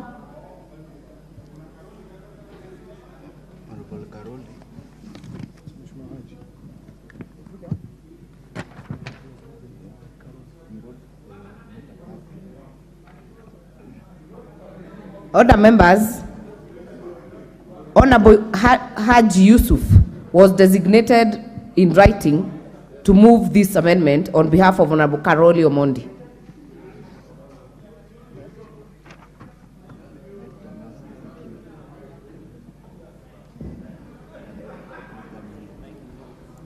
Okay, thank you, Speaker. I move the amendment which directs or tries to separate food from feed, and by that, the bill be amended by deleting the title and substituting it thereof by the National Food Safety Control and Coordination Bill 2023. Honorable Member, we are moving the amendment under Clause 3. Clause 3. Initially to be moved by Honorable Karoli Omondi. Yeah, there's Clause 3, yeah. That I move that the bill be amended by deleting Clause 3 and substituting therefore the following new clause. That is, the objective of this act is establishing a national framework through the Office of the Food Safety Controller for the effective coordination of the competent authority in performing or in the performance of their function. B, enhance transparency and accountability in the implementation of the official control. Just for guidance, these amendments are listed on the order paper. If you could simply note, amended as listed on the order paper. Okay. I now propose the question that Clause 3 be amended as proposed by Honorable Haji on behalf of Honorable Karoli Omondi. I now put the question that Clause 3 be amended as proposed. Will as many as are of that opinion say aye? Will as many as are of a contrary opinion say nay? Nay. The nays have it. Order, members. Order. I now put the question that Clause 3 is amended. No, it can't be. It's been dropped.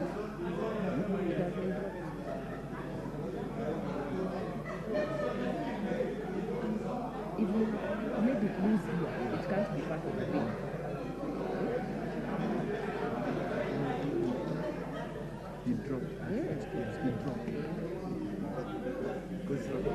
I now put the question that Clause 3 be dropped. Will as many as are of that opinion say aye? Will as many as are of a contrary opinion say nay? The ayes have. Clause 4. I propose the question that Clause 4 be part of the bill.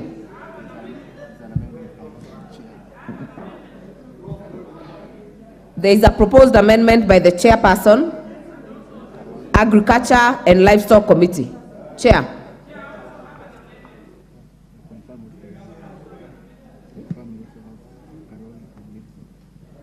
There is also, wait, Honorable Chair, I propose... Just wait, Honorable Chair, just for the comfort of Honorable Mili. There is a proposal of amendment by the Chair Agriculture Committee, amendment by Honorable Karoli Omondi, and amendment by Honorable Mili Odhiambo. So I would hope that we wait for the Chair to first prosecute his amendment. Thank you, Honorable Chair. Honorable Chair, I propose that Clause 4 of the bill be amended by deleting the words "and every person conducting food business or feed business." Yeah, by deleting those words. The rationale is that this is to limit the scope of the bill to regulation of the competent authorities by the controller. The controller will only regulate competent authorities and not individuals. That is why we are saying we delete that part, because it brings in individuals. I therefore propose the question that Clause 4 be amended as proposed by the Chair.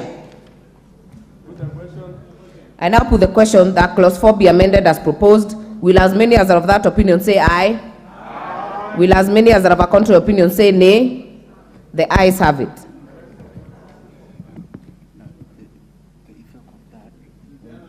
I now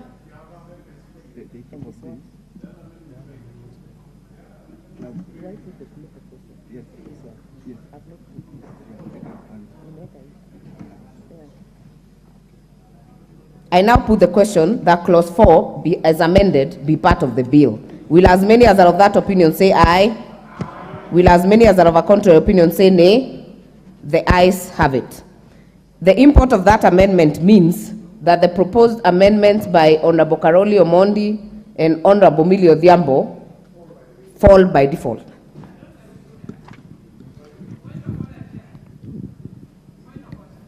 What is it, Honorable Millie?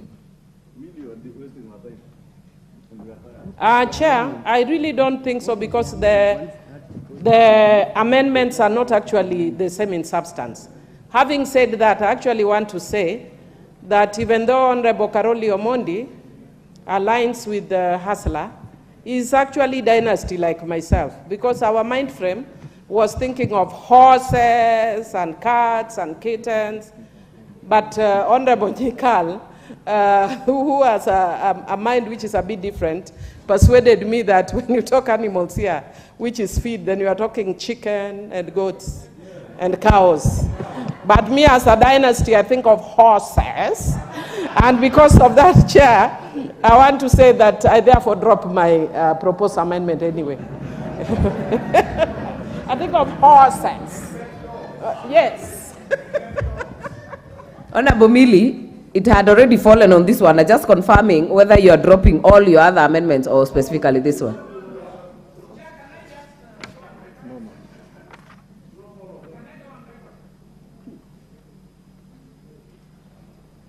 Chair, I am not dropping all my amendments, and the reason is I'm a very diligent member.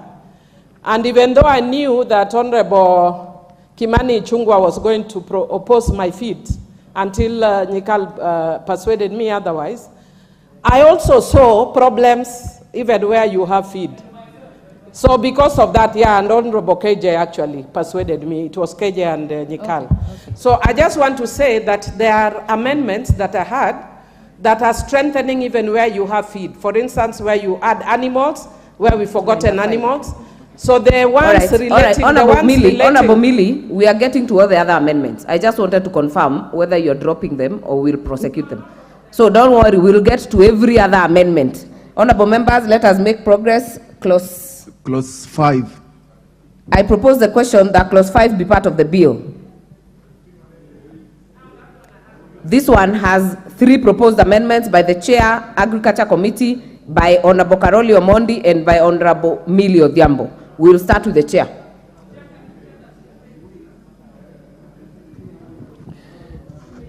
Honorable Chair, I propose that clause 5 of the bill be amended as follows. In paragraph A, by deleting the word life, and in paragraph B, by inserting the following new phrases immediately after the phrase F.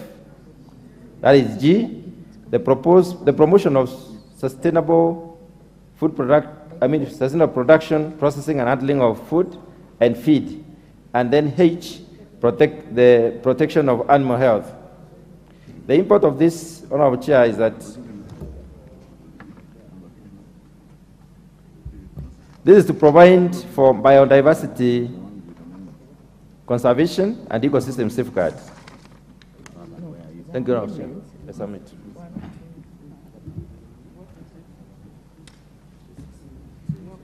I now propose the question that clause 5 be amended as proposed by the Chair.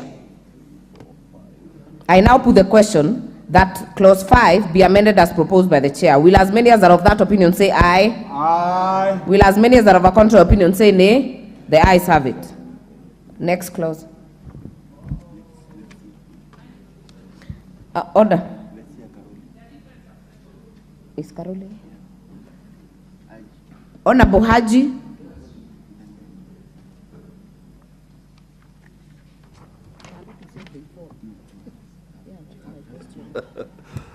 Okay, clause 5, I propose that in paragraph 5A, I propose by deleting the word feed business. That's the same for B and C, all of them feed business. Because my intention is to separate food from feed. Thank you.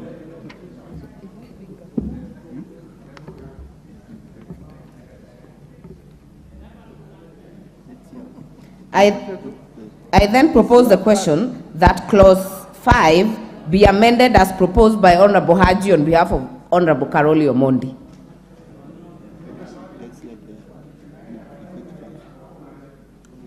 Do we have people? Chair? Honorable Chair? Let me say for all of them.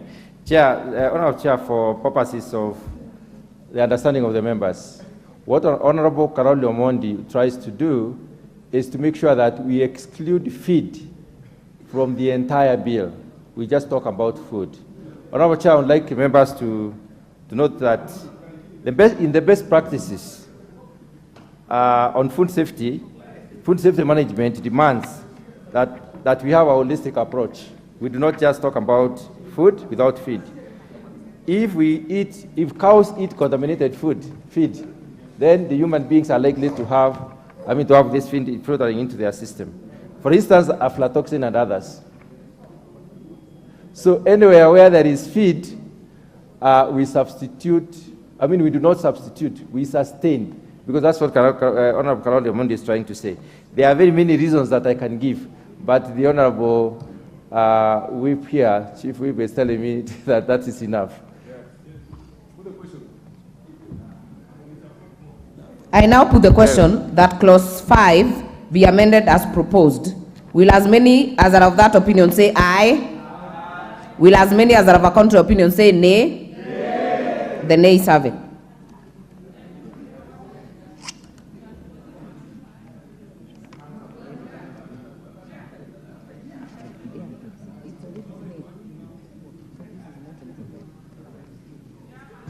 Honorable Mili? No, next clause.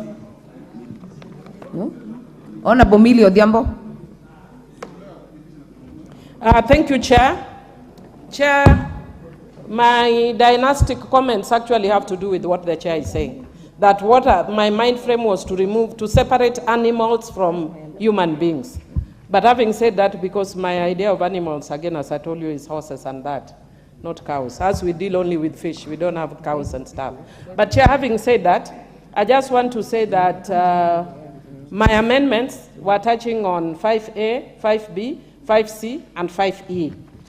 And based on the persuasion, I dropped 5B, 5C, and 5E. However, I move 5A, which includes an animal.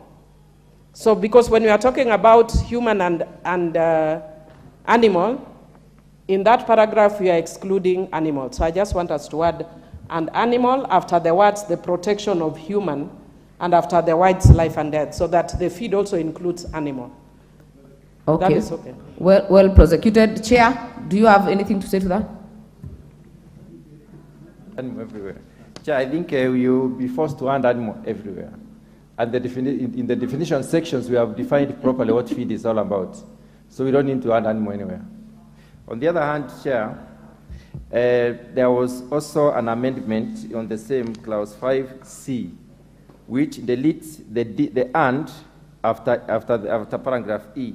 That is by deleting the word and immediately after the word feed business in subclause E. So that also needs to be to accompany. But if we add animal, we will be forced to add animal everywhere in the bill. And we have clearly defined what we mean by feed. Feed is livestock feed, livestock food. Yeah. Other members, I now put the question that clause 5 be amended as proposed by Honorable Mili Odhiambo. Will as many as are of that opinion say aye? Will as many as are of a contrary opinion say nay? Nay. The nays have it. Next clause. Part 1.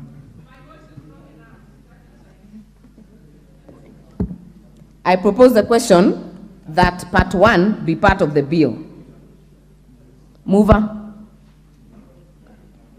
Honorable Millie Odhiambo.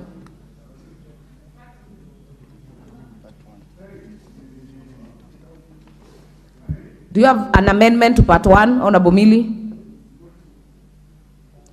Chair, I'm not too sure if it's part 1 or part 2. On the Office of the Food Safety Controller, the title. It is actually part 2. So we will move on. Yes. I propose the question that part 1 be amended as proposed. It is part 2. Order, members, we will amend from our list to amend part 2 by Honorable Millie Odhiambo.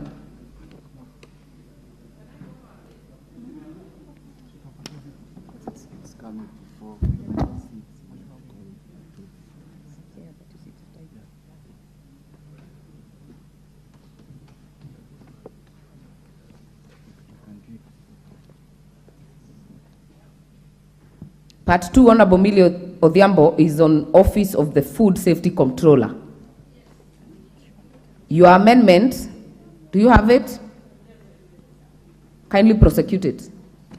Yes, Chair. I beg to move that we amend part 2 so that it reads the Office of the Food and Feed Safety Controller. Because it's not just about now food, it's Food and Feed Safety Controller. I propose.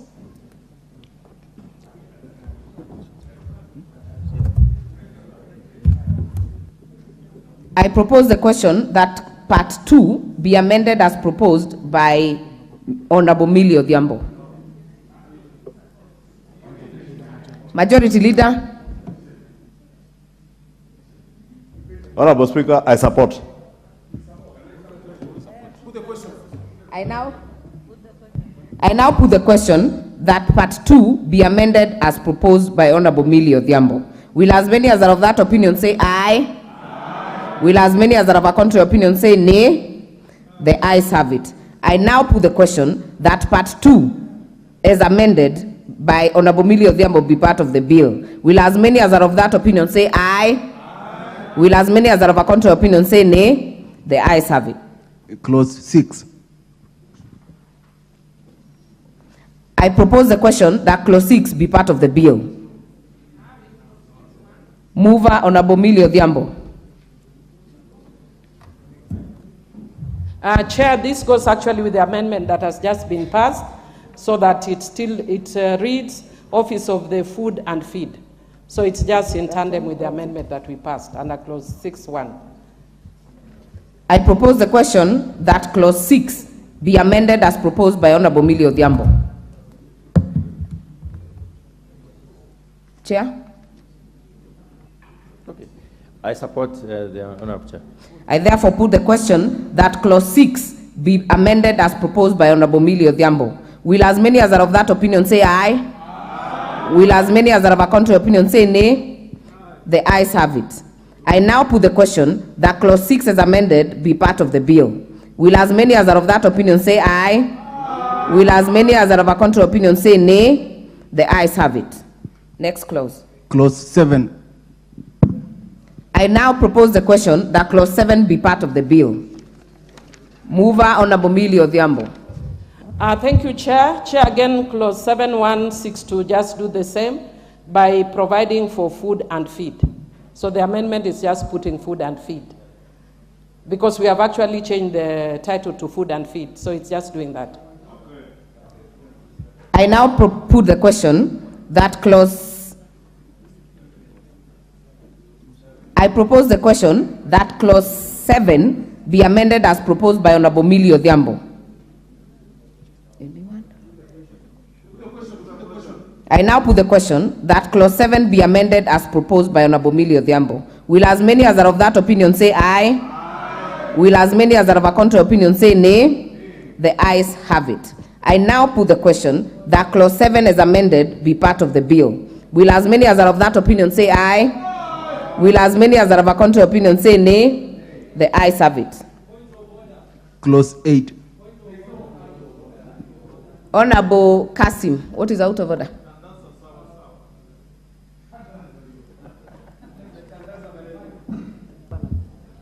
Thank you, Chair. Is Honorable Millie in order that she puts an amendment where we say aye and she keeps quiet because she's used to saying nay. Is she in order? Honorable Tandaza. Honorable Millie Odhiambo, you have very many upcoming amendments. We will be looking at your mouth when we are voting. Next clause. Clause 8. I propose the question that clause 8 be part of the bill. Mover. There is an amendment by Honorable Karoli Omondi and an amendment by Honorable Millie Odhiambo. Honorable Haji. Yes.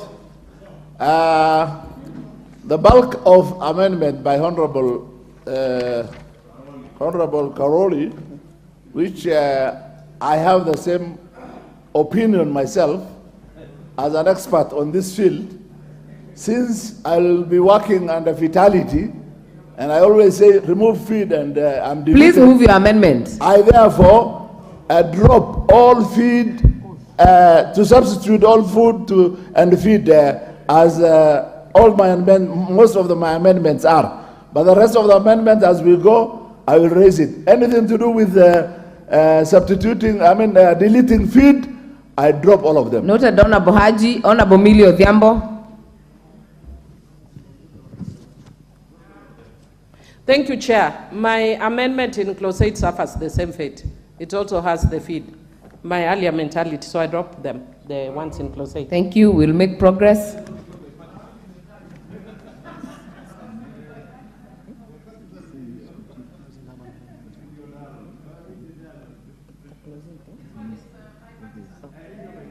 We will now move clause 8 as having no amendment, and I propose the question that clause 8 be part of the bill. I now put the question that clause 8 be part of the bill. Will as many as are of that opinion say aye? Will as many as are of a contrary opinion say nay? The ayes have it. Clause 9. I propose the question that clause 9 be part of the bill. Mover, we have three proposed amendments. Chair, Agriculture, Honorable Karoli Omondi, Honorable Millie Odhiambo. What is out of order? Honorable Osoro, what is out of order? Honorable Chair, we are, there's a stranger in the house, yeah? About a month ago or so, she was looking different than what she is today. And I think it's important for us to welcome her officially in a very special way. Yeah. Who is that? Who are you referring to? Honorable Cynthia. Yes. Muge. Other members, I also join you to welcome Honorable Cynthia Muge back. I also want to confirm I have seen the bouncing baby boy. Congratulations. Other members, we will make progress. Chair, Agriculture Committee, there is also an amendment by Honorable Karoli Omondi and an amendment by Honorable Millie Odhiambo. Okay. Wait, Honorable Chair. I'll give Honorable Cynthia Muge 1 minute to just say thank you. 1 minute, Honorable Cynthia. Thank you, Madam Chair. Thank you, Madam Chair. Let me take this opportunity to say I miss this house, and it's a pleasure to be back so that I can be able to transact business. I want to say special thank you for being very traditional and coming to my house to say hi to my baby boy. We thank God for good health, and Honorable Leader of Majority, you will not be worried anymore. Honorable Soro, your reminder messages will not be going in vain. I'll be showing up when you need me to show up. Thank you, Madam Speaker. With that, I thank God. And I missed all of you, like seriously missed you. Thank you. Welcome back. Honorable Chair, please move your amendments. Thank you, Honorable Chair. I move that clause 9 of the bill be amended as follows. Subsection A in subclause D, by deleting the word in and substituting therefore the word of and inserting the words official control immediately after the feed safety. The reason is that to limit the scope of exercise of official control by the controller. Also, Honorable Chair, I would like to further on move an amendment in subclause I of clause 9 by inserting the words coordination of official control immediately before the words food safety. The justification is that this is to limit the scope of exercise of official control by the controller. Thank you, Honorable Chair. I now propose the question that clause 9 be amended as proposed by the chair. I now put the question that clause 9 be amended as proposed by the chair. Will as many as are of that opinion say aye? Aye. Will as many as are of a contrary opinion say nay? The ayes have it. I now put the question that clause 9 as amended be part of the bill.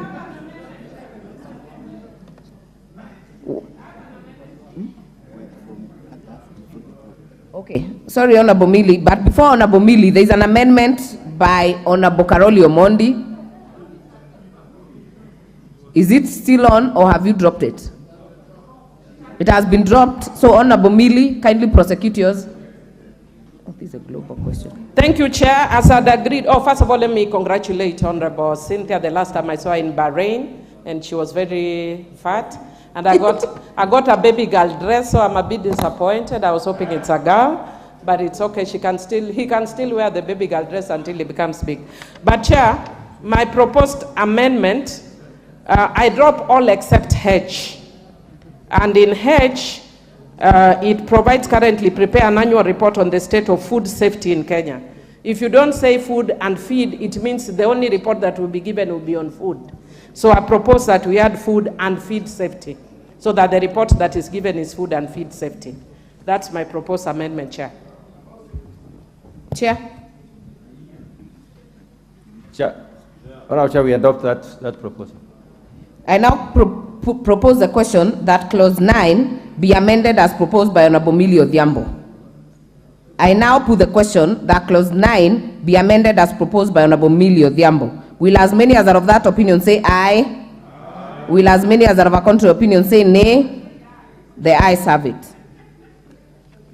I now put the question that clause 9 as amended be part of the bill. Will as many as are of that opinion say aye? Aye. Will as many as are of a contrary opinion say nay? The ayes have it. Clause 10. Clause 10 has no amendment. I now propose the question that clause 10 be part of the bill. I now put the question that clause 10 be part of the bill. Will as many as are of that opinion say aye? Aye. Will as many as are of a contrary opinion say nay?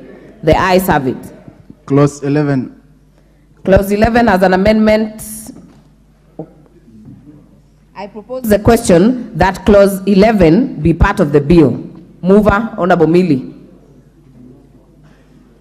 Thank you, Chair. Chair, I propose that the clause 11 be amended by adding a new subclause 4A that allows a person who is dissatisfied with the decision of the Public Service Commission to appeal to the High Court within 30 days.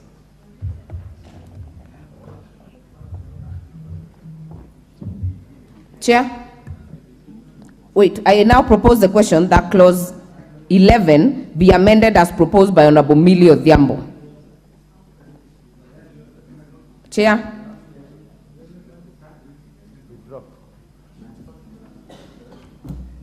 Honorable Chair, I believe the provisions in the bill are sufficient.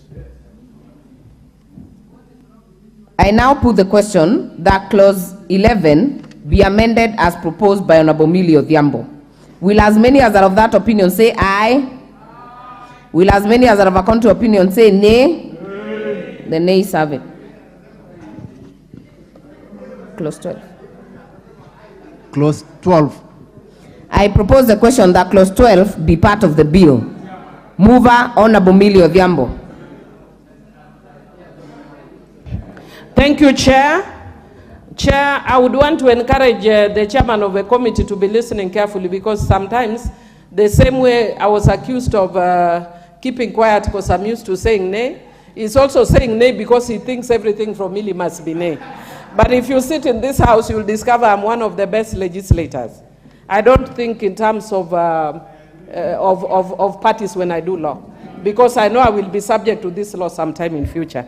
Now, having said that, Chair, I wish to move that a new subclause 12.2, that we renumber clause 12 to 12.1, and a new subclause 12.2 be inserted as follows. In employing members of staff under subsection 1, regard shall be had for gender, regional, and ethnic balance. Regard shall be taken to include youth, persons with disability, minority, and marginalized communities. Chair, I know we provide for this in the Constitution, but because people always forget, even the Bible tells us, remind them even if they know. So in laws, we still remind people even when they know that we need to be inclusive. So I propose. Thank you. I now propose the question that clause 12 be amended as proposed by Honorable Millie Odhiambo. Chair. We have enough provisions on employment, Honorable Chair. I believe she has cited the Constitution, and I believe the Employment Act also proposes that. Okay, I now put the question. Honorable Rachel. Thank you, Chair. Just to support the chairman of the committee, and with a lot of respect to the Honorable Millie, that this matter is covered in other laws. There is no need to over-legislate. I now put the question that clause 12 be amended as proposed by Honorable Millie Odhiambo. Will as many as are of that opinion say aye? Will as many as are of our contrary opinion say nay? The nays have it. Pamoja. Okay, I now propose the question that clause 12 be part of the bill. And I now put the question that clause 12 be part of the bill. Will as many as are of that opinion say aye?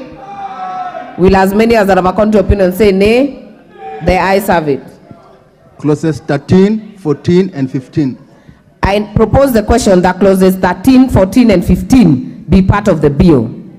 I now put the question that clauses 13, 14, and 15 be part of the bill. Will as many as are of that opinion say aye? Will as many as are of a contrary opinion say nay? The ayes have it. Part 3.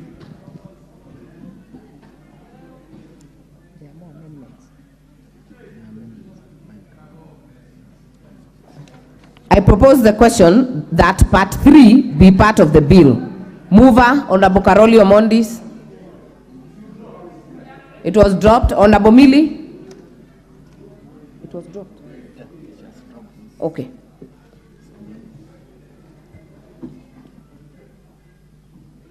Also dropped, Chair. Yeah. So, I now propose the question that part 3 be part of the bill. I now put the question that part 3 be part of the bill. Will as many as are of that opinion say aye? Will as many as are of a contrary opinion say nay? The ayes have it. Clause 16. Same fate. I propose the question that clause 16 be part of the bill. They were dropped. So pronounced. Honorable Haji, dropped. Okay, Honorable Millie Odhiambo, dropped. Okay, I then propose the question that clause 16 be part of the bill. And I now put the question that clause 16 be part of the bill. Will as many as are of that opinion say aye? Will as many as are of a contrary opinion say nay? The ayes have it. Part 4. I propose the question that part 4 be part of the bill. Honorable Honorable Haji, dropped.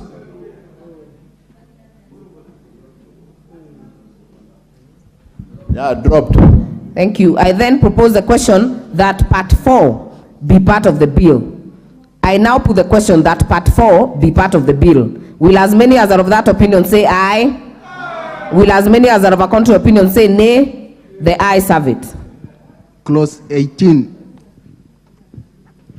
Clause 17. I propose the question that clause 17 be part of the bill. I now put the question that clause 17 be part of the bill. Will as many as are of that opinion say aye? Will as many as are of a contrary opinion say nay? The ayes have it. But 5. I propose the question that part 5 be part of the bill. Mover, Honorable Millie. Chair, I do note that that was actually a typo. What I'd intended was part 4, and actually dropped in the same spirit. So that also is dropped. I propose the question that part 5 be part of the bill. I now propose the question that part 5 be part of the bill. Will as many as are of that opinion say aye? Will as many as are of a contrary opinion say nay? The ayes have it. Clause 18. I propose the question that clause 18 be part of the bill. Mover, Honorable Haji, dropped? No. 18 by adding number 1, controller shall verify that a competent authority has a mechanism to enforce the requirement of food safety in accordance with the international standards of food safety. I propose the question that clause 18 be amended as proposed by Honorable Yusuf Haji. Chair. Honorable Chair, that amendment was already dropped. He dropped all the feed inclusion in the entire. Thank you. Yeah. That is dropped. Honorable Millie Odhiambo, dropped. Chair, I know Honorable Soro used to sit behind me, and now that he has changed positions, he's very excitable. Relax, you might just find yourself here again. But having said that, Chair, I need the chair of the committee to listen on this. The other ones on feed have dropped, but on 18.2E, Chair, already the counties have been given the mandate under this bill for issuance of certificates, permits, and licenses. And I'm seeing under this, we are again giving the controller. So my concern is that we are actually going to have a clash of coordination. So my suggestion was to delete, if you can confirm, because it actually, in this bill, it appears the counties have the same mandate on issuance of certificates, permits, and licenses. And we are still giving the same to the controller. So that is my concern. If it can be confirmed that it is done to the county, then we are creating a clash of roles. So my proposal was a deletion. Okay. I propose then the question that clause 18 be amended as proposed by Honorable Millie Odhiambo. Majority Leader? Oh, Chair. Honorable Chair, there are 2 levels of licenses and certificates and permits. The controller will issue permits, certificates, and licenses to the competent authorities, and that's what you're referring to here. Not any other food handlers. So we drop that. I do not support that amendment. I now put the question that clause 18 be amended as proposed by Honorable Millie Odhiambo. Will as many as are of that opinion say aye? Will as many as are of a contrary opinion say nay? The nays have it. Clause 19. I propose the question that clause 19 be part of the bill. I now put. I propose the question that clause 18 be part of the bill. I now put the question that clause 18 be part of the bill. Will as many as are of that opinion say aye? Aye. Will as many as are of a contrary opinion say nay? The ayes have it. Clause 19. This has no amendments. I propose the question that clause 19 be part of the bill. I now put the question that clause 19 be part of the bill. Will as many as are of that opinion say aye? Aye. Will as many as are of a contrary opinion say nay? The ayes have it. Clause 20. I propose the question that clause 20 be part of the bill. We have 2 proposed amendments, Honorable Karoli, Honorable Millie Odhiambo. Honorable Haji, was it dropped? Oh, sorry. We have 3 proposed amendments by the chairperson, by Honorable Karoli, and by Honorable Millie Odhiambo.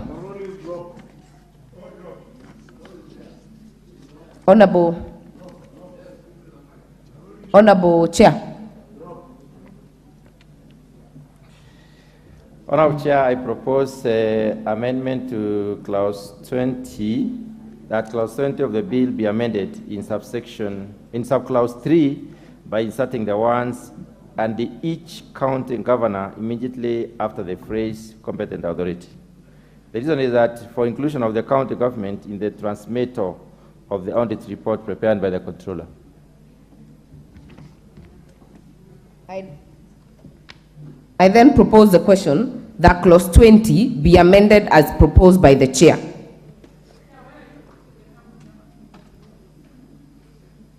I now put the question that clause 20 be amended as proposed by the chair. Will as many as are of that opinion say aye? Will as many as are of a contrary opinion say nay? The ayes have it.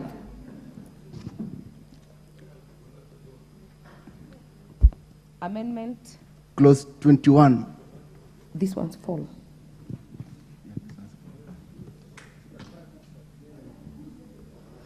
I propose the question that clause 21 be part of the bill.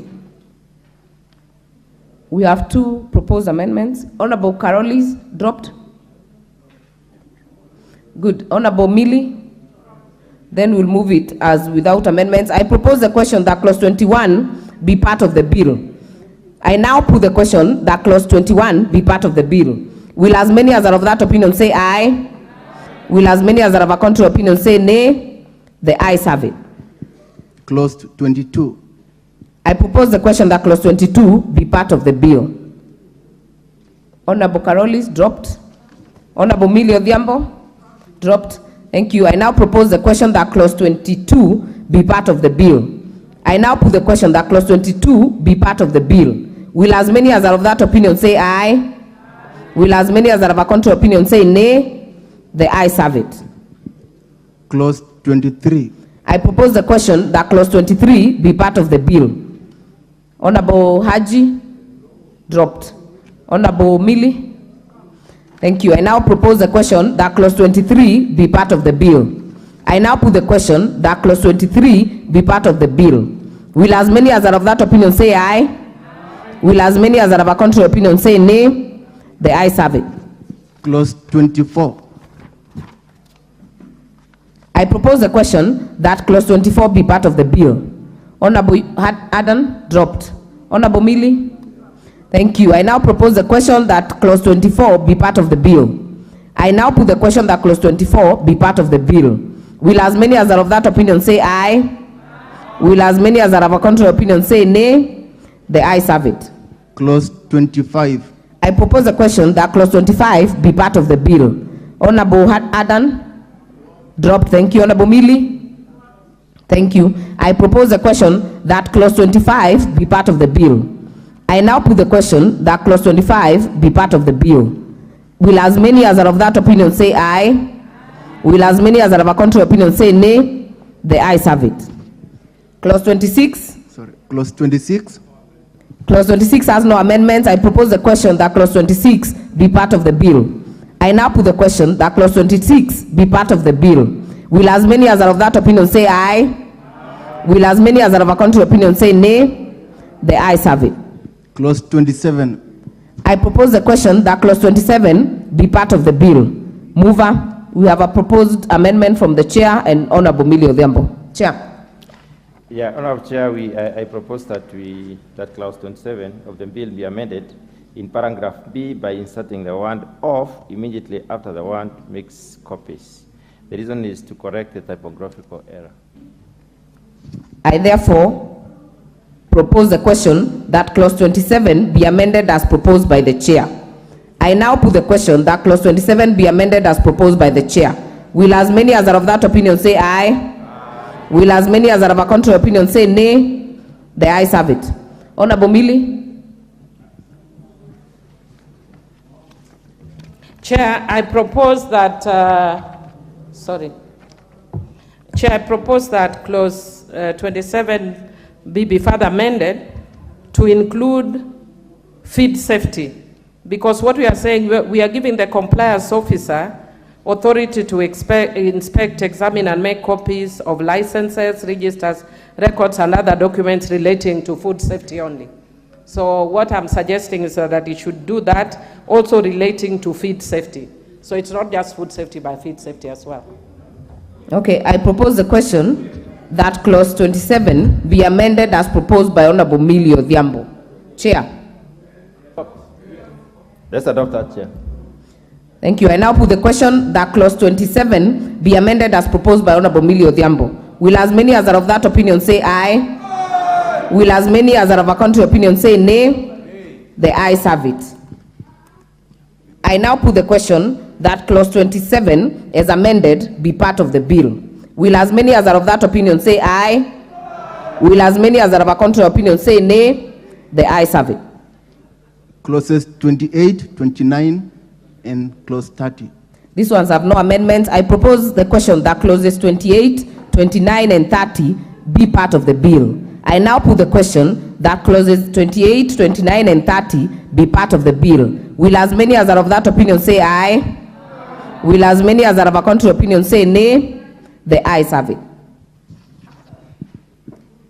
Clause 31. I propose the question that clause 31 be part of the bill. Honorable Millie. Thank you, Chair. Chair, I propose that clause 31 be amended to correct a typographical error.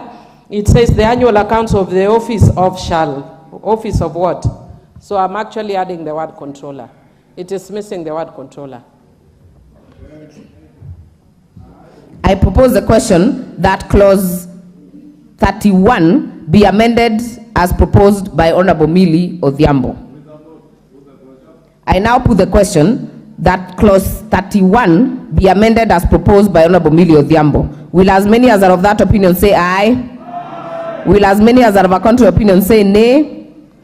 I now put the question that clause 31 as amended be part of the bill. Will as many as are of that opinion say aye? Aye. Will as many as are of a contrary opinion say nay? The ayes have it. Clause 32. This one has no amendment. I propose the question that clause 32 be part of the bill. I now put the question that clause 32 be part of the bill. Will as many as are of that opinion say aye? Aye. Will as many as are of a contrary opinion say nay? The ayes have it. Clause 33. I propose the question that clause 33 be part of the bill. Mover, Honorable Millie. Thank you, Chair. Chair, I propose that we make an amendment that the Cabinet Secretary in consultation with the Controller may make regulations that would include the traceability of food. But I'm suggesting that it should not be just the traceability of food, but traceability of food and feed. Thank you. I propose the question that clause 33 be amended as proposed by Honorable Millie Odhiambo. Chair. We adopt the proposal.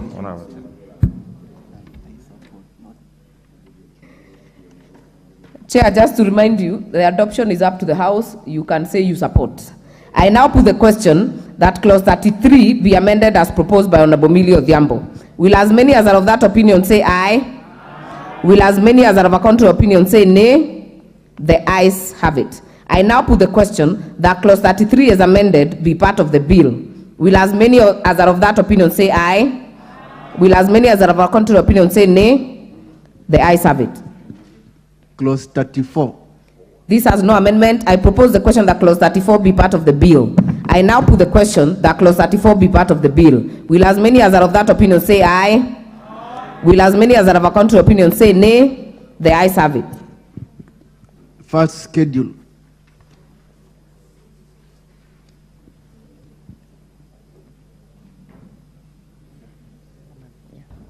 I propose the question that the first schedule be part of the bill. Mover, Chair. Honourable Chair, I propose that the first schedule of the bill be amended by inserting the following new paragraph. That will be number 11, and just after 10, Veterinary Medicine Directorate. The reason is that for inclusion of Veterinary Medicine Directorate as a competent authority, as it is responsible for animal health products such as pesticides and drugs, the Veterinary Medicine Directorate is established under Section 39 of the Veterinary Surgeons and the Veterinary Paraprofessionals Act, number 29 of 2011. I propose the question that the first schedule be amended as proposed by the chair. I now put the question that the first schedule be amended as proposed by the chair. Will as many as are of that opinion say aye? Aye. Will as many as are of a contrary opinion say nay? The ayes have it.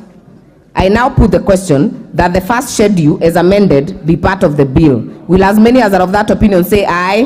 Aye. Will as many as are of a contrary opinion say nay? The ayes have it. Second schedule. I propose the question that the second schedule be part of the bill. Mover, Honorable Karoli. Dropped. Thank you. I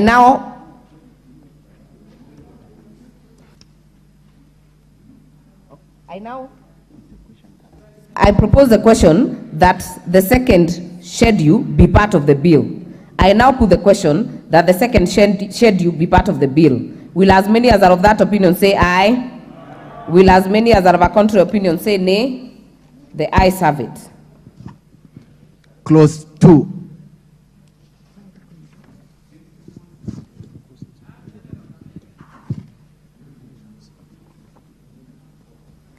I propose the question that clause 2 be part of the bill. Mover, Honorable Haji. Dropped. Thank you. Honorable Mili. No, I know Honorable Soro is tired and is setting a wrong tempo for the members, so please bring this during the day when you are not tired or when you don't have a date. But Chair, I seek your guidance, yeah? Chair, I seek your guidance because I have several proposed amendments. I don't know if I go through them one by one because some are dropping but some are moving. Can I go through them one by one? In clause 2. One by one. Yeah, because one by one. Okay, then Chair, in clause 2, I'm proposing that we define the word consumer. It is referred to in the bill, but it is not defined. So I am suggesting that we define a consumer to mean a consumer as defined under the Consumer Protection Act, Act number 46, 2012 of the laws of Kenya. That's my first proposed amendment.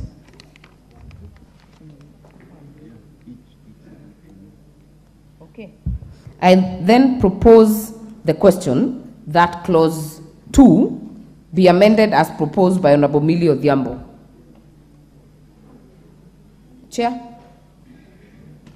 Honorable Chair, we support the proposal. I therefore put the question that clause 2 be amended as proposed by Honorable Millie Odhiambo. Will as many as are of that opinion say aye? Aye. Will as many as are of a contrary opinion say nay? The ayes have it. Chair, I drop my proposed amendment to the word feed.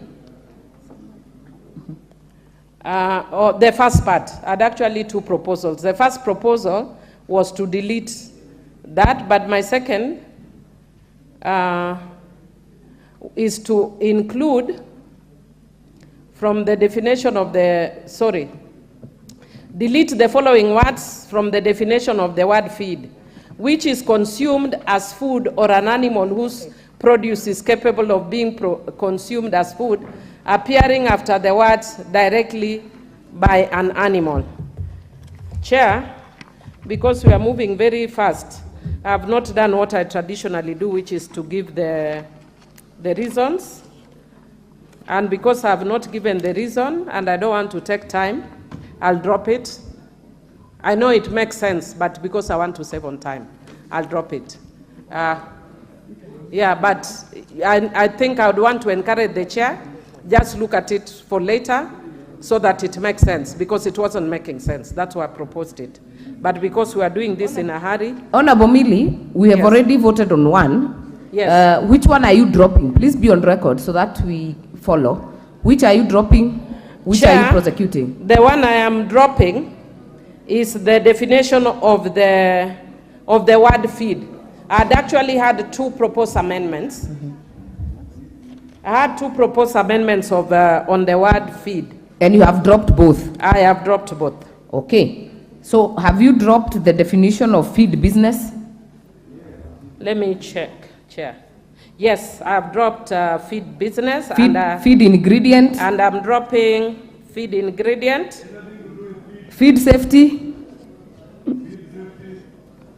I have a second definition for feed safety.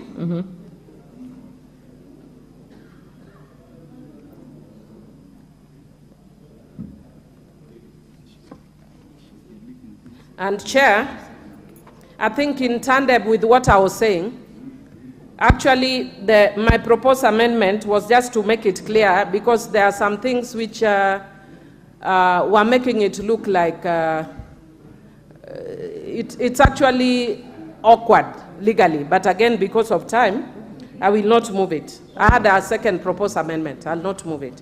So I'll drop it as well. For feeds, that is feed safety. Food. Definition of food. The definition of the word food, I am proposing an amendment to add the words any edible after the words drinking water and after the word substance which has been used. And Chair, if you actually look at the definition of food there. Honorable Millie, are you moving it now? Yes, I am. That amendment under the definition of food. Yes.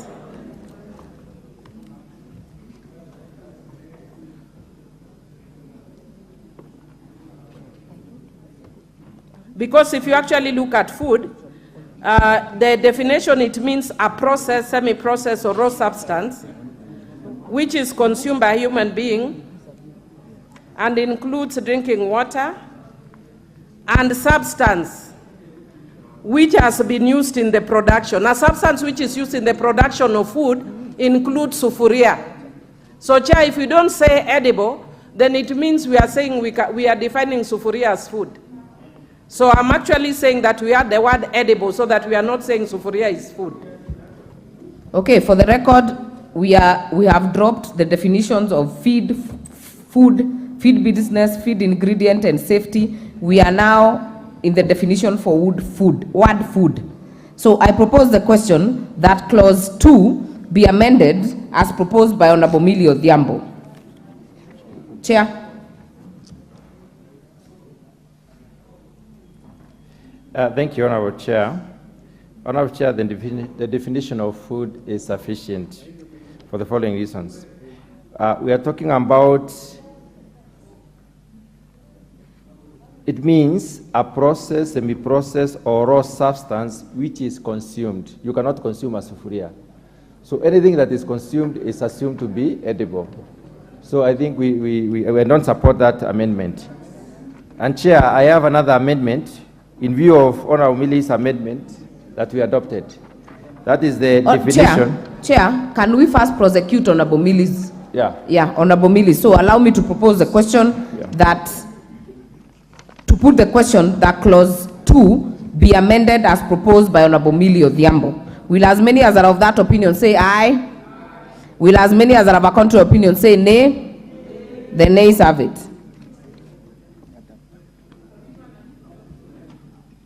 Honorable Millie, you have several other definitions. Kindly prosecute or drop.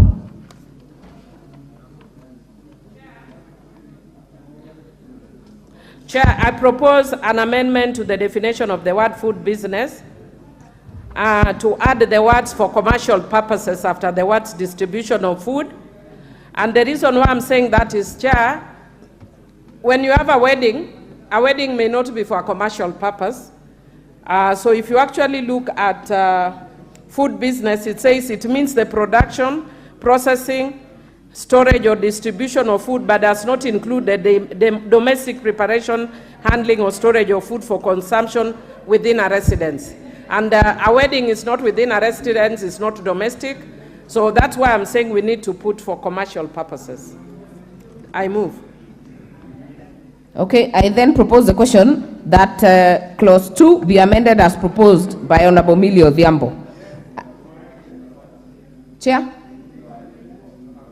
I support that. Thank you. I now put the question that clause 2 be amended as proposed by Honorable Millie Odhiambo.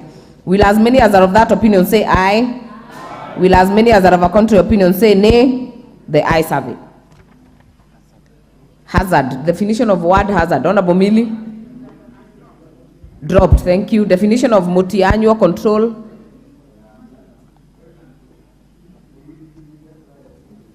Chair, if you just indulge me a little so that I don't end up dropping even things which make sense in the hurry. Because in multi-annual control plan, I was proposing to delete the words animal plant appearing. No, Chair, that one I drop. I drop that one. I dropped that one. Well noted, dropped. The official control amendment? Chair.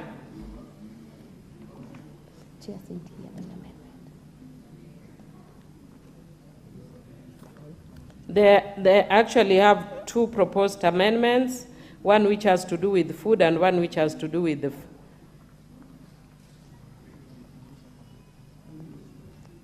I'll drop them. I'll drop both of them. So? I'll drop both of them. Yes, I have. Why is Honorable?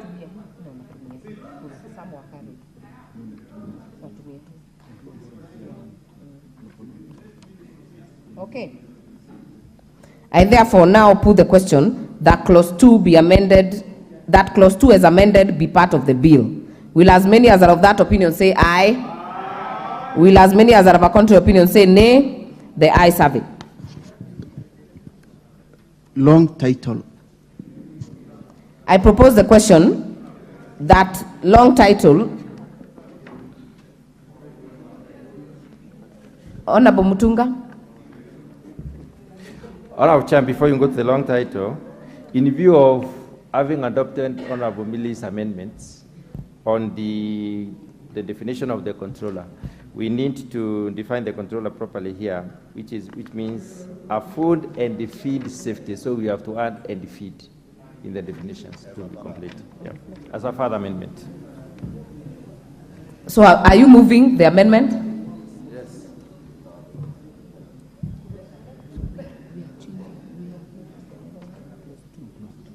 Okay. I therefore propose the further amendment that I propose the question that clause 2 be further amended as proposed by the chair. I now put the question that clause 2 be amended as proposed by the chair. Will as many as are of that opinion say aye? Aye. Will as many as are of a contrary opinion say nay? The ayes have it. Long title. I propose the question that the long title be part of the bill. Mover. We have Honorable Haji dropped. Honorable Millie dropped. I then propose the question that the long title be part of the bill. I now put the question that the long title be part of the bill. Will as many as are of that opinion say aye? Aye. Will as many as are of a contrary opinion say nay? The ayes have it. Title. I propose the question that the title. I propose the question that the title be part of the bill. Mover Honorable Haji dropped. Honorable Millie. Thank you. I therefore propose the question that the title be part of the bill.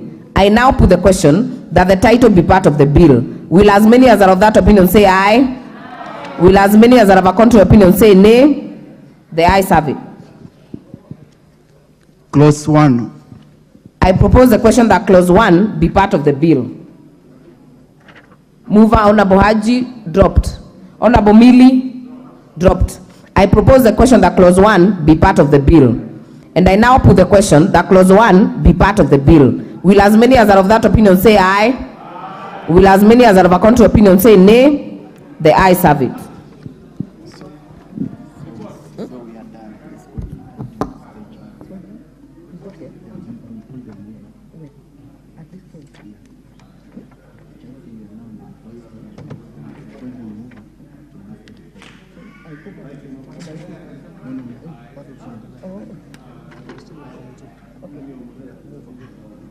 The mover, we are now on the reporting stage. Mover.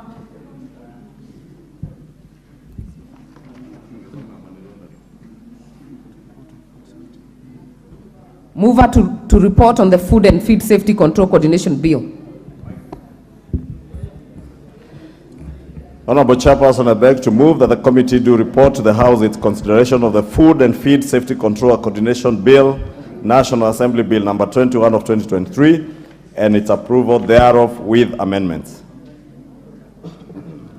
I then put the question, which is that committee do report to the House its consideration of the Food and Feed Safety Control Coordination Bill, National Assembly Bill number 21 of 2023, and its approval thereof with amendments. As many as are of that opinion say aye. Aye. As many as are of a contrary opinion say nay. The ayes have it. We are good.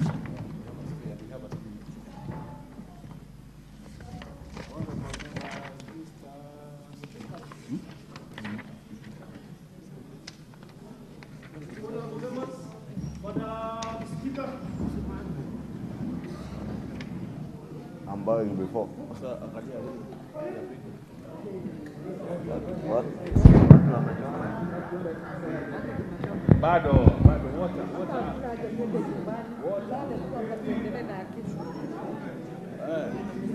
Tukae.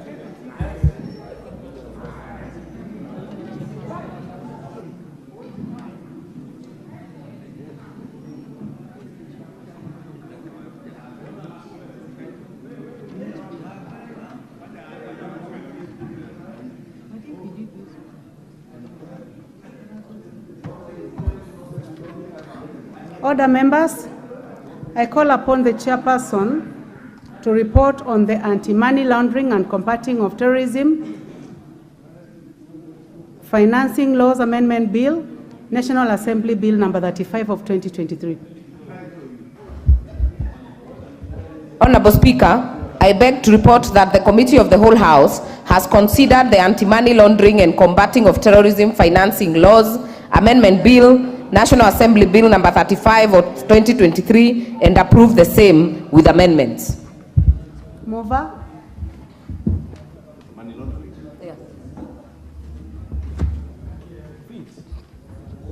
Honorable Speaker, I beg to move that the House do agree with the committee in the said report. I also request Honorable Beatrice Adagala to second the motion for agreement with the report of the Committee of the Whole House.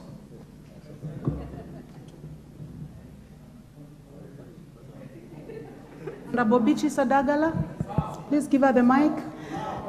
Thank you, Madam Speaker. I second.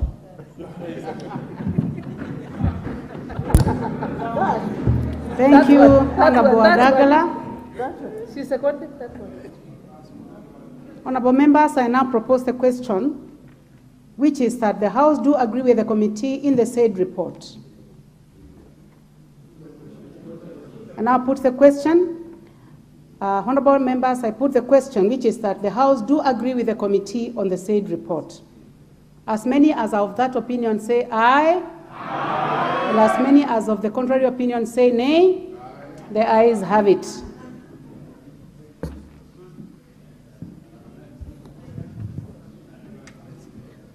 Mover to move.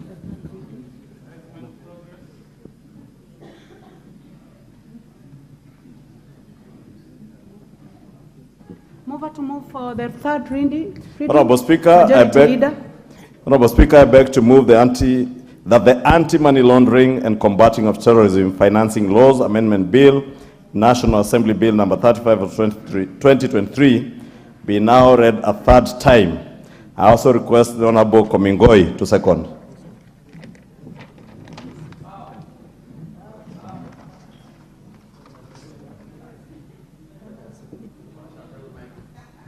Please give it the mic even if he's just bowing. I second.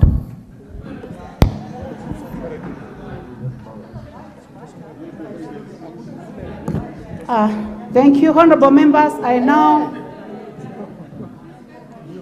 propose the question, which is that the Anti-Money Laundering and Combating of Terrorism Financing Laws Amendment Bill, National Assembly Bill number 35 of 2023, be now read a third time.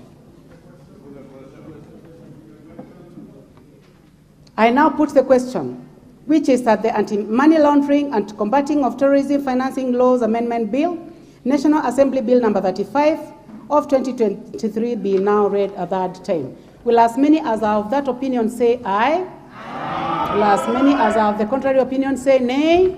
The ayes have it.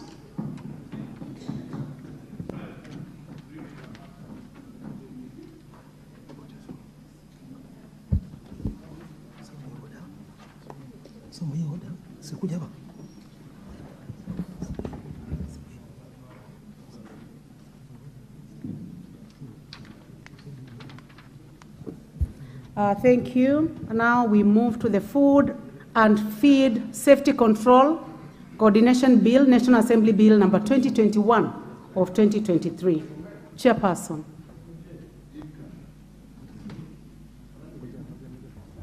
Honorable Speaker, I beg to report that the Committee of the Whole House has considered the Food and Feed Safety Control Coordination Bill, National Assembly Bill 21 of 2023, and approved the same with amendments. Thank you, Chairperson. Mover of the bill. Majority Leader. Honorable Speaker, I beg to move that the House do agree with the committee in the said report. I also request Honorable Sigei to second the motion for agreement with the report of the Committee of the Whole House.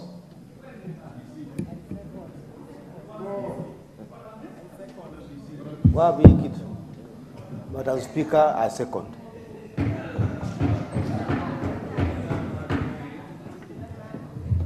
Honorable members, I now propose the question, which is that the House do agree with the committee in the said report. Go ahead and put the question.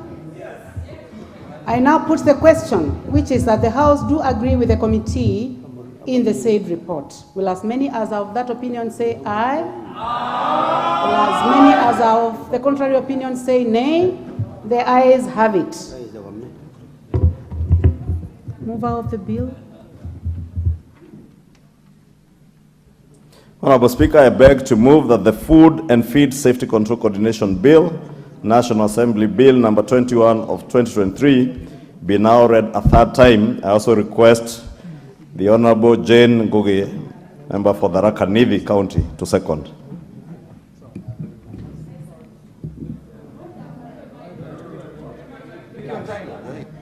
Take your time. I second.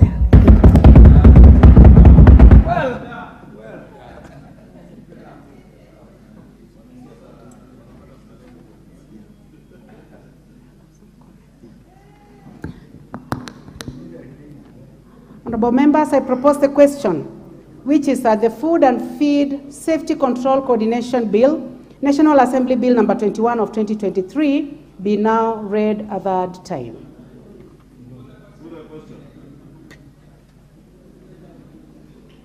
Thank you. I go ahead now to put the question after confirming that we have quorum, and I do confirm that we do. I now put the question, which is that the Food and Feed Safety Control Coordination Bill, National Assembly Bill number 21 of 2023, be now read a third time.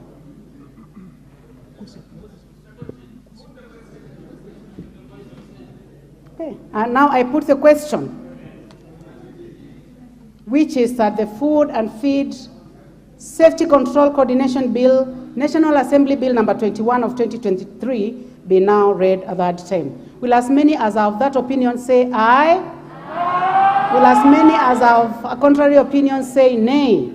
The ayes have it. A bill for an act of parliament to provide for coordination of the public institutions in the control of food and feed safety, to establish the office of the Food Safety Controller, to provide for the role of county governments in food and feed safety, and for connected purposes.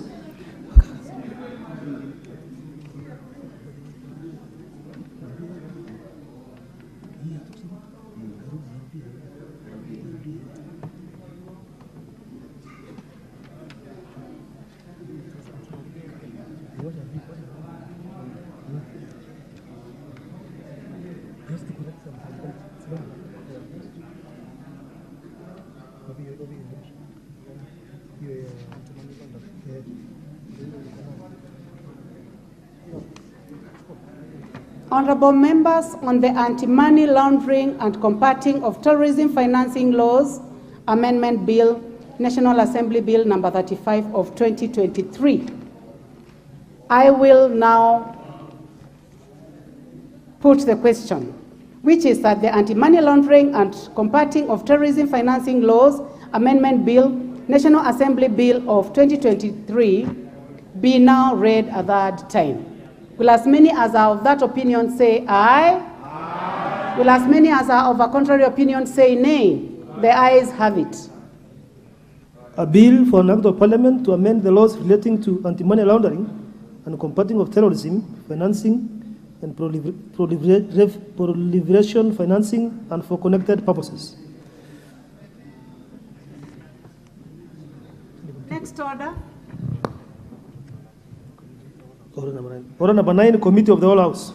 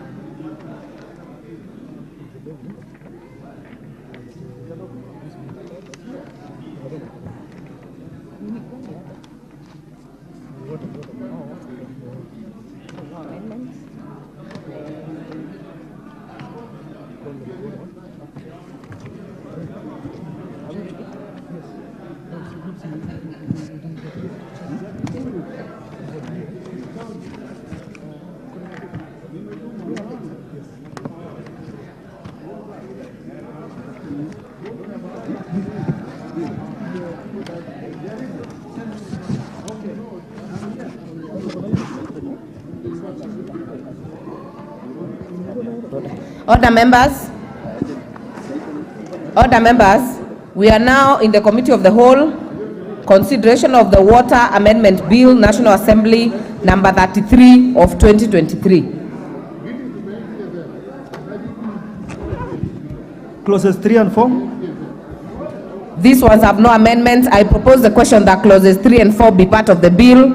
I now put the question that clauses 3 and 4 be part of the bill. As many as are of that opinion say aye.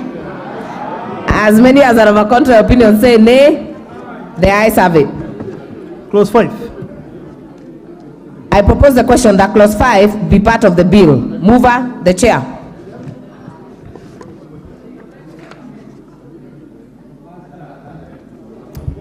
Madam Chair, I move that clause 5 of the bill be amended by inserting subsection 1 by deleting the expression 68B and C and substituting therefore with the expression subsection 68 subsection BA. And Madam Chair, this one is just it's a cross-referencing error, and this is just to say that the regulatory board will regulate the water bulk supply and budget agreement. Thank you, Chair. I now propose the question that clause 5 be amended as proposed by the Chair.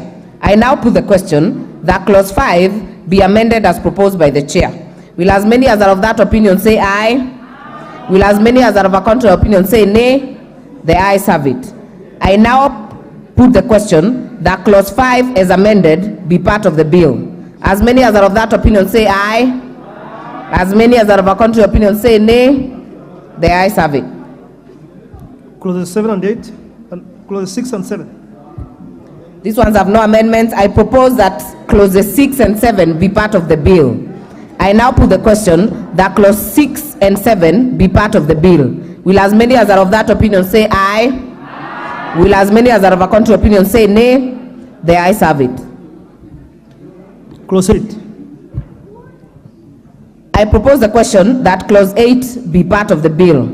Amendment, mover, chair. Madam Chair, I move that clause 8 be amended as provided in the order paper. And Madam Chair, the justification is that providing a water service providers is just to make sure that their contacts, like the telephone numbers, the emails, is provided for.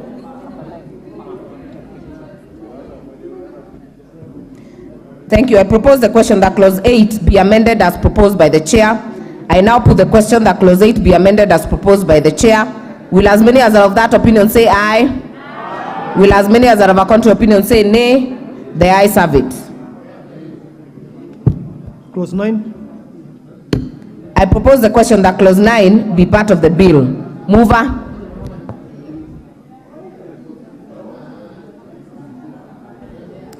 Madam Chair, I move that clause 9 be amended as provided for in the order paper.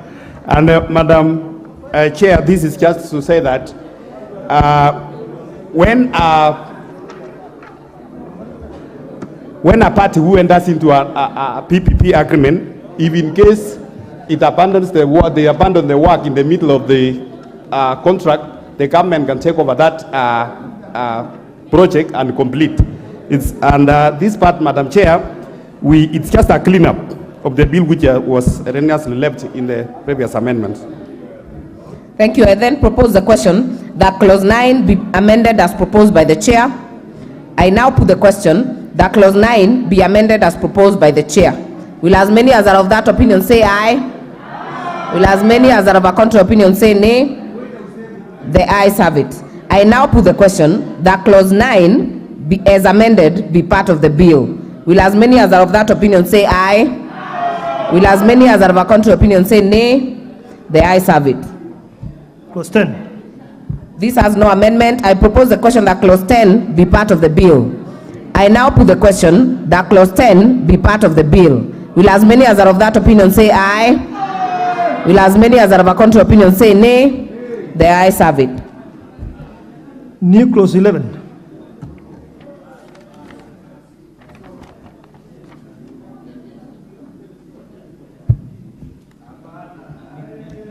Mover. Honorable Chair, to move second reading of the new clause. Madam Chair, I move that the new clause 11 be amended as provided in the bill. And Madam Chair, this section is... Order. Should be read a second time. Madam Chair, I move that clause 11 be read for a second time. And Madam Chair, this section... Honorable Chair. Yes. New clause, you have to indicate. The new Madam clause, Chair, yeah. I move that the new clause 11 be read a second time. And the input, Madam Chair, is that under the Water Trust Fund, Madam Chair, currently as it is that the Water Trust Fund can give grants to the counties. What we are adding is that there are also projects which are carried out by water development agencies, yes, and also the Water Trust Fund also should support them. Thank you. I therefore put the question that I therefore propose the question that the new clause 11 be now read a second time. I put the question that the new clause 11 be now read a second time. As many as are of that opinion say aye. As many as are of a contrary opinion say nay. The ayes have it. I therefore propose the question that the new clause 11 be part of the bill. I put the question that the new clause 11 be part of the bill. Will as many as are of that opinion say aye? Aye. Will as many as are of a contrary opinion say nay? The ayes have it. New clause 12. Mover to move that the new clause be read a second time. Madam Chair, I move that new clause 12 be read for a second time, and the reason for this, Madam Chair, is to operationalize the water tribunal, which is currently providing for the chair without a membership. I now propose the question that the new clause 12 be now read a second time. I put the question that the new clause 12 be now read a second time. Will as many as are of that opinion say aye? Will as many as are of a contrary opinion say nay? The ayes have it. I propose the question that the new clause 12 be part of the bill. I now put the question that the new clause 12 be part of the bill. Will as many as are of that opinion say aye? Will as many as are of a contrary opinion say nay? The ayes have it.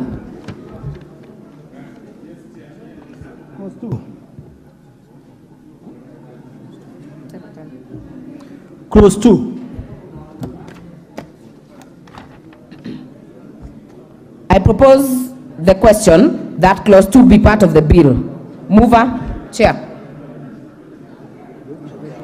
Madam Chair, I move that clause 2 be amended as provided in the order paper. This is just to give a definition of bulk water. Thank you. I therefore propose the question that clause 2 be amended as proposed by the chair. I now put the question that clause 2 be amended as proposed by the chair. Will as many as are of that opinion say aye? Will as many as are of a contrary opinion say nay? The ayes have it. I now put the question that clause 2 as amended be part of the bill. Will as many as are of that opinion say aye? Will as many as are of a contrary opinion say nay? The ayes have it. Title. I propose the question that the title be part of the bill. I now put the question that the title be part of the bill. As many as are of that opinion say aye. As many as are of a contrary opinion say nay. The ayes have it.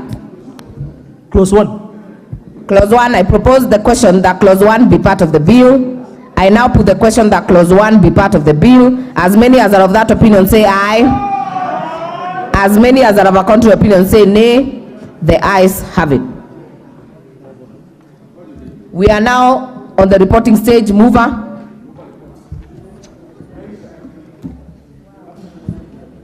Honorable Chairperson, I beg to move that the committee do report to the House its consideration of the Water Amendment National Assembly Bill number 33 of 2023 and its approval thereof with amendments. I put the question, which is that the committee do report to the House its consideration of the Water Amendment National Assembly Bill number 33 of 2023 and its approval thereof with amendments. As many as are of that opinion say aye. As many as are of a contrary opinion say nay. The ayes have it.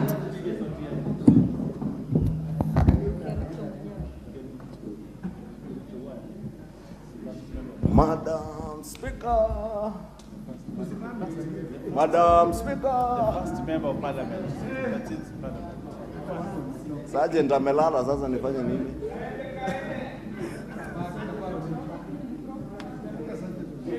Hata sergeant wamechoka wamelala.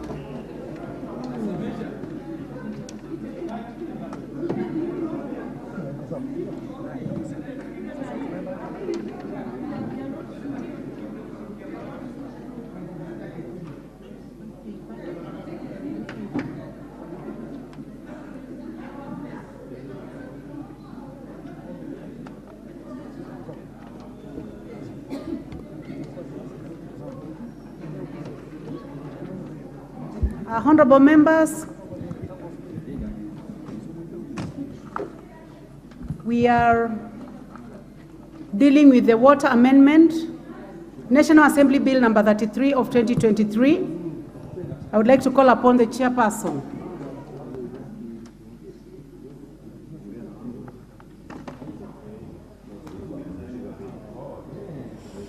Thank you, Honorable Speaker. I beg to report that the Committee of the Whole House has considered the Water Amendment National Assembly Bill number 33 of 2023 and approval of the same with amendments.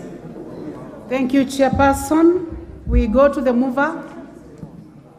Majority Leader. Honorable Speaker, I beg to move that the House do agree with the committee in the said report. I also request Honorable Beatrice Kemei to second the motion for agreement with the report of the Committee of the Whole House.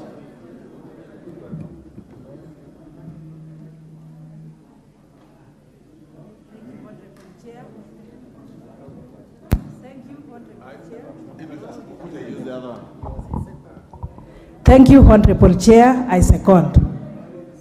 Thank you, Honorable Thank you. Kemei. Thank you, Honorable Kemei. Honorable members, I propose the question that the House do agree with the committee in the said report. I go ahead and put the question that the House do agree with the committee in the said report. Will as many as are of that opinion say aye? Aye. Will as many as are of the contrary opinion say nay? The ayes have it. Mover of the bill.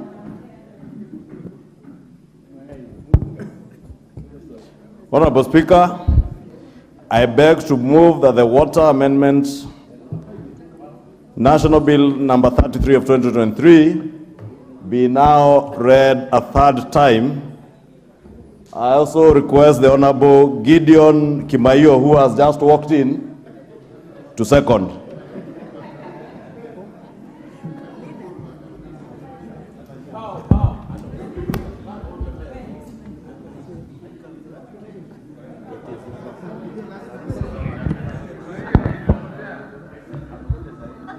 Thank you, Madam Speaker. I second.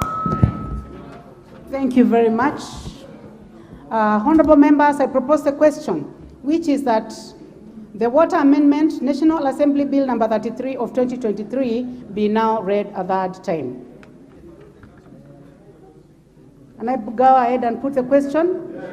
I now put the question, which is that the Water Amendment National Assembly Bill number 33 of 2023 be now read a third time. Will as many as are of that opinion say aye? Aye. Will as many as are of the contrary opinion say nay?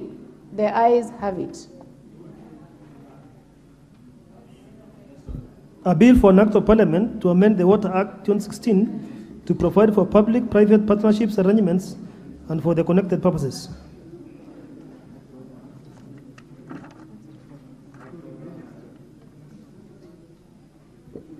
Thank you. Next order. Order number 10, the Sugar Bill, National Assembly Bill number 34 of 2022. Second reading.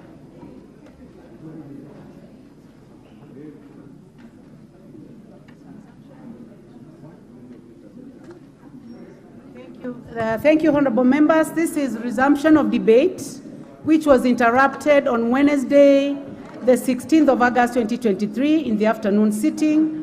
And we have a balance of 2 hours and 23 minutes.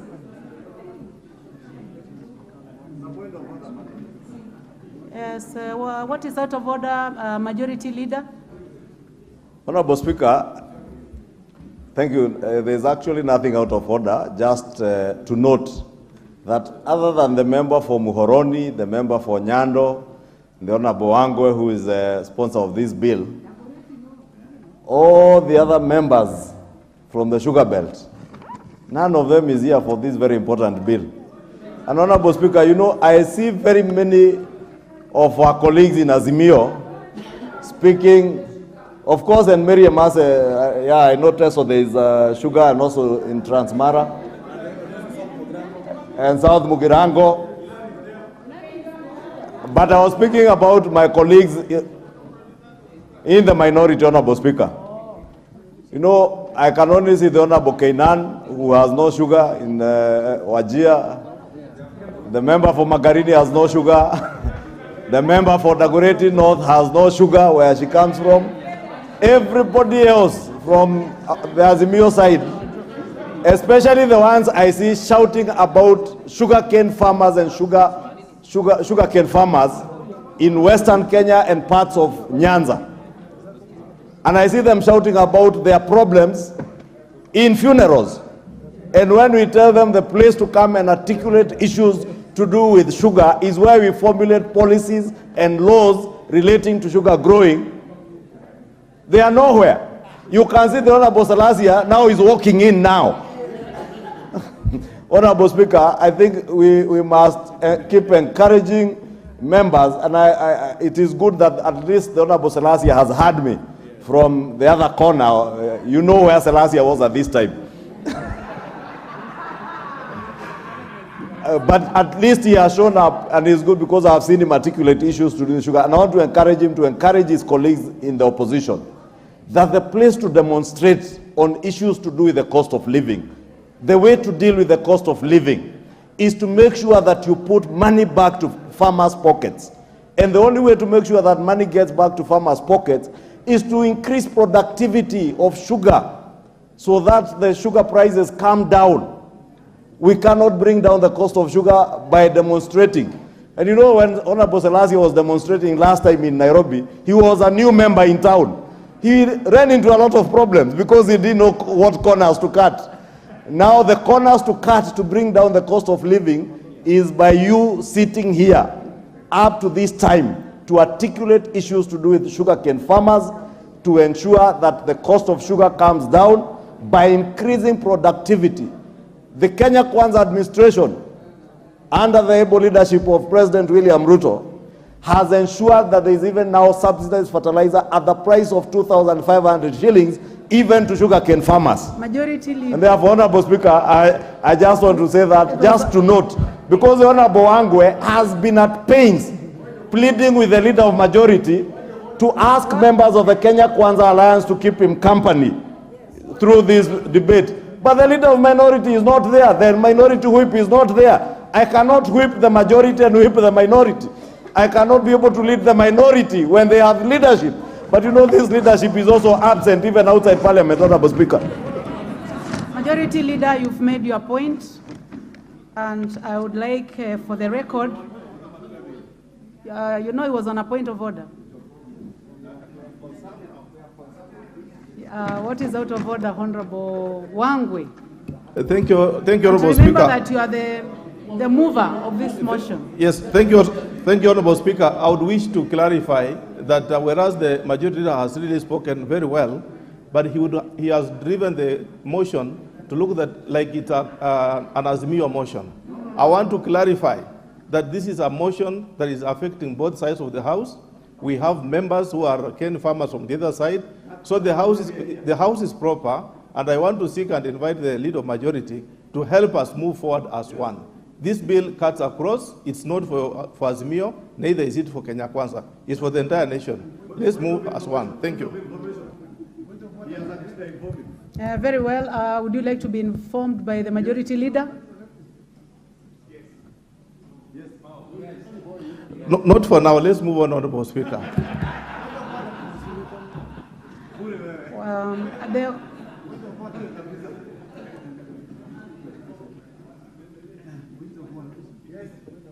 Yes, what is out of order?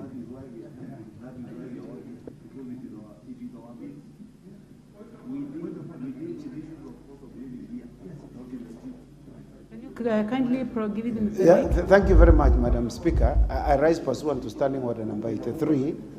Madam Speaker, this is a very important motion, extremely very important, particularly coming from my very good friend, the Honorable Wangwe. But is it in order, Madam Speaker, for us to discuss sugar when our sugar level is down? Would it not be fair, Madam Speaker, that we adjourn to tomorrow when the sugar level is okay? Then we can discuss in a very rational manner. You could even see the members here, when you came in, you sat down and they kept on sitting because the sugar level is too low. Even understanding, Madam Speaker, right now and comprehending issues is very difficult. So, Madam Speaker, we have been here since 9:30. Just in terms of even, we've eaten everything in the restaurant. In fact, there is nothing now to be eaten, including the sergeant at arms. They couldn't even say, rise up, the speaker is coming in. Their sugar level is also very low. So, Madam Speaker,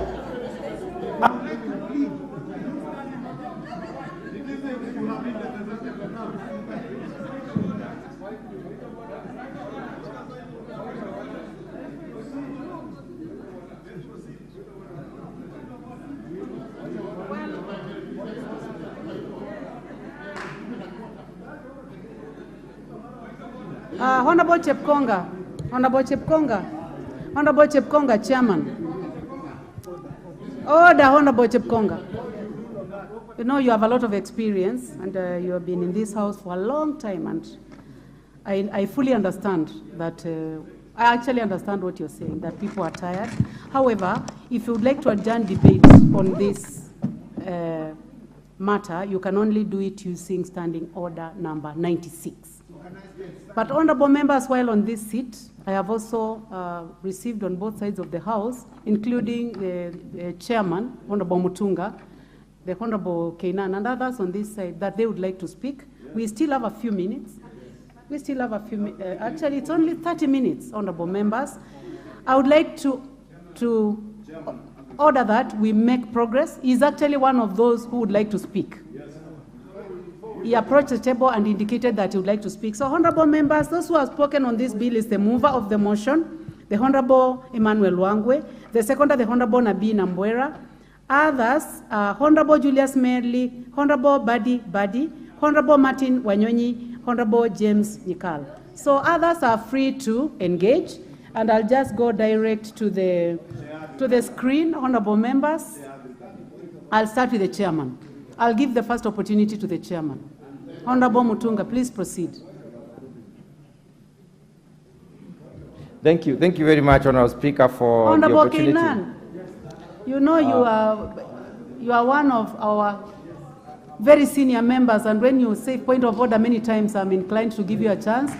So I give you a chance. What is out of order, Honorable Kenan? Thank you, Madam Speaker. Madam Speaker, you have had the leader of majority cast aspersion on the leadership of the minority side.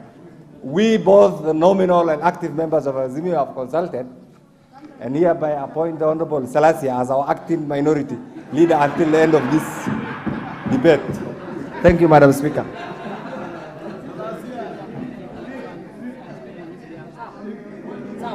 Honorable Kenan, I order that we proceed with debate, and the chair was on the floor. Honorable Mutunga, please proceed. Thank you very much, Honorable Speaker. Honorable Speaker, I appreciate the fact that people are tired. But Honorable Speaker, if I remember what happened what used to happen in the last session of Parliament, sometimes you were staying here up to midnight to pass important legislations. So Honorable Speaker, the other issue is about the sugar levels. The sugar in the body is different from the sugar we are discussing, Honorable Speaker. This is called sucrose. Sucrose has a totally different formula than the sugar that we take, or rather that is we are talking about here. Honorable Speaker, sugar cane or sugar value chain is one most important value chain in this country. It supports more than 8 million Kenyans, 8 million households that rely on sugar for their livelihoods. So it's really important. It's one of the early introductions. Sugar was introduced in Kenya in 1922. And we remember 1922, we used to have colonialists here. Those are the ones who introduced sugar. It was introduced in several agroecologies, a lot more on the western part of Kenya.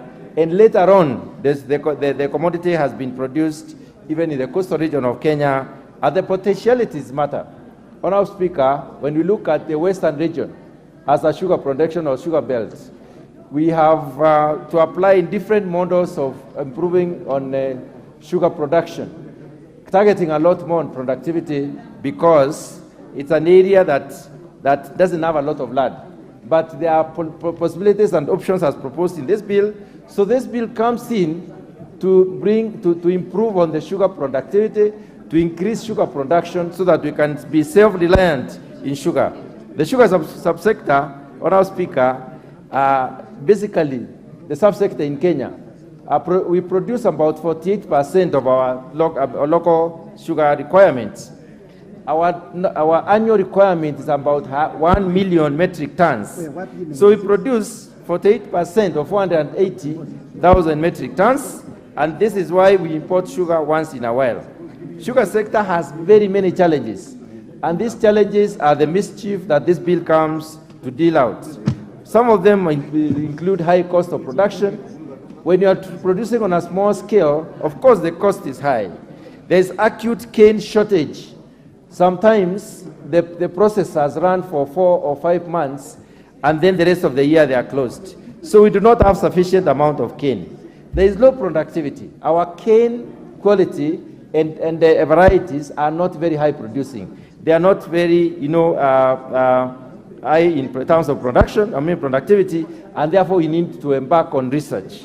And we have proposed measures in this particular legislation to ensure that we can increase sugar production. The committee has looked through the bill. The committee has made proposals that will come in form of amendments when we get to the committee of the whole house. Sugar production in Kenya has many other challenges which I do not wish to allude to because my colleagues will be speaking to that. I would like to be very specific on a few issues. One of the key issues that this bill does is the reintroduction of the subsidy. We're introducing subsidy at 4% for the off-factory sugar and for all the imported sugar. The reason why we have even doubt is because we import sugar from the Comesa region and they are very much resistant to any form of discrimination. So anything beyond 4%, if we are charging the Kenyan producers 4%, then it will be termed as discrimination, and they do not want to go that direction. Honourable Speaker, when we get this levy, we have proposed strongly that the levy will be managed by the Commodities Fund. There is an entity called the Commodities Fund in AFA, which has proposed a legislation to be recognized as a parastatal to be managing all the agricultural funds. So we are proposing that the fund will be managed by commodities funds and not necessarily the Kenya Sugar Board, because Kenya Sugar Board will not manage the funds and manage its affairs of regulatory, crop development, and also marketing. So we leave them to be regulators, and then the fund is managed by commodities fund. Out of this fund, the levy, 40% will go to cane development. We prioritize cane development because that is where we need to invest in terms of improving productivity. 15% will go to the research station, which we have renamed in this particular legislation as the Sugar Research and the Training Institute. 15% again will go to the management, or rather the issues of the Kenya Sugar Board. 15% will go to the factory rehabilitation and modernization. 10% will go to infrastructural development. I pause to explain how we have structured the infrastructural development in this bill. We have said that Kenya Sugar Board or the county authorities, that is the county government, will have no business in handling this money.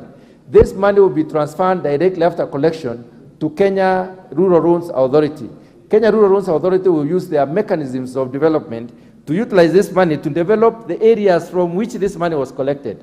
So what will happen is that if we collect this levy from, let's say, Kakamega County, all the money collected from Kakamega County will go 10% of it will go to do the roads in Kakamega County through the Kenya Rural Roads Authority. Honourable Speaker, this bill is proposing enforcement of cane contracts as a way of ensuring that the farmers respect the contracts and also the millers also respect the contract. What has been happening in the past is that each of the parties have not been very, very, very serious about respecting the contract, and therefore there has been collusion or sometimes farmers selling to anybody who comes by. We would like the factories, the sugar millers, to respect the contract to the farmers, so that if they are engaged in cane development, they are able to do serious cane development, and if a certain factory has, or a certain miller has developed cane in a specific area, then this particular cane must be consumed or must be processed by that particular miller. So we are not going to, the penalties that have been put in this particular legislation are going to restrict any cane selling through dubious methods. The other issue that has come up, Speaker, is the possibility of using this cane testing unit. Cane testing units are huge investment that this country has made.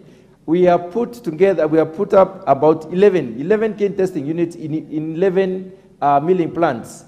The cane testing unit enables the farmers to sell their sugar through use of sucrose content.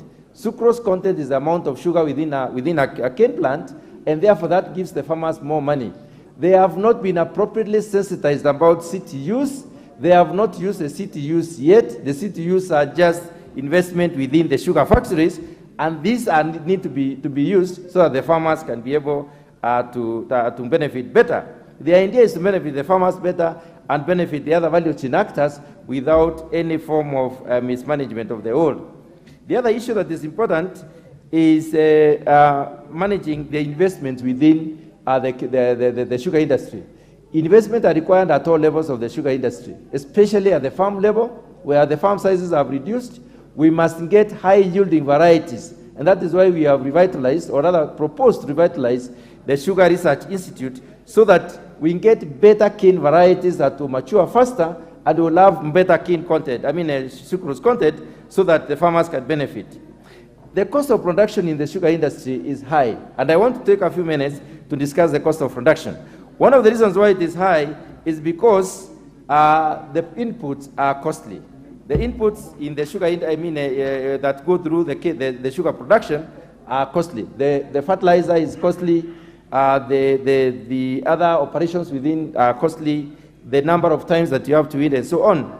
There is also high operational costs in terms of the power that is used, the fuel itself by these processors, and also the taxes and licenses are also expensive.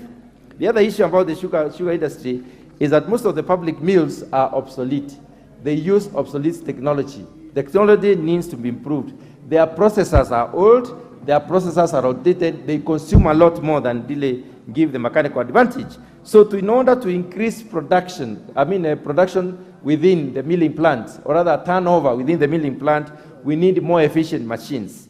The other one is the high cost of farm inputs. We know fertilizer is used and it's expensive. We know the other inputs are also expensive. Extension services are not very much available, and what we have done deliberately is to ensure that the research institute does have an arm of training, so that now they can train personnel to be able to send messages, or rather to impact the farmers with the messages that are necessary to enable them to increase production and productivity. Poor networking within the sugar sector, there is a lot of suspicion. We have gone round about, in all the regions, we've seen more than 11 or 12 factories, and we have seen many farmers and understood their relationships, and we realize there's a lot of suspicion within the sugar sector, and we need to reduce that by having a lot more of interactions that the bill basically promotes that. It is also a high labor cost issue, and there is inadequate, raw materials. Raw materials, in this case, we are looking at raw materials in terms of inputs to the farmers, because cane development has not really happened in Kenya. The research system has not been very efficient. They have not produced new varieties that are better. Also, on the other hand, we have not tried out varieties from the other countries. There hasn't been much that has been happening, because the KSREF, which used to be the Kenya Sugarcane Research Foundation earlier, was merged with the other research institutes under the Kenya Agriculture and Livestock Research Organization, and the efficiencies went down instead of improving. Finally, Honourable Speaker, if we have to contain production in the sugar belt, if we have to make sure the farmer benefits, we must invest intensively in the productivity. And that's a topic for another day. Honourable Speaker, I do support this bill to the extent that we need to invest a lot in the sugar industry to ensure that the farmers benefit and the livelihoods of those people. More than 8 million farm families are supported. Thank you, Honourable Speaker. Thank you, Honourable Mutunga. The Honourable Jared Okello.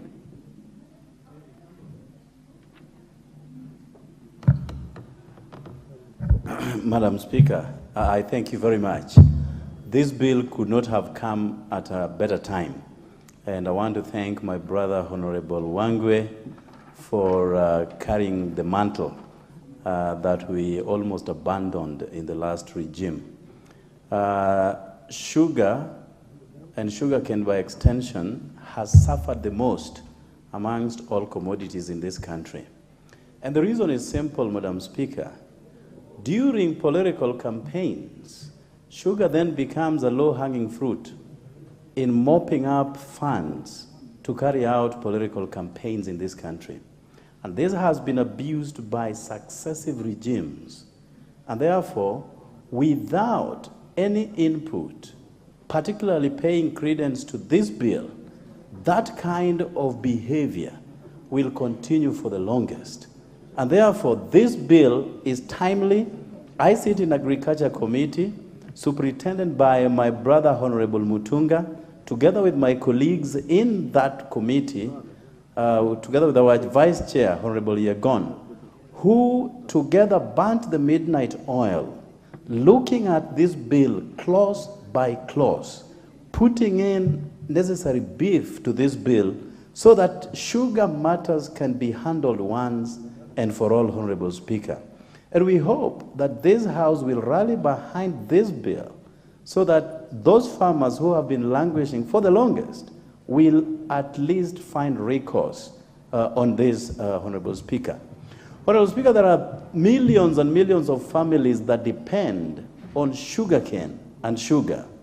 If you look at the value chain, all from the farm to the end user, sugarcane has millions of people who are directly and indirectly dependent on this product, Honorable Speaker.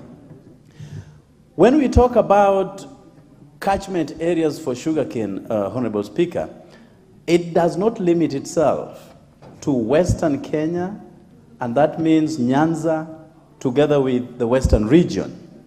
Rift Valley, for instance, has the best soil that can support the growth of sugarcane.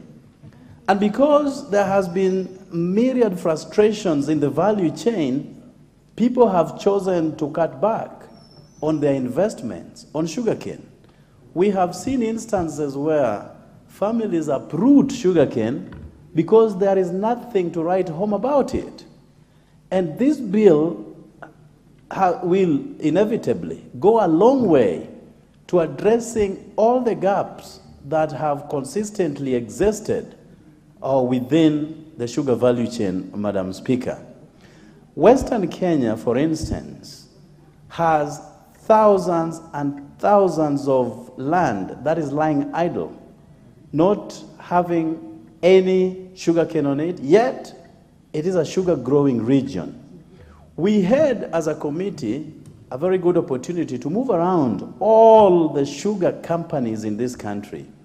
We met with the farmers, we met with the owners of sugar companies, we met with members of staff, and they did present their various plight on areas where we need to improve on. And all those were captured in the sugar report that ultimately made it into the sugar bill that we are discussing today. If the government will put a lot of attention to these areas that are capable of having sugarcane on them, give the farmers the input that is necessary, provide information through extension officers that have also been proposed into the bill, then this country will be able to export sugar and not import sugar, which is currently the status. Madam Speaker, when you talk about sugar importers, you are talking about a very small sector, a very small populace. They are the people with briefcase companies, but are masquerading in town as sugar importers. They do not have employees in their custody. So you give people permits to import sugar, but only addressing the plight of 10 people.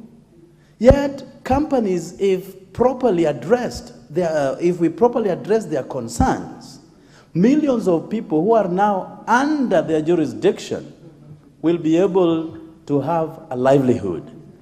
And we only hope, therefore, that going forward, and we have put this into the bill, we understand that we have a shortage, and sometimes our country produces much less than what the country needs. Now, during that period, when there is a shortage, we have given a provision upon which licenses can be issued, superintended by a competent authority, so that we do not have a glut of sugar into the country by sugar barons who only benefit to the detriment of our suffering farmers, Madam Speaker. How I hope that people from Western Kenya and Rift Valley and coastal region, because we also visited Kwale, and they're doing a splendid job there, will come to realize the benefits accruing from sugarcane, Madam Speaker. My chair has ably stated about the research institute that has been proposed into the bill. Madam Speaker, we are still relying on the older cane variety that takes between 18 months to 24 months to mature.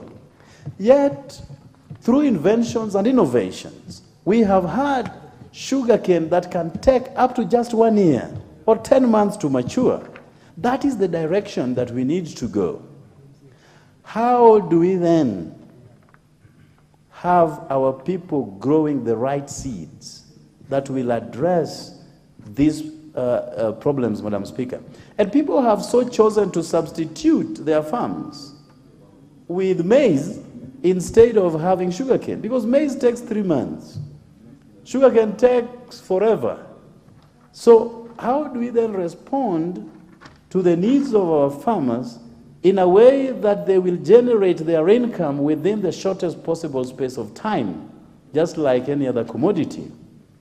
This is the direction that we are taking, and I want to thank members of the Agriculture Committee, and I can see some of our members here, Honorable Salasia, Honorable PK, Double N. I see my brother and immediate neighbor, Honorable Kimei, together with my able Vice Chair, Honorable Yegon, that whatever we have put our hands on will not go in vain, that this House will be rallied behind to support this, so that for once we have something to stand on. Finally, Madam Speaker, this is not a new bill to us. It has been here before. It was frustrated at the Senate. How do we then marshal the Senate behind us so that we do not lag behind and throw the bathwater with the baby? And finally, Madam Speaker, I would want to appeal to members of this House that when we do lots of imports, we by extension ship our jobs abroad. But when we produce locally and have our investments worked upon in this country,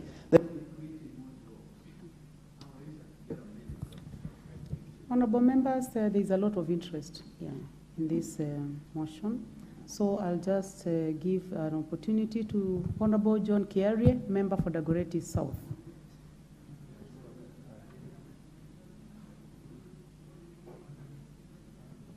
I can see. Yes, I can see, and as I said, there is a lot of interest. I just decided to stick to the screen, and that is why I called the Honourable John Kiarie. Madam Speaker, I had indicated my interest to speak on an earlier matter, and because Dagoretti South constituency is a sugar consumer and a constituency of sugar traders, I would want to donate this time to people who belong to the sugar belt, who have real concern on sugar issues. Thank you very much, Honourable John Kiarie. Thank you for being considerate. Honourable members, I would like to know those who have interest in speaking on this to go to the intervention. Honourable Beatrice Elachi, you are appearing as the first one on the screen. Is it your intention to speak on this one? Thank you, Madam Speaker. Madam Speaker, I also rise to support this bill and to really thank the Honourable Wangwe. Madam Speaker, I'm a sugarcane farmer, and my father is, and I started when I was in Senate. And so the challenges we face are many challenges. But today I just want to thank Honorable Wangwe for bringing in this bill. This is a bill that came in last time in the last Parliament, Madam Speaker, and I'm hoping we can, for the first time, finalize. And as many of our colleagues have really spoken, that we are hoping the Senate will not again sit on this bill, and that we can finalize the challenges that many of the sugar belt farmers face in this country. Madam Speaker, when I look at the bill, and more importantly, when we talk of the tribunal, which is Article 43, shall have the powers of the High Court, Madam Speaker, we have faced so many challenges, especially for us who have been farmers. And I know, Madam Speaker, I am also headed to Western to really speak about it and to awaken the people of Western Province to realize that, Madam Speaker, we cannot have the private gineries functioning very well. And you find the factories that are run by government are the ones that keep on collapsing and keep on ensuring that money has disappeared for farmers. Yet here the government now has come up with a very fantastic proposal, Madam Speaker, that they will waive all the debts and we start on a clean slate. And for this, Madam Speaker, you know that sugar is a commodity that is very emotive, that has very serious business people, that they will wish to kill all factories for them to import more sugar in this country. And so, Madam Speaker, even as we bring in this bill, we would really want to ask government, and I know the President is really, really supporting this, that we must find a way to ensure that when we now start bringing back these factories, Zoya factory, you find Mumiasi, which is every day spoken about, that we will want to see also some mitigations in ensuring, even if you are importing in sugar, then import in sugar when you know exactly that there's no sugar within those local factories. And if we are saying buy Kenya, build Kenya, Madam Speaker, it is important for us then as a country to appreciate that we are not going to have business as usual, the way we've been joking with our country and joking with our factories. And so, Madam Speaker, when you look at the catchment areas, the upper western, the lower western region, most of these farmers have decided even now to go to other farmings, to do other farming, Madam Speaker. You find that those who used to really do sugarcane farming are so demoralized. They have become so poor. Those towns have gone down. And I don't think it is fair, even as we speak and we ensure that this bill passes, we want to see transformation back in this agricultural sector. That, Madam Speaker, in the sugar sector, we shall see now farmers coming back and even getting incentives, the way the other crops are getting incentives, to ensure the farmer is able now to become a sugarcane farmer again. The other thing, Madam Speaker, is how the growers, they have been frustrated.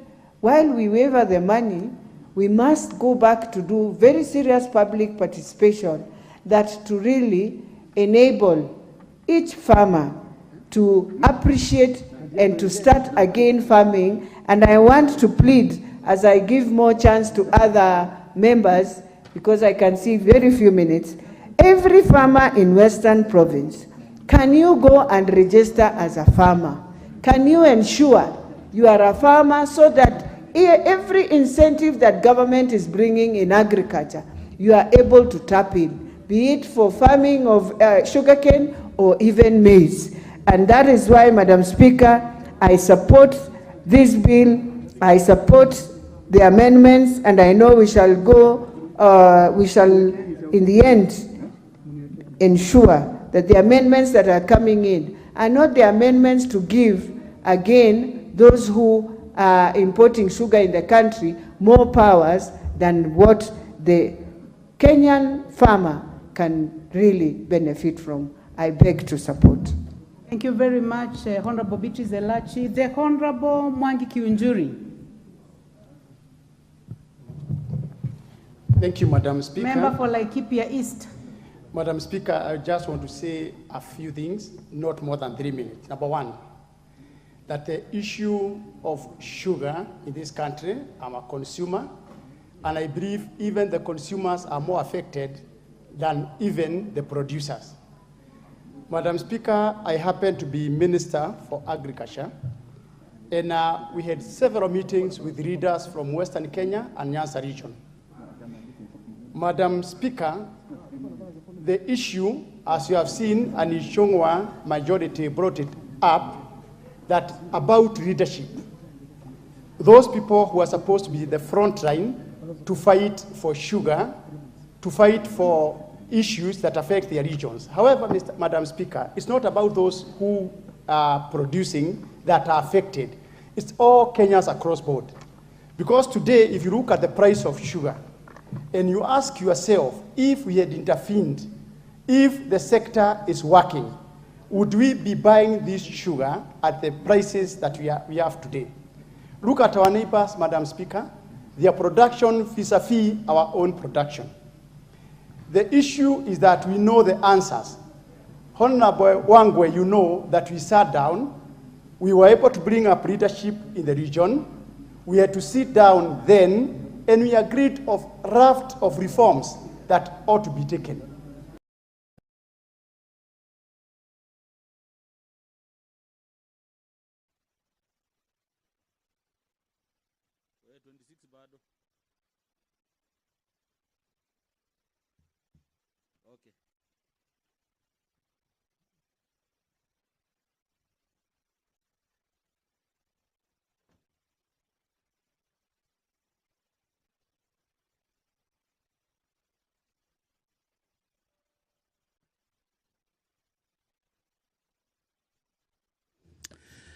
Ikiwa leo ni tarehe 25